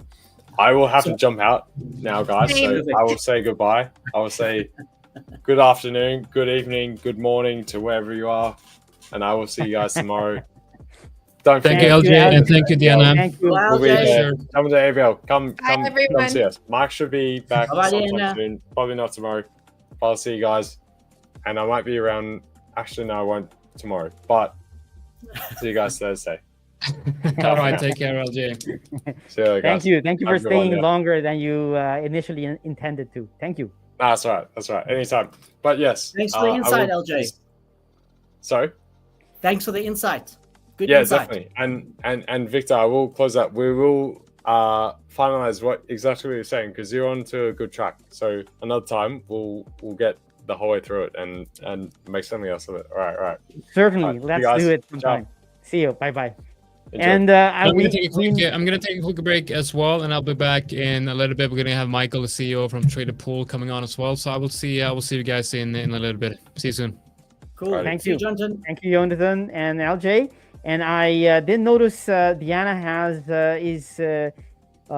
is not here. So thank you, Diana, as well for your contributions. It was a nice, insightful, deep discussion. The ones that I actually love a lot because to synthesize, in order to get these perspective, it takes a lot of time, because it's not like you just read an article and you get these ideas and these how you prioritize one thing above the other. It takes some time, and these things are not, at least to me, they're not taught anywhere, right? So you get them from experience. You get bits and things, different pieces from different people, and you form the image of the world, basically your interpretation of reality. And then I'm always intrigued by these insights. So I like this discussion. Thank you.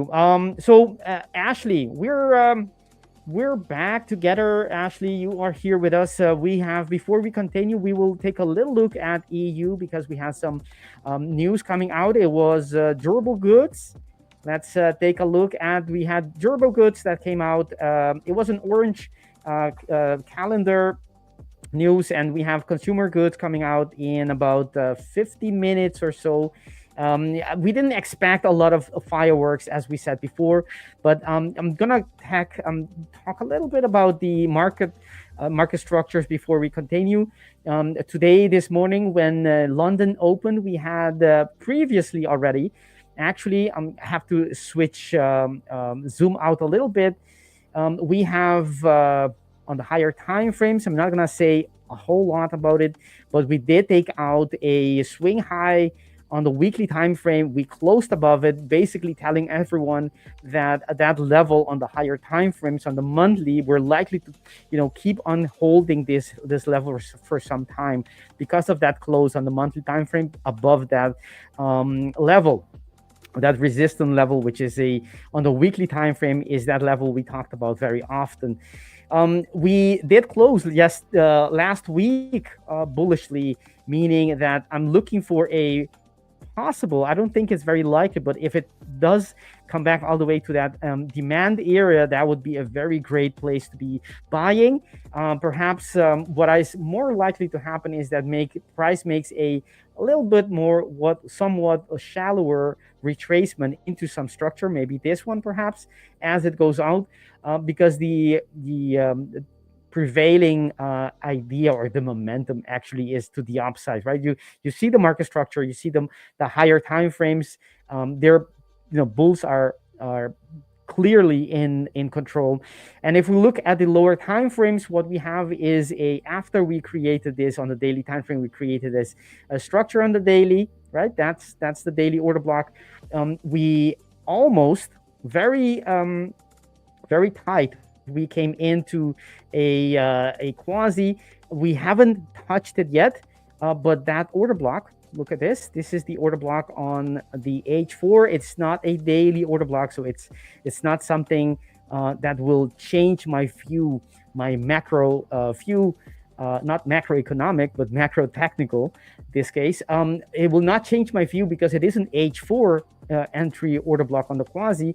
But you can see that if we consider this the neckline, and it is, for my case, that will make that a left shoulder, the head, breaking of that neckline right there, and we're coming back to one of the order blocks.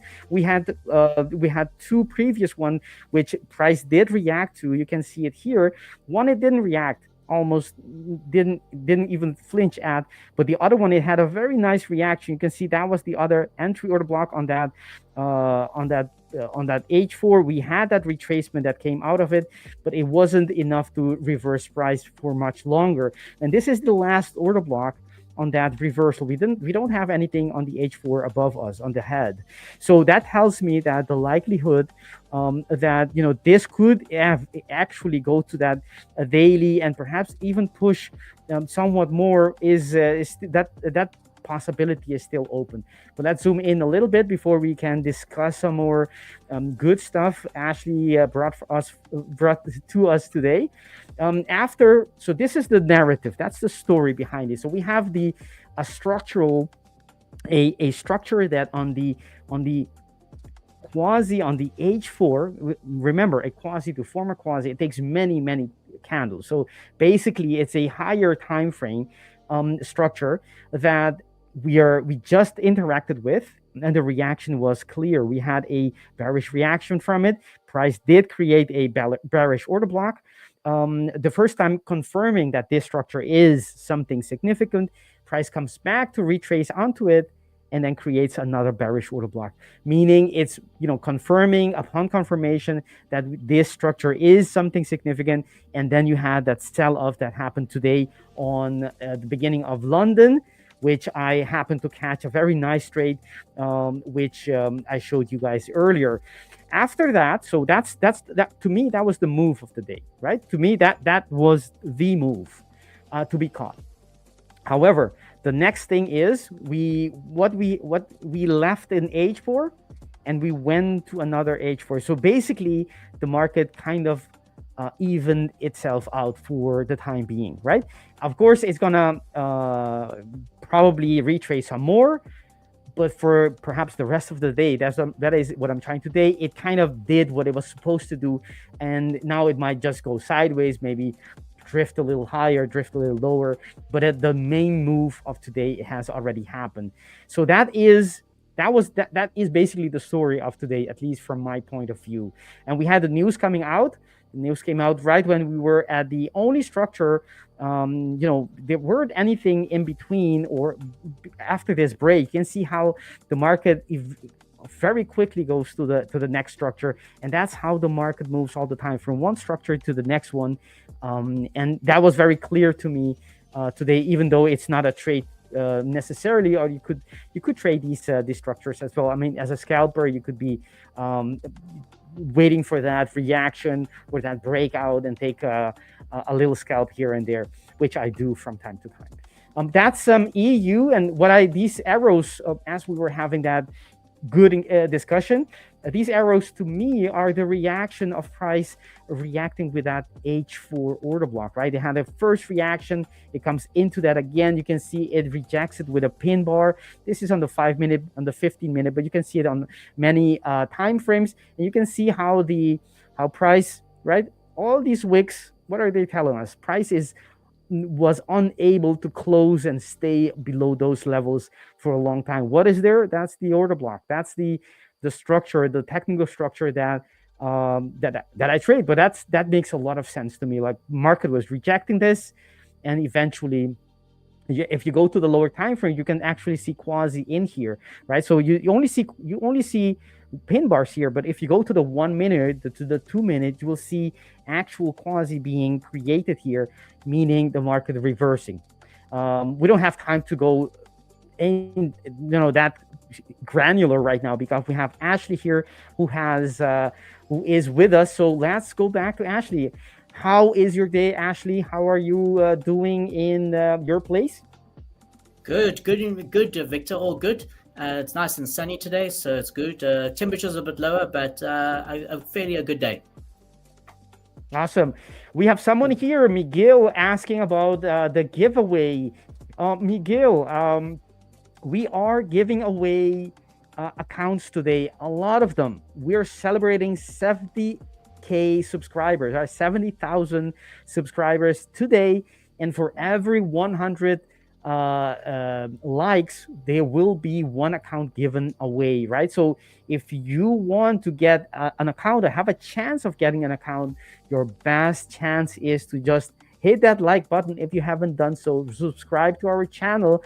Tell everyone around you to do the same. Your neighbors, maybe if you're in a big residential apartment, go outside the window and tell everyone to come to and hit the like button on our channel. That would bring us more giveaways, and if you're here, you have a better chance of winning. And thanks for asking, Miguel. Great stuff.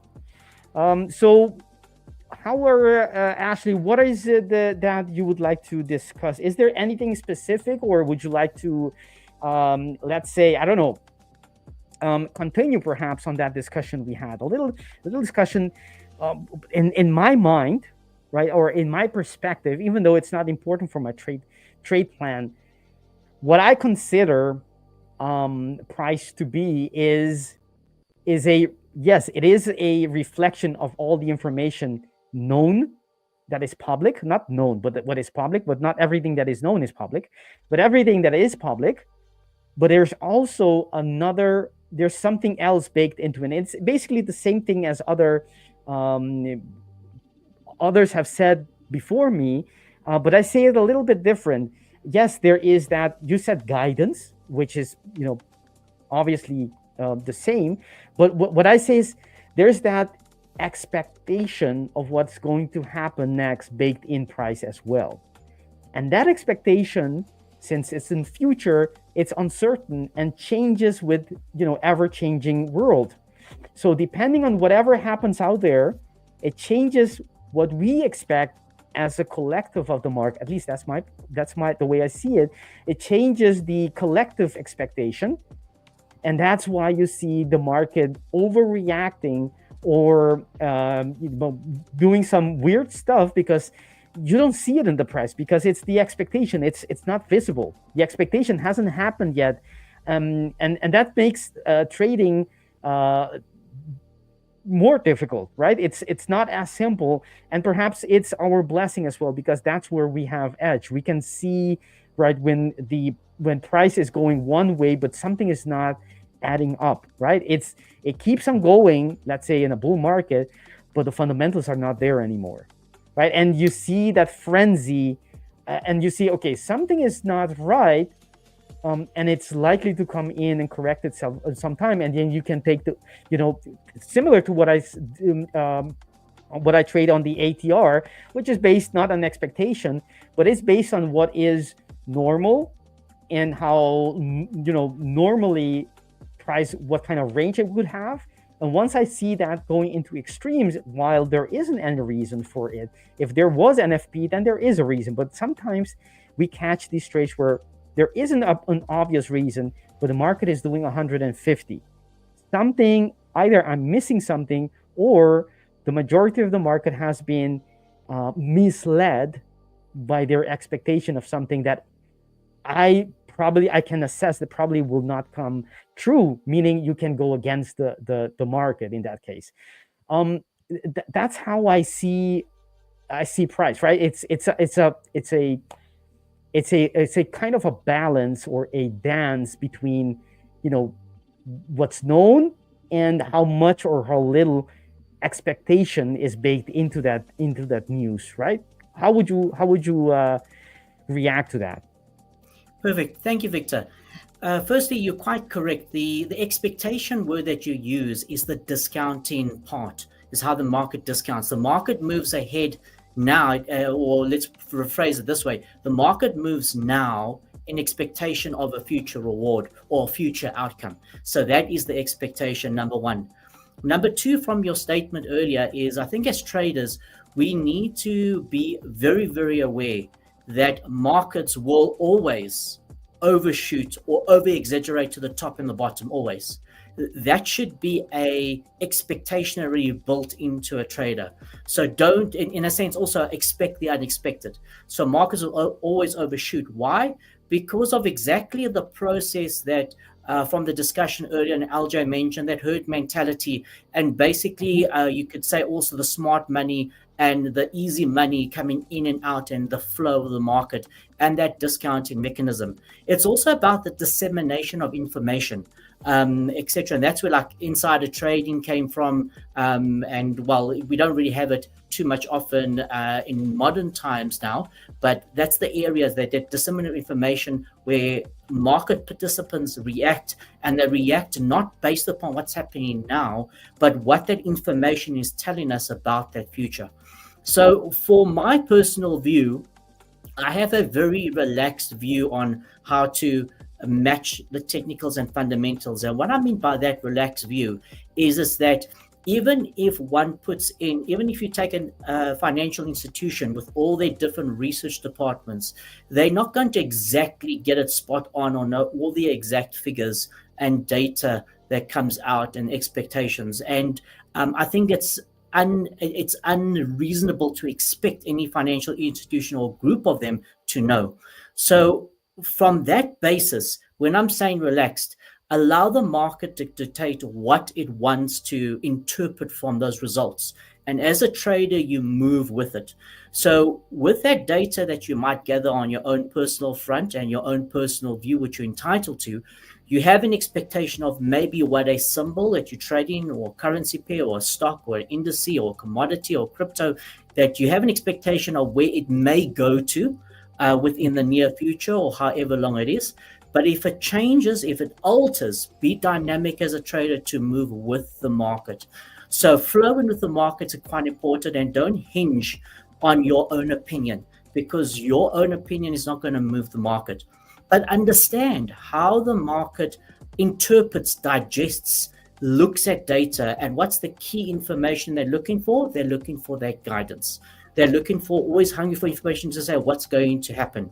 And allow your trades to, if we're linking up the trading, allow your trades to move in harmony with that movement. But be aware of your environment. Very important to be aware of your environment and aware of how the market digests and interprets the data. But what would you say that what you said is something I think something key. You said you're relaxed about it. Your approach is, your stance is a relaxed stance, because you think that not even the institutional organizations out there that have, obviously a lot of resources to their disposal are not going to have it, know in advance and be able to actually call all the shots all the time correctly. And there's a margin of a wide area of margin from the tone of what you're saying. But where does that leave us retailers, who we don't have the resources, we don't have the time, we don't have the knowledge the majority of the time to even understand what is being said, let alone form a informed opinion about things? What can we say about that? I mean, should we spend time learning fundamentals, right, to understand the expectation? Okay, good point, Victor. So my suggestion to traders is the following: is understand what I call surface level in terms of certain data that comes out, and don't make it a top priority in terms of your trading. It's something that you need to create a habit on and work on towards, and you slowly gather information. So practically, to give you an example, when I started trading 28 years ago, I didn't study or specialize in economics, but I listened to a business or a radio program for close to 12, 15 years religiously and as a habit. And you slowly pick up understanding of how on a surface level the economy works, the data, what is interpreted, what is not interpreted. So from a practical point of view, I would suggest a new trader, or even a trader that started suggest to use that if they're looking at the fundamentals. You don't need to necessarily go to the level of understanding the stats. If you would like, you can, but my suggestion, it's not really necessary from a trading point of view. Saying that, though, what I mentioned earlier about the institutions is, even from an institution, remember the market is always bigger than anybody, a retail or even a group of institutions. The market is always bigger. So when I'm saying a relaxed view, understand the mechanics around the economic data, and even listen. I don't know if anyone does it religiously. I listen religiously to Fed Chairman Powell's speech on the FOMC and understand what's their dual mandate. What is the economic data that they look at? What is their outlook?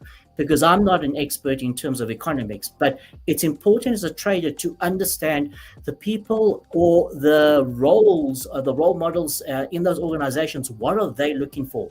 And it's key words the market looks for. So those are the insights I can share. And when I'm saying a relaxed view, I would highly encourage every trader to adopt that. And meaning a relaxed view is, don't be stuck in saying that a certain something needs to occur, and because it occurs, then this instrument must get there. So you entitle that opinion, but if the market changes, if it doesn't get there, if it shifts, if something comes out, be dynamic to move. So in other words, be very humble. Showing humility as a trader in many areas is highly valuable, and then highly recommend that. And you trade with the market, and you move with the market, you're in harmony with the market. And that's the best way I can describe it in terms of the fundamentals as well as even the technicals. So hopefully that helps, Victor.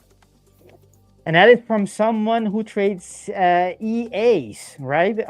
Who is actually listening. I'll admit, I don't listen to every speech of the Fed governor, out there, Lagarde, or I don't, and maybe I should start doing that.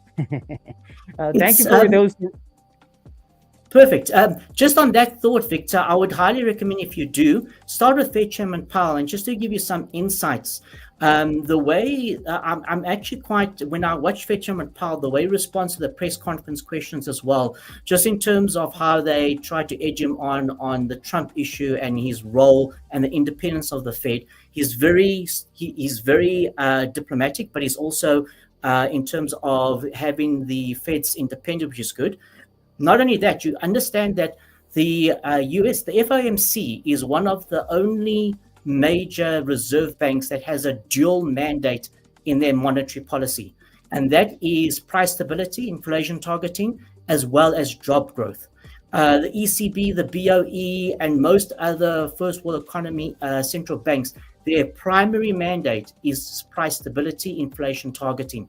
So Fed Chairman Powell is kind of stuck between a rock and a hard place. And with interest rates, the only tool that a reserve bank has is interest rates, increasing or decreasing. And it's like using a hammer to do every possible DIY job there is. And it's not possible to do a great job with only one tool. So he's gotta be very careful when he comes across. And the Fed has gone through a number of confidence issues, from COVID, where the inflation was transitory, to right now where they are maybe a little bit too late to act. So by gaining that insight, you get an understanding of how the markets interpret when another Fed chairman representative speaks, Bullard, etc. And when the economists speak, you get a better idea, but it does take some time. But the key thing is persevere, understand the market's looking for insight, and take it a step at a time. You won't adopt this 1, 2, 3. It's taken me close to over 20 years just to get a surface level understanding of what I'm aware of now. Thank you, Ashley. Great insight and recommendations as we see the GU changing direction in the same direction as the initial H4 order block, right? See, look at that pin bar, or look at that, the wick, how it came back. It didn't trigger me into any trades, but look at that. That's very technical, beautiful, I would say. But we have in the background the man himself, good. Michael, who is here to, can I bring you on, Michael? Yes, okay, there we go. Michael, you're here. What's up? Yeah, how are you doing today, Michael? I'm wonderful. Thanks so much. Hey, everybody at home. How are you doing, guys? Happy to be here always. Hey.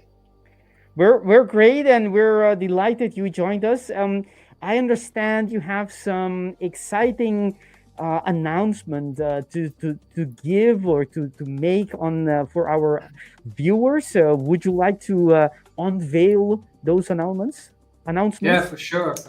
Thanks, Victor. I'm gonna share my screen and talk a little bit about that. Okay. It's been a while. We worked on it quite a while, and we actually yesterday night we actually launched our swing programs. So that, can I show you your screen? Yes, thanks.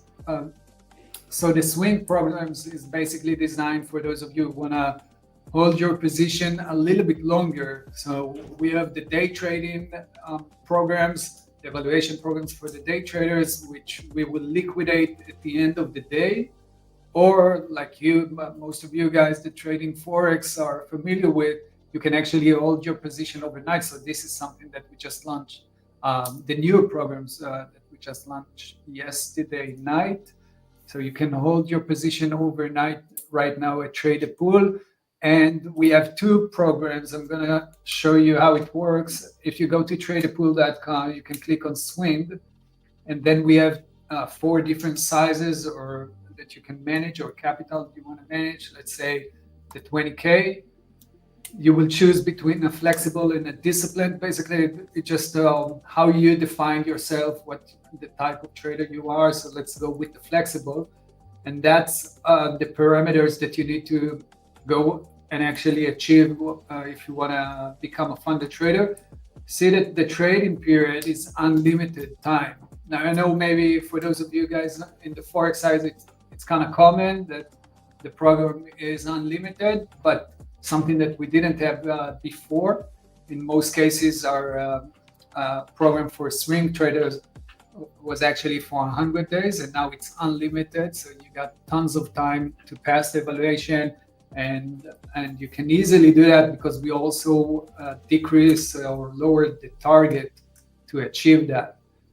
So both options are available now, the flexible and the disciplined for the swing traders. And of course, and of course, if you're a day trader and you want to trade all the familiar companies that you already buying on a regular basis, you know, the iPhone of Apple or the Nikes you're wearing, whatever it is, it's available for you on Traded Pool. So that's a really exciting moment for us.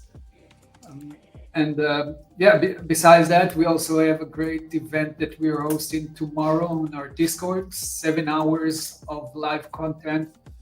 We're going to share tons of information, including obviously educational content, but besides that, also giveaways and some trivia games. It's going to be together with Q&A. We're going to have a funded panel. So we brought 4 funded traders, and we're actually going to interview them.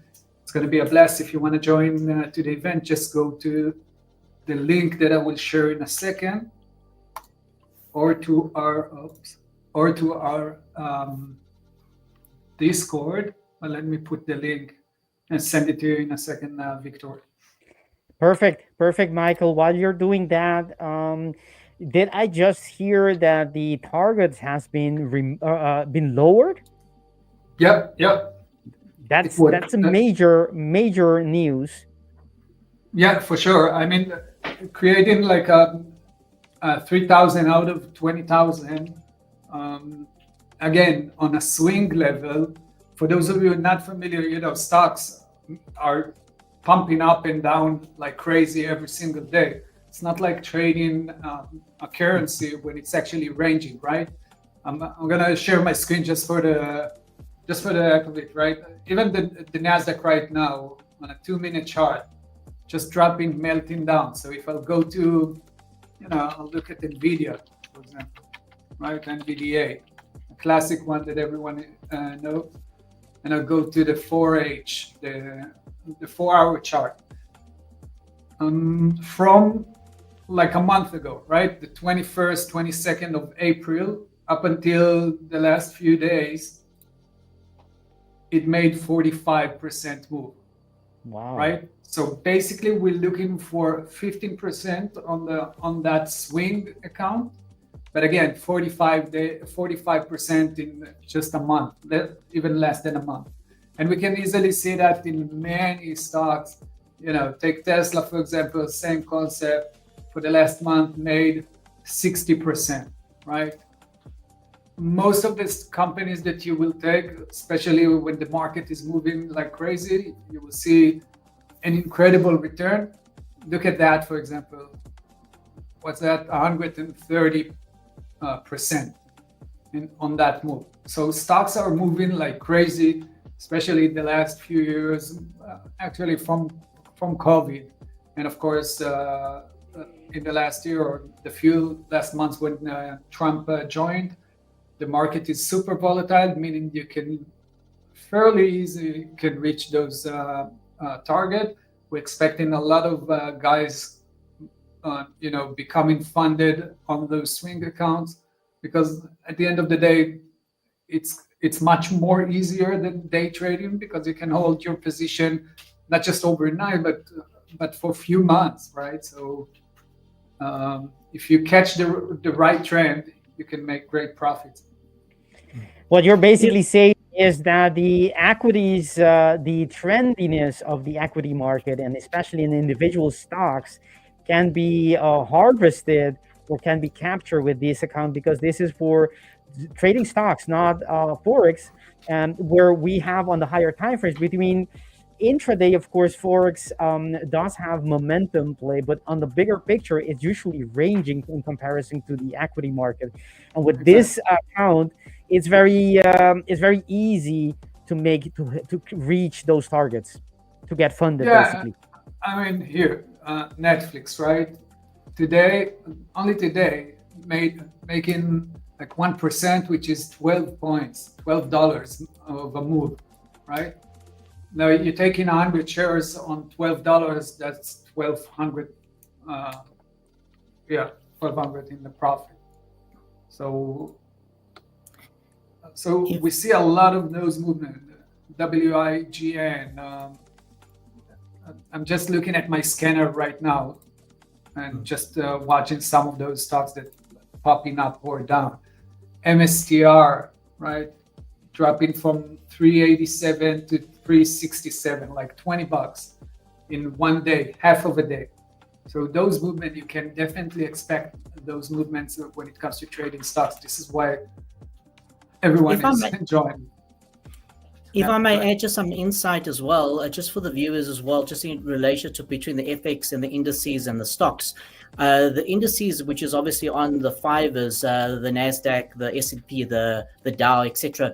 Those moves, as you look, they're on average maybe 0.5%, 1%, 2%, 3% of it's highly volatile, 4 or 5% a day on the indices. The stocks are the indices are a diluted move of those stocks. So the stocks can easily do triple to quadruple that amount. And that's just your large cap stocks, let alone the Russell 2000 or your small caps, where definitely they can rocket. There's been times where a stock's moved easy 50-60% in a day. Exactly. So in the past. So the scope is enormous. Yeah. Also, when it comes to, we have a lot of guys that trade in small caps. So basically penny stocks or small caps, stocks below $10, $5. And those guys, they can easily move 1,000% in one day. You see that every single day. So the opportunities there, it's incredible. And Victor just shared the link. Okay. I don't know if you got it or not. I don't see it. This comment has failed. What's up, guys? And hi, Michael. It is. Jonatan. Okay, I sent it again. I don't know if it's going through or not. Where are you? Where are you sending it? You can't send the link unless you're a mod. So if you send it to me in WhatsApp, I will get it up here in the chat. I'll do that. Just Let me grab my WhatsApp. We promised some giveaways here as well. We have 1,200 likes today, which means we have two more giveaways to 2 more accounts to give away. I did not expect 1,200 likes on today's live stream, so we're giving away a lot of accounts here. Let's not. We don't have to tell Saul about that, but it is what it is. I think the viewers are quite happy with that. Okay, so we got the link for trade pool right here. I'm gonna link it in the comments right there. So that link is basically for the event tomorrow. The event that we're hosting, it will start at 8:30 Eastern time. Again, 6 hours or 7 hours packed with giveaways, trivia games, lots of educational content. It's going to be a blast for sure. Nice, yeah, definitely going to be checking that one out. It's going to be on the on the YouTube, or do you have like our Discord? Well, I guess you have it.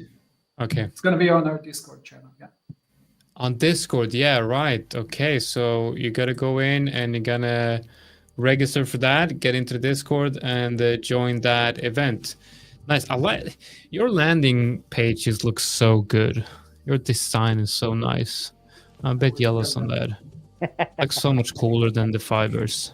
like That's for stock sure. traders, it seems like In- the stock traders just have it better. You know, I mean, it's just in the office, first of all, stock traders are cooler than Forex traders. yeah, it's like you have better trading platforms. It looks cooler, and it's like I don't know, and we got to step it up. Saul, you got to step it up. We got to step it up with the. We need to upgrade some things here, definitely. Michael, like can I it. ask you a quick question?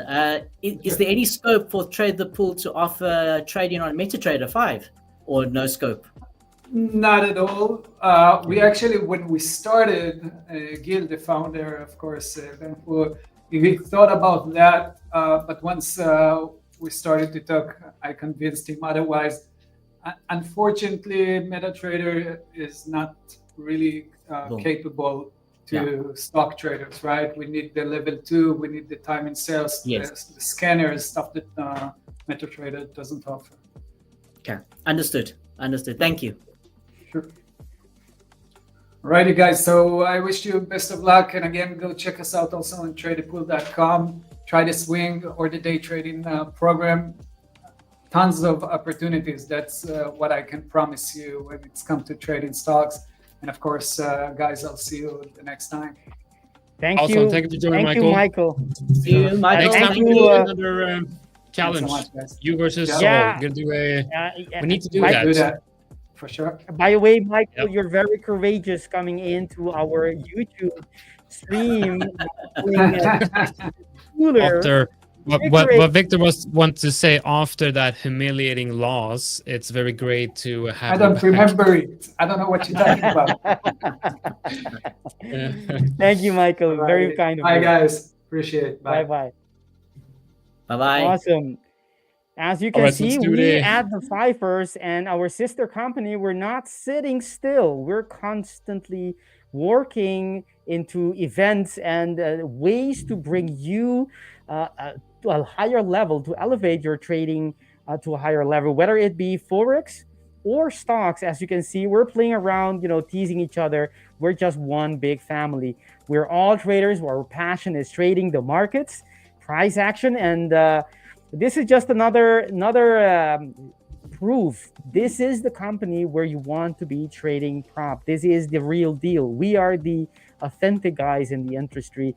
You want to be with the best. So let's get to the giveaways. Jonatan, you're And I wish I scratching could your tell you all thumbs the things that to give all the things that away we're more working than. for. Go ahead.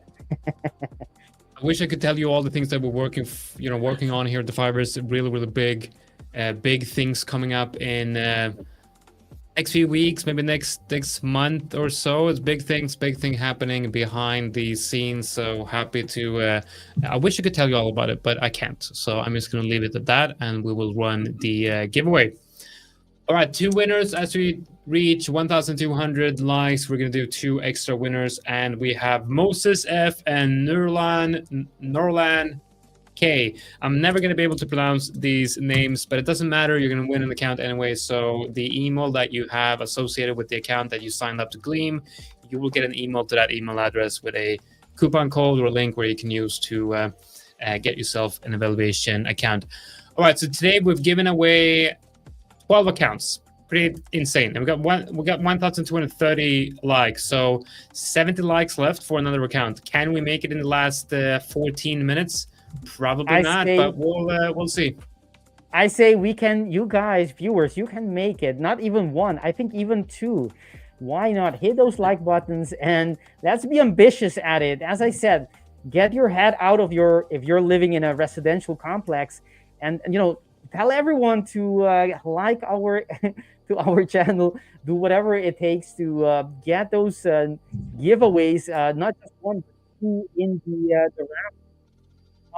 Jonatan, you asked Soul the Soul for 10 account giveaway. You're already at 2, and probably we're gonna be giving out another 2 if our viewers are very active on that button. You got some explaining to do with the boss.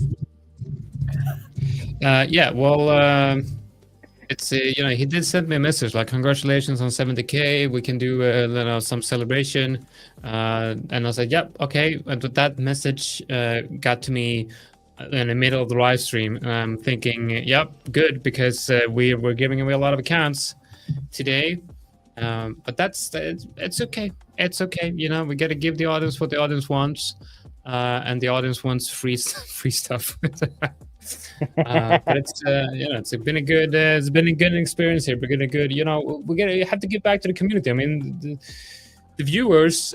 The reason why we're here at 70K is because we got so many people actually enjoying what we're doing, and to think that we went from 25K about a year ago till 70K today is quite amazing. The journey has been it's been a fantastic journey, and we're all about giving back to the community, because they deserve it, right? They really do deserve this.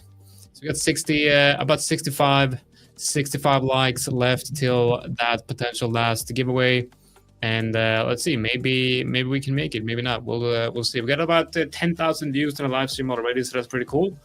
Good numbers. It is. And very nice. I remember some time ago, a couple of months ago, or it seems that way, that we got very excited because it didn't happen very often, but we got to 7,000, 8,000. Now we're hitting 10,000, almost every week now, isn't it? Yeah, we're exactly. We're getting in a lot of views. The numbers are definitely growing, and it's all organic. And I like the fact that we're growing with the content that we're creating. I wanted to show you guys something. So I want to show you Bitcoin. Now we have interesting moves on Bitcoin, and there's a good reason for that. So here at this time right here, when is it? 15. Yeah, around 15. That's the news, right? Wasn't that the news? Yeah. So what happened here was Trump media came out and announced that they're doing about a 2.5 billion Bitcoin treasury deal, which means the company is going out and seeking investments and to buy Bitcoin, basically. So this obviously bullish news here for Bitcoin, and we can see that it had eventually broke an important resistance area here, but as we see with a lot of news events, we see that price is pulling back from that level. But this is interesting news right here, and obviously, as you can see, some people got the news early, because you can look at the momentum here. We can go in and we can look at the 10-second chart, and we can go in. Now, of course, the strong momentum started. Actually, I think it's better for this chart to look at the 1 minute. The momentum started obviously here, but you can see that these 1 minute candle, I mean, so no wicks on that one, no wicks on this one. It's a small wick on that one. It feels like there's and I'm pretty sure that if we go in, and of course with Bitcoin, it's on chain. We can look at the whales, we can look at the big buyers. We have all the statistics to see how much is actually being bought. And I'm pretty sure that we are probably going to see some whales buying here and potentially also accumulating within this zone. Because I'm pretty sure when it comes to Trump, when it comes to the Trump family, Trump media, etc., probably a few more people know about these things than they should. I'm not gonna say well, I'm gonna say that there's most likely insider buying on things like this. I think there's definitely insider buying when it comes to news like this, because we do see that the moves and the momentum is picking up before the news is actually out. Yeah, very interesting stuff. Very interesting stuff.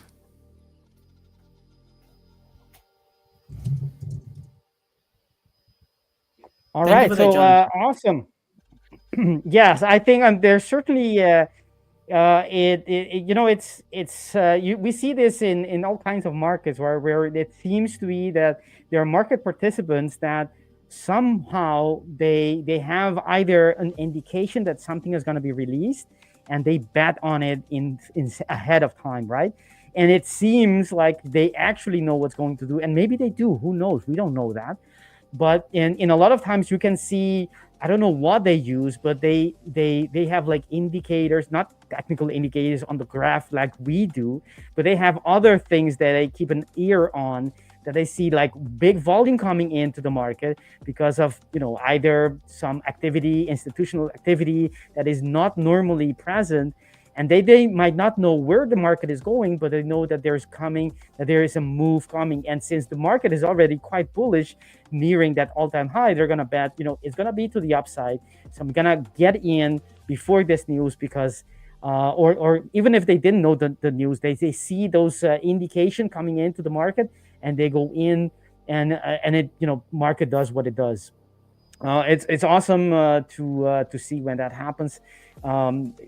Clearly, whenever there's such a move before the actual event that wasn't pre-announced, the number, because this, Jonatan, this release wasn't something we knew it was going to be released, right? This news statement was unexpected, right? Yeah, exactly. This was Trump media giving a statement basically and announcing the fact that they're going to be basically buying Bitcoin, you know. So yeah, not announced, but looking at the price action, obviously Awesome. People knew about it. People definitely knew about it. Yeah, which is interesting. Yes. So what are we looking at since we're already talking about Bitcoin? What is the technical? What is Bitcoin doing technically? Are we? What are we looking at? Okay, so I have a few charts that I could share with you. Just give me a second here. We have a few minutes left here, so I do have a few charts that I'm able to share with you. I've done previous analysis on Bitcoin. I know. So speed. We have given away 12 accounts already. So if we're going to 1,300 likes, we're going to give away one account already. So we have been giving away accounts throughout the live stream. So I posted in my Discord community about this analysis. I just want to see if I can find the. I want to make sure that I can find the charts because I don't have them on TradingView. Yeah, while you're doing that, I want to remind everyone watching us today, you still have 5 minutes. If you want to have a chance in winning an account, free account, evaluation account that you will be able to take to a funded level and actually get real money out and perhaps even grow it to a bigger account. If you want to have a chance to win one of those events, now is the moment. There's about 5 minutes left. If you hit the like button, if you haven't done so yet, we hit 1.3, right, 1,300 likes today. There's going to be at least one for every 100. So there's going to be one extra account given away, and that's still possible. So it's still in your hands. Everyone listening, how far are you, Jonatan? Okay, so I have the chart right here. So first, this is analysis done on May the 23rd, but still valid. So what I'm looking at right here is that we're looking at the most recent move into all-time highs, and I think this was quite an important move. And the first thing I want to show is like the volume analysis here, where on every major breakout you have a strong spike on volume. On a lot of the fake outs for Bitcoin, you will see that you have a breakout move happening, but it's not sustained with volume. You're not having that volume spike, which usually leads to a fake out. And sometimes you can have a breakout with even a daily open and close above the level, but there's no real volume spike supporting that move. Like for example, when we have that candle right there, it's a decent breakout, and so it breaks out a level. It has a daily open and close behind it, but the volume is quite low. It's a very low volume, which then turns into a fake out. So that's the first thing I like on the higher time frames with this most recent breakout, is that we have a nice volume added to that breakout. But there's a few other things that I also want to look at. We can also check here on the on this chart that what supported this breakout as well was the OBV. So we can see here that we had a divergence between price and OBV. So the OBV right here shows us the when there's basically when there's volume on the bullish candle, you see an increase in OBV. When there's volume in a bearish candle, you'll see a decrease in OBV. So here you have an uptrend on price, and you have a sideways trending OBV, which is a divergence between price, and that's usually what we get on a test of resistance that's not a breakout. Here we see OBV in a nice trend to the upside with a trend on price, and with the breakout on price, you also have a breakout on the OBV, which tells me that this is also adding to the bullish case of Bitcoin, that this might not be a temporary breakout. This might be, you know, a continuation of the overall trend.